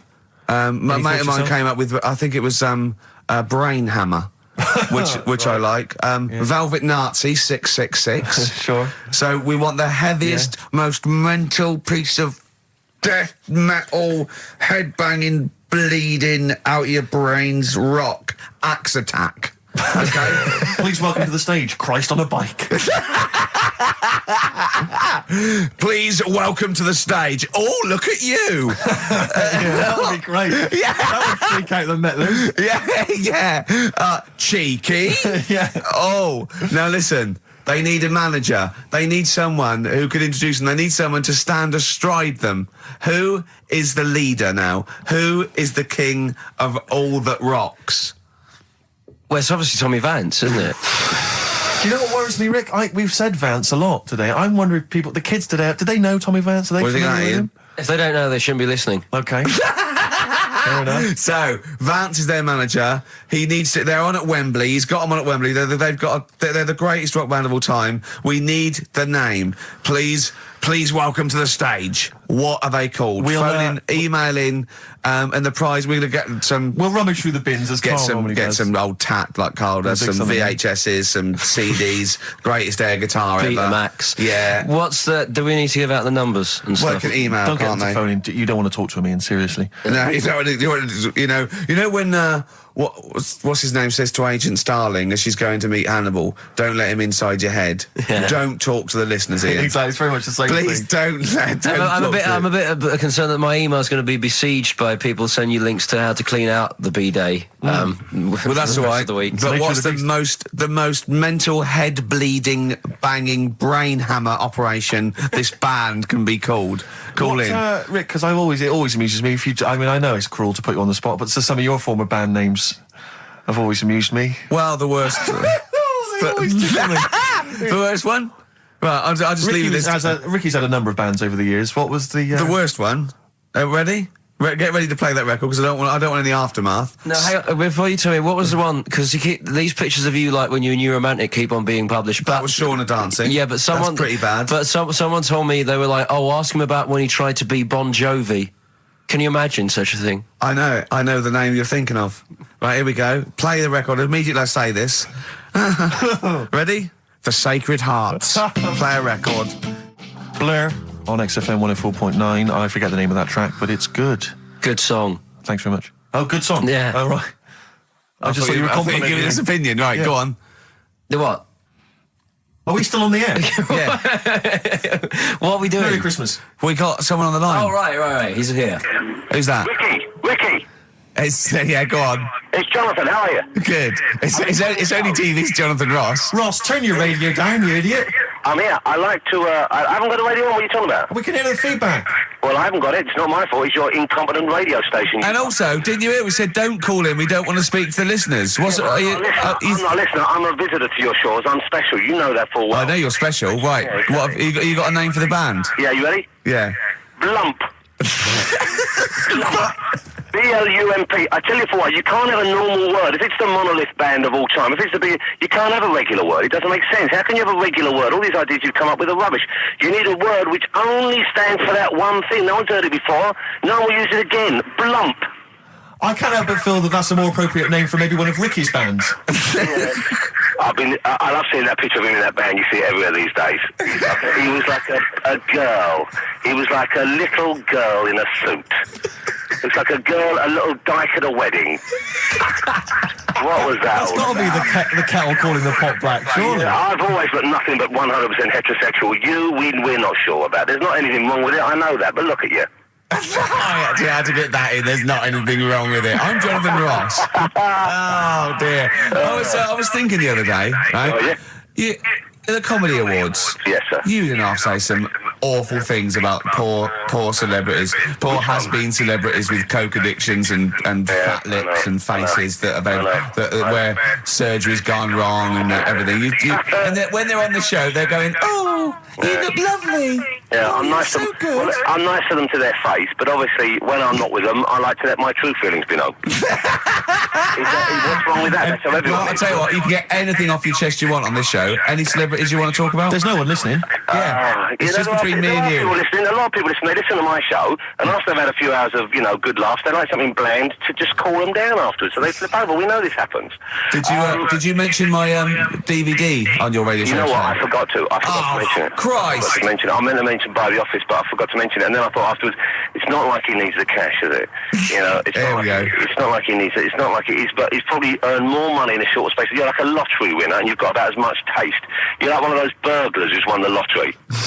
I am. I'm dressed like an Albanian window cleaner at the moment. Burglar from Reading who won the lottery, and now he's fritting it away on what? I do feel sorry for my neighbours. I've moved into a really nice place. I feel like it's the hillbillies. No, it's nice you've moved in though, because it's nice. It's given them something to sort of talk about behind your back. You've united the whole block. Right, go and play with some Japanese wind-up toys now. I'm going home to play Mario Double Dash with my son. It's going to be a good afternoon. I phoned you once after I finished my show. It's about 5 minutes past 3. Yeah. And I don't mind if I said, "How you doing?" You went, "It's brilliant." You said, this is what you said. You went, "Everyone's out. Jane's taking the kids out. I've already masturbated twice, and I'm playing with a new Japanese toy." I'm masturbating now. Play record! I just wonder if there's one more contender. I don't know who this was, Ian, that phoned in with it, but possibly it's topical. Deathly Hem. Yeah. Deathly Hem. It's brilliant. Oh, it's Deathly Hem. Please welcome to the stage, Deathly Hem. It's Deathly Hem. Who's that? We've got to give it to I don't know who that was. Oh, well, if you came up with Deathly Hem, email again. Deathly Hem. It's the greatest name for the greatest rock band of all time. Will you please welcome to the stage, Deathly Hem? It's Golden Tonsils. Isn't it? I was going to go see him once at the Camden Underworld about a year ago, and they had this sign up, right, saying that Graham Bonnet, who sang that song, had cancelled, right, and it said, God willing, he'll be performing tomorrow. And just in case you thought he'd cancelled because maybe no one bought any tickets, the doctor's certificate was beneath the cancellation sign. Brilliant. Well, we've sung that a couple of times drunk, haven't we, Ian? Oh, at the top of our voice. We have done it. It is the best ever. Yeah, it is. Ben has won whatever you're giving away. Yeah, Ben came up with Deathly Hem. Yeah, Deathly Hem. Yeah. I mean, if you are in a rock band, you're looking for a name, and you think you deserve that name, then, you know, write to us. We want to know that you're really heavy, and Ian Camphor would officially hand over the deeds of the name Bethlehem. Deathly Hem? Deathly Hem, yeah. Deathly Hem. They only play at Christmas. You only play, like, big venues at Christmas, and it's all things about, like, fighting, like, good versus evil, and God versus the devil. And you got to write songs like that, yeah. Deathly Hem on XFM 104.9. Perhaps that the debut should certainly be a concept album based on the Nativity play. Yeah, Nativity, yeah, that'd be just good. the whole kind of Old Testament in kind of rock form. Yeah. With, like, it'd be extraordinary. It's the battle for humanity. Yeah. It's called Humanity Manatee, and it's a fight in the ocean of hell. Yes. Sure. Yeah. Sure. Yeah. I'd like to see a serpent maybe pictured That'd somewhere. Be a serpent, isn't it? Track 4. Track 4. Yeah. I think we should give massive props and suitable regards to Ian Camphor. He's come in, he's pressed the buttons. He stood in for an idiot brilliantly. He has stood in for the retarded. It's a shame that you've not displayed some of the usual incompetence that we've come to love and expect from Karl. It's a shame. Okay, you are the greatest DJ in the world, though. The way you sort of like drop press these buttons. But you know. Every time I've pressed a button off air, Ricky's been going, "Oh, what great DJ!" It's great. Because he ends it. It's just brilliant. I mean, we're lucky if we can talk with the mic on. That's the title, not talk over a record. We did some great links during the ads. Yeah. And, of course, Jonathan Ross masturbating live on air. Just looking back at some of the highlights of this You don't get that on Capital Gold, do you? Like Tony Blackburn getting a call from Fluff Freeman going, all right, mate, I'm knocking one out. Yeah. Well, have a lovely Christmas. Have a bloody great Christmas, mate. Have a bloody great Christmas. It's the best of next week. Yep. The best of the last few weeks with some tat, you know, Carl's put together. We're back in January. We're playing some of our favourite songs of the year. I'm looking forward to seeing Pilker's tan and pictures from his holiday. Covered in ash from the beach. And we're back on the 3rd, I believe. But Ian, do you want to introduce one? This is Ian's choice for the day. Yeah. We'll see you next week in spirit, and then we're back on the 3rd with Pilkers. Over to you, Kampf. Enough of Jonah Louis. This is Paul Di'Anno, ex of Iron Maiden, doing Santa Claus is Coming to Town. Talking of sleeping, oh man alive, I went to see the last part of the Lord of the Rings trilogy.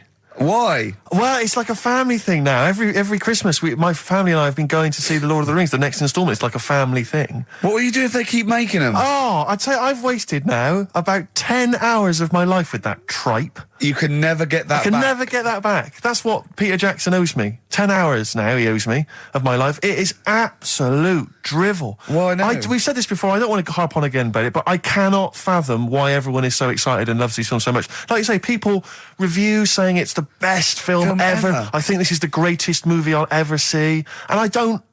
It's like they go, but look at all the fight sequences. But Tolkien being up there in literature, like, you know what I mean? It's sort of like Shakespeare. Tolkien. No!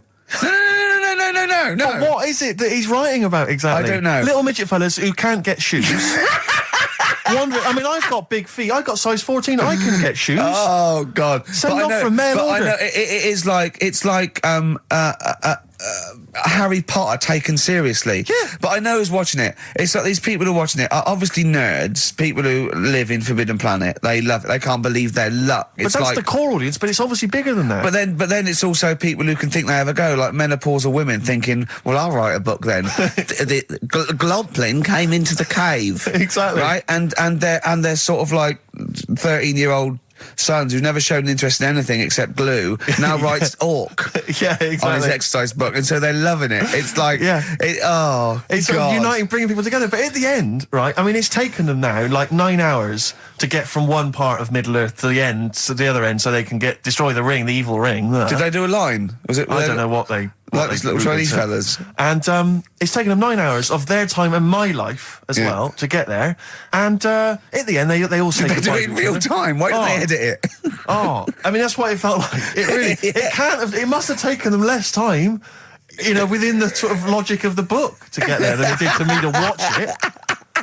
And at the end, they sort of say goodbye to each other and they all hug. So there's like, you know, there's little midget one, you know, Frida, saying goodbye to, you know, Bjorn. What are and they Benny. called in the thing? Because are they PC in it? Are they called like midgets and dwarves? No, they're called hobbits. Oh, are they? Yeah. So we should call small people hobbits from now on.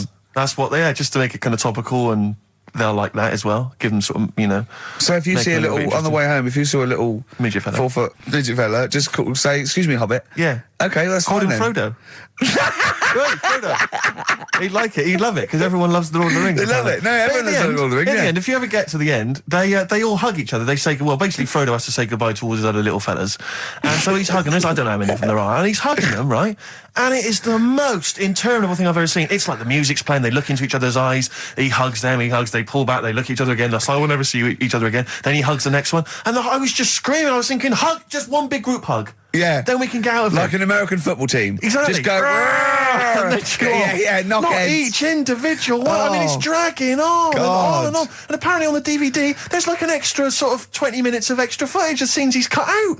Who's watching this tripe? Who cares? I don't know. I genuinely, Have we lost some of our popularity by slagging off Lord of the Rings? I don't care. Screw them. If you love it, if you can't live without Lord of the Rings, screw you. I don't want you as a listener. I can't fathom it. Really, Rick, it's not like I'm trying to be wayward or controversial. I can't get my head around the popularity. But doesn't Harry Potter annoy you as well, though? Yeah, but at least it's kind of reading that on over the in an hour tube. and a half. Is it? I haven't seen it. And I went to the toilet 3 times during the course of the film. Really? It's unbelievable. The woman sat next to me. Sexy stuff in it, was there? Some of those little pixies with the pointed ears. It just took me back to, Mr. Spock. Oh, all those glorious days. But dear. it really is just. I mean, have you seen any of them? You've not bothered. I've seen one, and it was long, and I thought it was nicely filmed, and I thought, well, okay, I'll just get through it. I even think, it was just a list of, and here come the orcs. Exactly. Right, okay, we see the orcs now. Yeah. But it's like people go, look at the amazing fight sequences, the amazing immense battles. And it's true, he's got thousands of actors and stuff on horses, brilliant. But I'm not impressed by good time management. No. Well done, he's got all those people together, he's orchestrated it, well done. But it's got to be more interesting. My friend summed it up. He said the Lord of the Rings films, they're like the film equivalent of an Enya song. Yeah. And that to me is exactly right. Lots exactly. of billowing dresses, slow musical moments. That's good. People riding majestically on horses. Enya. Constantly riding majestically everywhere. Dido's taken over from Enya in that. Well, So possibly I've got a so. confession to make. Go on. I like that latest Dido song. I'll play a song. Let me just, I know. I thought I don't know what to say. Let me explain something to you about Dido. Oh, God. Snow Patrol and Run on XFM 104.9. Yeah, not bad at all. So everyone had a good Christmas though, yeah? Really? Carl, even though it was like a little bit Lanzagrotte, it was a nice Christmas. Yeah. What was the book you read, by the way? Someone just emailed in and wanted to know. What was the book you read? It was The Governor. The Governor? Yeah. Right, okay. Did you buy Suzanne a gift in the end? Which you surprised her with on Christmas Day? Yeah, after that show that we did before Christmas. Yeah. I was walking home thinking, might as well treat her then. Yeah. Went and got her a necklace. Nice. Actually, she said she wanted a necklace, but I didn't know which one, but went and got one. Yeah. And she was happy with that. Yeah. That shut her up. yeah. But, yeah. And did she get you something? a gift back? She did get me something, yeah. See, we knew she Of course would. she would. Yeah, but the thing is, right, she got me a little Game Boy Advance to take on holiday because she Brilliant. knows I get bored. Lovely. Right? So that was good, but I was like, hang on a minute. I know how much I spent, Oh, and I know how much these are, right? But I was clever though. When I got to the airport, I bought her to get me an extra bought me an extra game for it. Yeah. Got the value. Of course. When you were growing up, did you wait to ask your mum for sweets right at the counter so the woman would embarrass her into getting you it? What, you mean just slip it in the basket? Well, no, just wait till there's some, a stranger watching before you ask for sweets. Mum, can I have a Kinder Egg? Did you sit in front of Suzanne when it got to Suzanne, can you get me something else? Because remember I spent more on that necklace than you did like Game Boy Advance. And the woman in Dixon's goes, oh, you better get him something else. She goes, oh, bloody hell, all right then. Nah. She did well, though. You know what I mean? She's done well to keep you, hasn't she? Done well. Because you're such a find. You're quite a catch. Yeah, she must wake up every morning and go, ooh, I am the luckiest girl in the world. Well, she told you that the other night. What? She said the other night how good it is living with me. Oh, yeah. I said to Suzanne, it must be great, because I only see him 2 hours a week and I like to squeeze his little head. You can do that all day, every day. Does she ever squeeze your head? No. No? No. It's like that thing, though, isn't it? It's like when you work in a chocolate factory. You get sick of it, don't you? If it's there all the time. Yeah, she must think, well, I could squeeze that head any time I wanted. It's not worth it. I just, yeah. What about your Christmas? My dad, I'm wondering if you're turning into my dad, because he bought my mum a bracelet. He won't mind me talking about this, because he said you'll probably talk about this on the radio, and you're right, Dad, I am talking about it. He bought my mum a little gold bracelet. Lovely gift. You know, it was a lovely thing. And she opened it, she loved it, and everyone thought, what a great gift, lovely gift. He wouldn't stop talking about it. He wouldn't stop talking about the gift he bought. He kept on grabbing my mum's arm and showing it to people. Look at that. Look at the gleam on that. The gleam! Steve, look at the shine on that. Look at the gleam there. Look at that. Gleam! And do you know what he said? He said the great thing about that's pure gold. He went, it's an investment. That's an investment, there. Because gold, you know, it's always worth something gold. I love that when people get a gift and it goes an investment. I love it. But what? Not only does it sort of take away any of the romanticism of it, but it was the way he constantly was talking about how great a gift it was that he bought. I haven't heard the word gleam for 30 years. Look at the gleam on that. The gleam. Look at that. Look at the sparkle on that. And look at that. And it looks like rope. That's what he kept saying. It looks like rope. It looks like gold rope. And he just, I don't know, I heard it, he disappeared, we were opening gifts, he went disappear, I could hear him in the kitchen going, think about that's pure gold, that, Elaine, that's pure gold. I might melt that down. Yeah. John, next door neighbour, John, look at that, look at the shine on that. That's great, that's brilliant though. But it's just, it sort of undermine the gift a bit, if you keep on droning on about how great it is. If people enjoy giving, that's nice, isn't it? And you got to, you know, what did your mum say? She loved it. She couldn't get a word in edgeways. That's a step up from a jar of coffee, though, isn't it? It is a step up, yeah. That's good. Oh. What about yours? I didn't get my mum and dad anything this time. No, because I'm always treating them anyway. Whenever if they need a few quid, if I can help them. Well, you are the gift that keeps on giving, Carl. No, but don't just go giving anything just for the sake of it. You know what I mean? Wait for the time that's right, sort of thing. Just because it's Christmas. Because... yeah, I mean, there's no better time, is there, really? No, I just was going to say my mum and dad didn't get me anything, but they did. What did they get? But, just some money. Mm. But, I'll get them something when the time's right, do you know what I mean? They always need bits and pieces through the year, so... Yeah. I'll look after them. Sure. But, it was weird being away on Has anyone got a caught onto the fact that, you know, they leave groceries in the telephone box near your dad yet? No, that's still going on. Is it? Going on, yeah. Oh, that's fantastic, isn't it? That is just fantastic. So when he needs a loaf of bread, pint of milk, just goes down. Does he ever give that as gifts? Now listen, are we doing the film thing in a bit? Oh. Got more prizes. Yeah. Is it better than Rockbusters? It's all right. I did it in a bit of a rush because I was only in yesterday, wasn't I? Sure. Well, yeah, if you take 3 holidays a year, then there's not enough time for the work. Me and Steve like to, put our priority into, doing the work, coming up with a good product, and getting a holiday when we can. You know, I haven't really. Well, I love a holiday, Rick. You know, I love a holiday. But I don't do the holidays for me. It's for Suzanne, isn't it? She's the one who likes going away. With you? I'll just go, so I'll go with her, do me bit. When you were playing Game Boy, right, and you'd looked in the hole, and you were reading your book, what is she doing? She'll make things seem more interesting to me. Do you know what I mean? So, like, when we're at the Owl, and the bus driver said, "You got an hour here," I said, "Why have I got an hour here? I go to a funeral with someone who I loved in a ground and don't spend an hour around it. Why do I want to... Do you know what I mean? Why do I want to spend an hour looking in this? Wasn't that terrible when your auntie just shot up in all this magma? Yeah. That was terrible, wasn't it? That was the worst funeral you'd ever been to, wasn't it? But she'll I'll sort tell you, of... that would make funerals more interesting. If they just... It was a cremation and a burial. Yeah. You just put them in a volcano and they go, 2, 3, here they go, whee, up to heaven. I was having a conversation with my flatmate about songs that would be inappropriate to have at your wedding, at your funeral. And Horny, surely is that was one. it, yeah, was what we were it horny, thinking. really? Yeah, that was the first one we came up with. I'm horny, horny, horny, horny. That was the first one we came up with. Isn't Robbie Williams' Angels one of the... Yes. Biggest and ones. I think Wind Beneath Your Wings, Yeah. I think is apparently quite popular. Oh, yeah. Yeah, I play that on Auntie Nora's, can't you? Bit of Boston. Yeah. A bit of who? Busted? Boston, more than a Boston, feeling. right. It's much more than a feeling. Boston, more than a feeling. XFM 104.9. Well, another big moment here. We've had Rockbusters. Now we're going to have Karl's film quiz thing, isn't it? Yeah, it's a film quiz thing. I've done Planet of the Apes, right? Because one of the things we did in Lanzarote, went on this tour with sort of 3 northern blokes, and they didn't really know what they were talking about. Joking. You're do you mean? joking. What? Northerners not knowing what they're talking about. You're having a laugh. No, they'd obviously sort of not had much luck here, right? And thought, let's go over to Lanzarote, buy some vans, right? Get people in it. We'll do a tour of the island. And whenever someone asked the question like, what year did the volcano happen? They go, oh, we'll take you to the visitor centres. You can read about it there. So they never actually answered anything, right? So they were useless. But one of the things that they told us was that Planet of the Apes was filmed in Lanzarote. Right, okay. Right? That makes sense. A bit of it. Well, does it? Does it make sense? Well, what do you All right, mean? well, maybe does it was, maybe it wasn't. Okay, anyway. No. I mean, if they wanted to show sort of an Aaron, sort of barren, sort of post-apocalyptic sort of subject, choose where you went on holiday. Yeah. Obviously.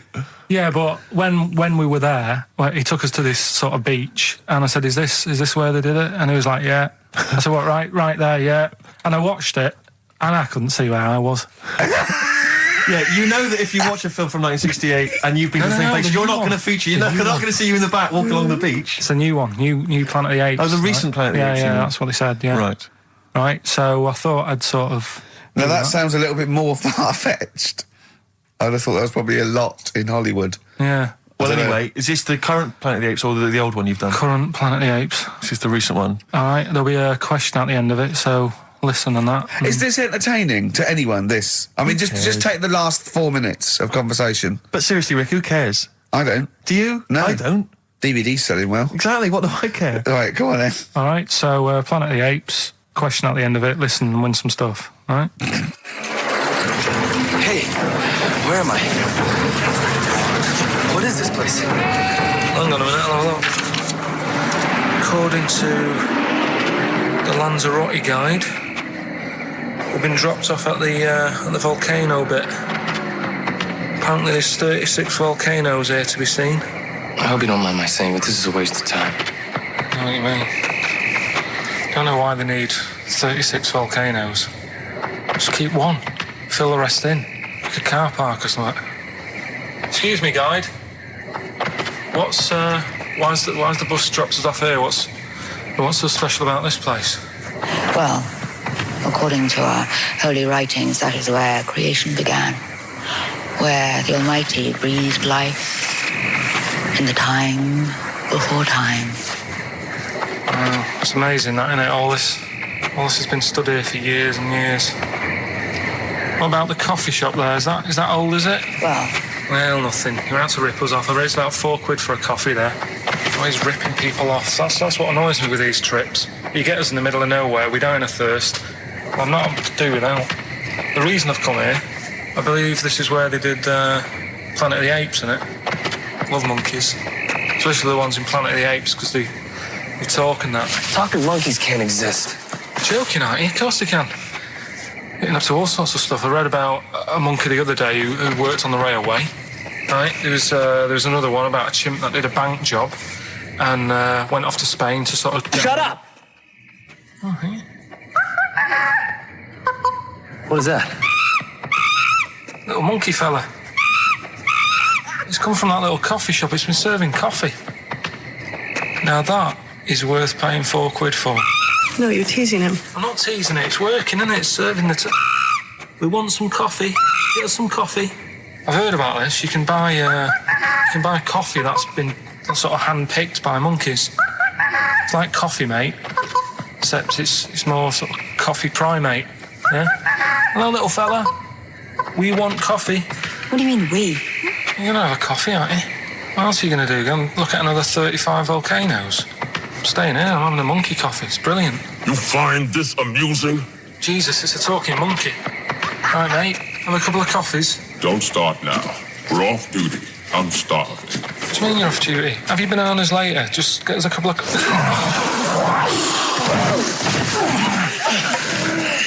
I understand that you're tired and you've probably been on your hands all day. Just forget the coffee. You go and get some lunch. After you've got some coach, you lazy ass. You damn human!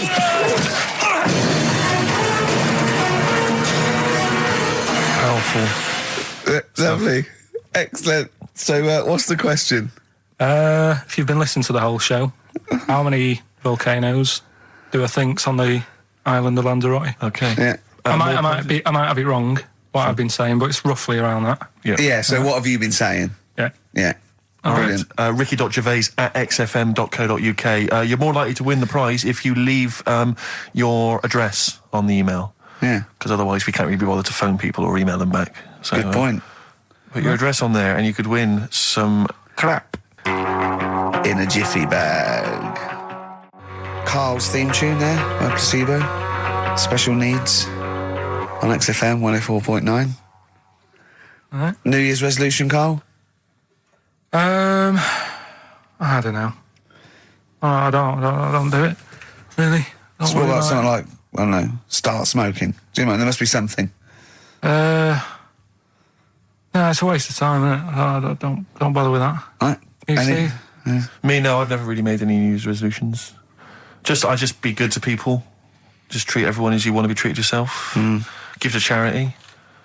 Hate crime, racism, famine, sexism. I know you're going to keep to all those, except the give to charity. That's...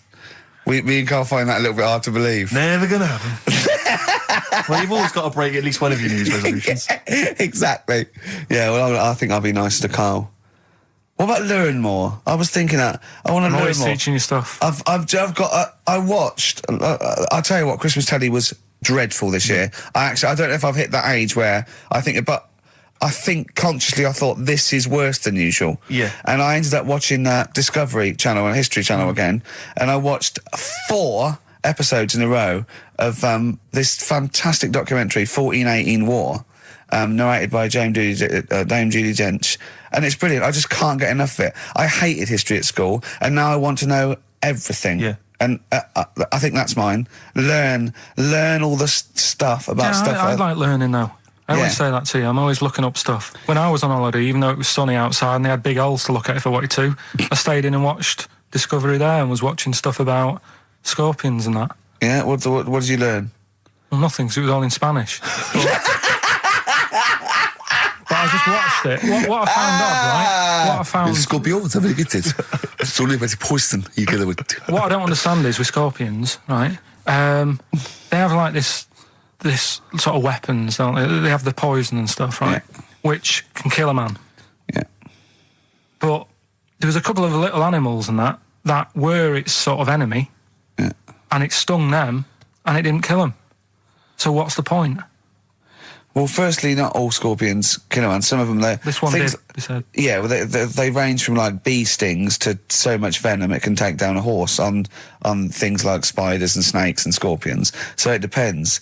But a scorpion that will kill a man would kill a rabbit. So I don't know what you're talking about. No, there was a snake that it stuck its thing into and some sort of beaver, and they were just like running about. There's nothing funny about that, so why are we laughing? Well, the snake wasn't running about, was it? Well, it was slithering about a bit. Yeah. What was the beaver doing when the snake... Just sort of... I think it ate it in the end. What? Ate what? Ate the scorpion. Just wandered off. Well, it wasn't a beaver. So there you go. There's no way it was a beaver. All right, an otter. This is what you've pieced together from a show in Spanish. Well...